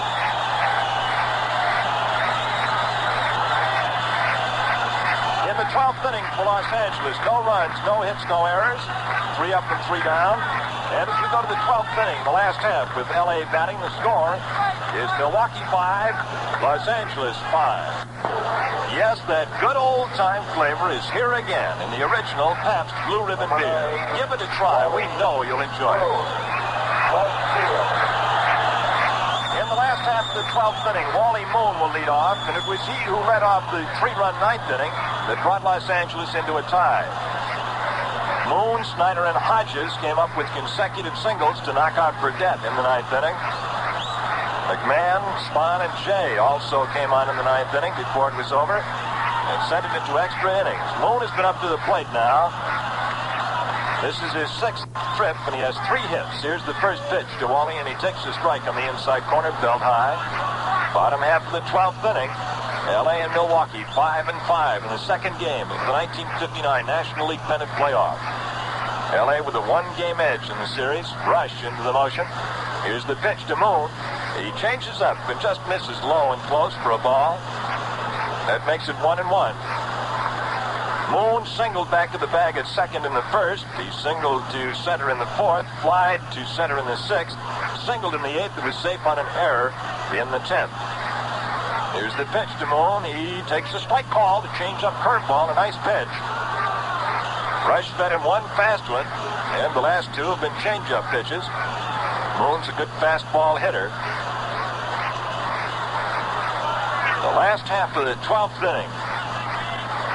And you couldn't ask for more baseball than we're seeing here today in California. This is WOKO Albany. Bob Rush into the motion. Wally Moon waits. Here it is to Moon. Moon swings a high pop-up in the infield. The second baseman, Avila, on the outfield grass and takes it for out number 1.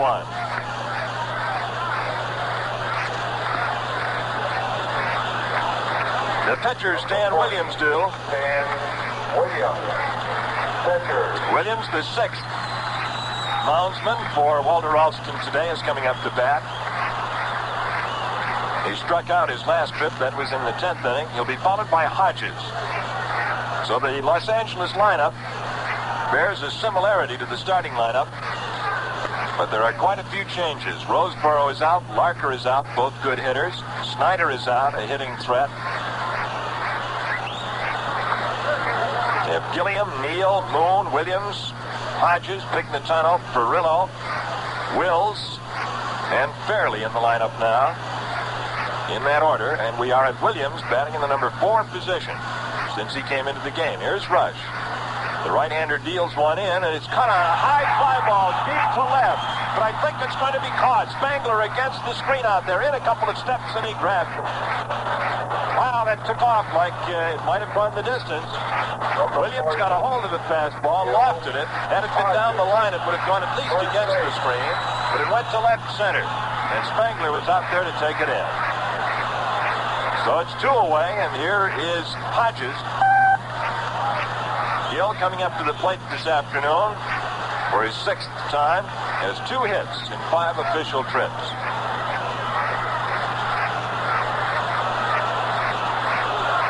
Right-hand batter. Rush rocks into his deep motion. Here's his first pitch to Gil. He takes a strike call right across the heart of the plate, a curveball. It's 0-1.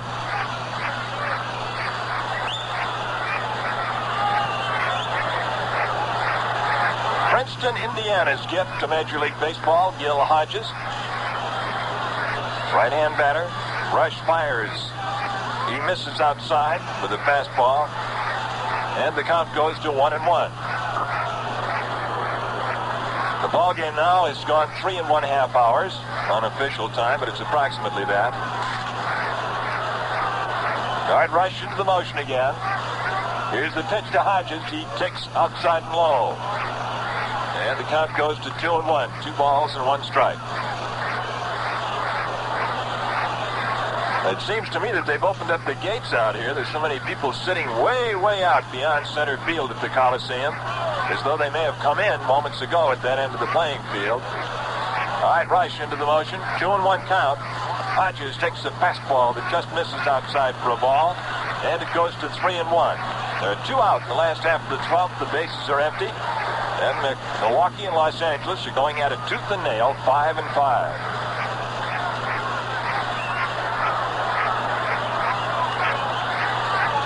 All right, Rush into the motion.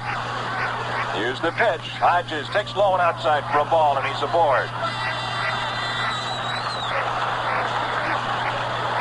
Number 58. That brings up Pignatano, the catcher. Pignatano has been up twice. He hit safely in the 9th inning and was hit by a pitch in the 11th. He's batting here in the 12th. Pignatano hit .232 on the season. He appeared in 51 games. He's the catcher. All right, Big Gil gets off the bag in front of us. As we mentioned, we're on the field, 30 feet from first base. Here's the pitch outside to Pignatano, and it's ball 1.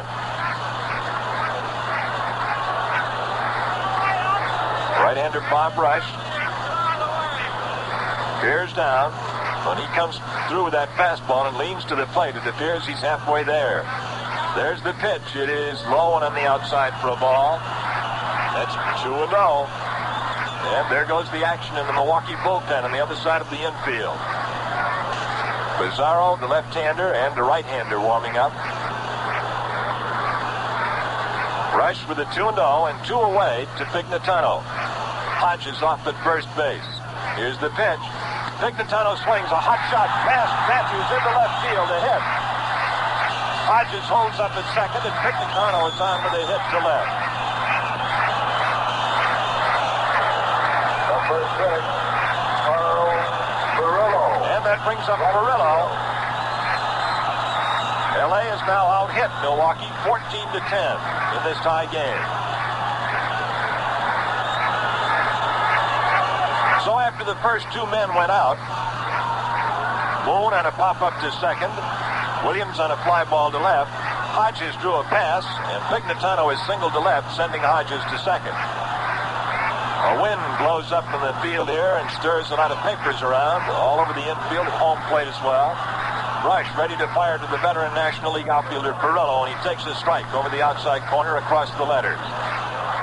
Furillo, his last time up, laid down a beautiful bunt past a charging third baseman Eddie Matthews.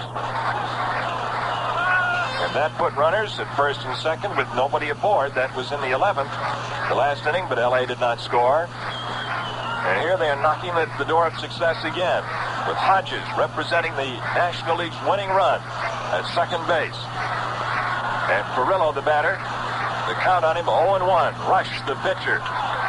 Number 5 in the game for Milwaukee this afternoon, all since the 9th inning.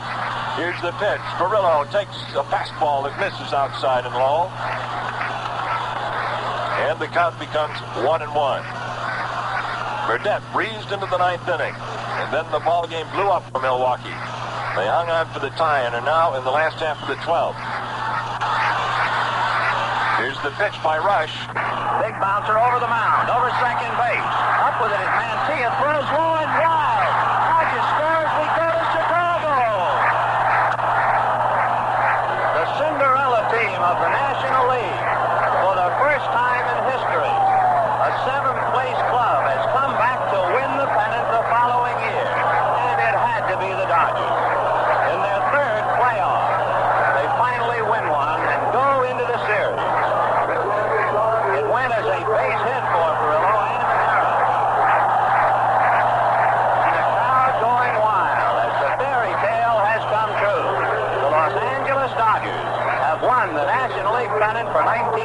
one of the more unbelievable stories in the wild and wacky world of baseball. Furillo hit a bouncer to Mantilla, who threw late to first. It was a base hit, but his throw was in the dirt and got away from Torrey. Mantilla got the error, and the Dodgers got the National League pennant. So, our suitcases that are down in the clubhouse are not there to idle out the night. They'll go on the plane, and the Dodgers will meet head-on with the Chicago White Sox on Thursday. Well, it's one of the truly great stories, and I am sure the oldest member of the Dodger family as far as playing is concerned is Pee Wee Reese. And I would bet you that for Pee Wee, this would be the most satisfying pennant of them all. At the ball game, it took 4 hours and 10 minutes and seemed like an eternity. But the Dodgers win it 6-5.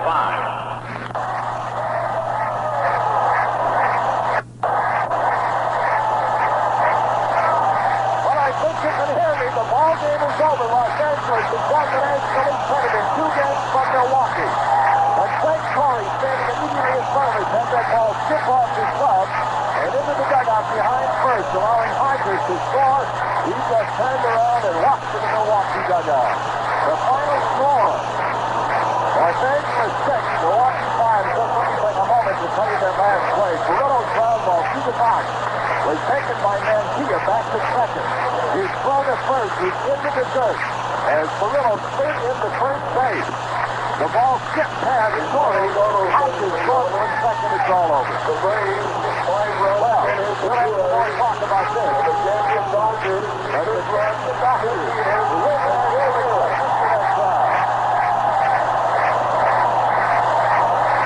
in 12 innings, Los Angeles 6, Milwaukee 5. At the end of the game here at the Coliseum, the final score is L.A. 6, Milwaukee 5. Well, fans, more than 36,000 fans watched today's exciting classic ball game, and you just know that every one of those fellas out there had a different shaving problem. Now, some of the fellas have a beard tough as a barbed wire fence. Other men have problem areas. Until today, a razor with just one speed had to do for all three. But now, there's 1, 2, 3 speeds in the new 6 3-speed razor, because no one speed is right for every beard. Yes, now you can actually shift the speed and adjust the shaving head to shave your particular beard as close and as fast as you like. You can shift the high and get the stepped-up drive to shave tough, wiry whiskers really close. Or shift the low for a gentler shaving action, whatever your beard. Now you can set the speed, set the head, get the shave that fits your face with the new 6 3-speed razor. First chance you get. Go to your dealers for a free demonstration of the new 6 3-speed electric razor.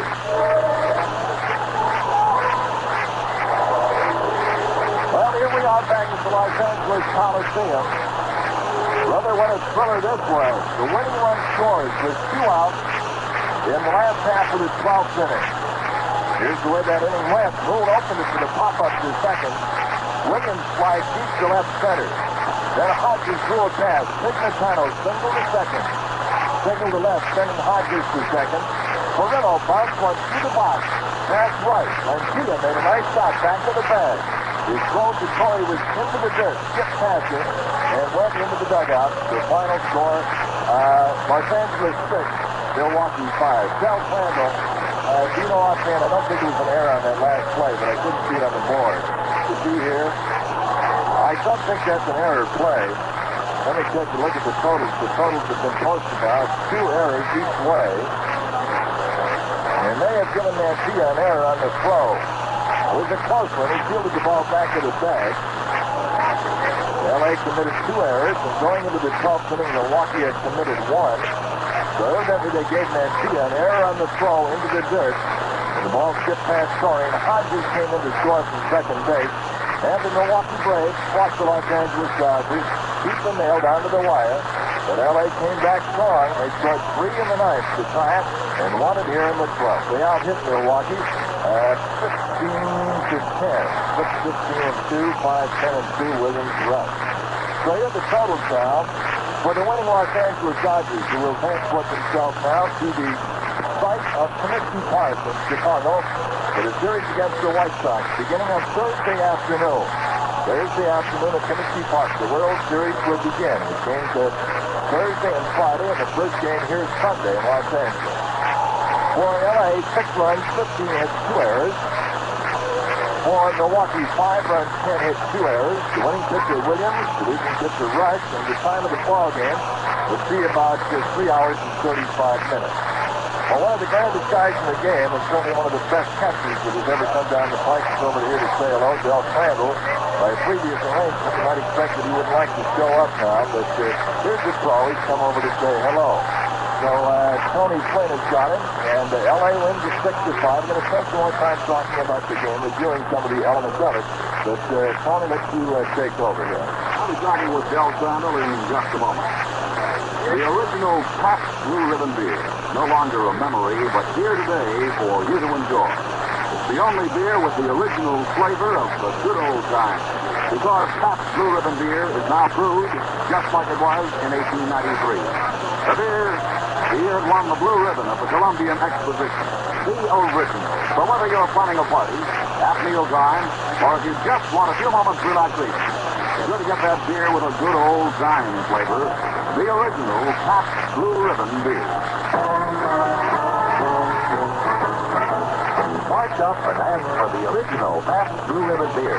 Look for the special new label on every bottle and can of Pabst. It's your invitation to enjoy real old-time beer flavor. Such a beer hasn't been enjoyed in America in over 50 years.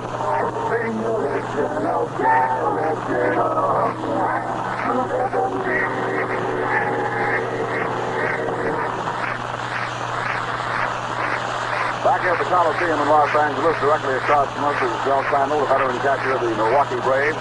Of course, the club that won the National League pennant the last couple of years and fought right down to the wire this year. I think making a great comeback in the month of September to get in there in the first place. And Del, I imagine losing this ball game this way in extra innings was a real hard way, wasn't it? Well, it sure was. We had a big 3-run lead going into the ninth and just couldn't get them out before they scored that tying run. It looks like that winning 3 straight in the National League is tough to do. It seems like everybody gets drinks their third time out, but we'll have to try it again next year. Looking at the whole season of the Milwaukee Braves, do you think the club had a little bit more trouble this year than they might have had in the last couple of years too off the season? Well, we had a little more than we should have had, I'll say that, Tony, because we didn't really gel till the last 3 weeks of the season when it seemed like that nobody really wanted the pennant, and we thought we had a chance to get it. And, we fought down to a tie. The Dodgers are a real good ball club. They beat us. You can't say enough about them, and I wish them every success in the World Series. How do you think the Dodgers will fare against the Chicago White Sox? I think they'll beat them if Alston can straighten out his pitching staff. Of course, he has a couple of boys over there. Didn't look like they were throwing too well today, Koufax and Padres. And if they don't throw, they're in trouble. But if they're all right, the Dodgers are going to go through. Well, certainly for the Milwaukee Braves, it's time now to start heading for home and start looking toward the baseball season of 1960 rather than 1959. I know players would much happier be playing in the World Series than that. What's Del Crandall going to do? Well, I don't know, but we can at least make some plans now. The last few days we haven't been able to make any plans, but we'll be looking forward to next year and hope that things will go a little bit better for us. Thank you, Del, very, very much, and congratulations on a fine season. Thanks, Tony. Thank you. Del Crandall of the Milwaukee Braves, and here's Bob Finnegan. Well, let's run down our crew. We'll remind you that we'll have a post-game show, which will be starting very shortly. And here's the Coliseum and our broadcast group back at first base. We'll talk about today's game. Tony Flynn has been with me. I'm Bob Finnegan. Keith Kennedy of ABC in Hollywood has handled the audio controls. Bill McCullum of New York City has been our director on the show and has done a grand job, believe me. Frank Mantilla has been here for commercial supervision. And we'll be back in just a moment with our post-game show. The Milwaukee Braves, the Los Angeles Dodgers. The last game in the series. This was the second and last playoff game for the National League Championship. Brought to you by the remarkable new Schick 3-speed electric razor. Just the speed, just the head. Yep, the shave that fits your face. And by the brewers of the original Pabst Blue Ribbon beer. With that great old-time flavor. The original Pabst, no longer a memory.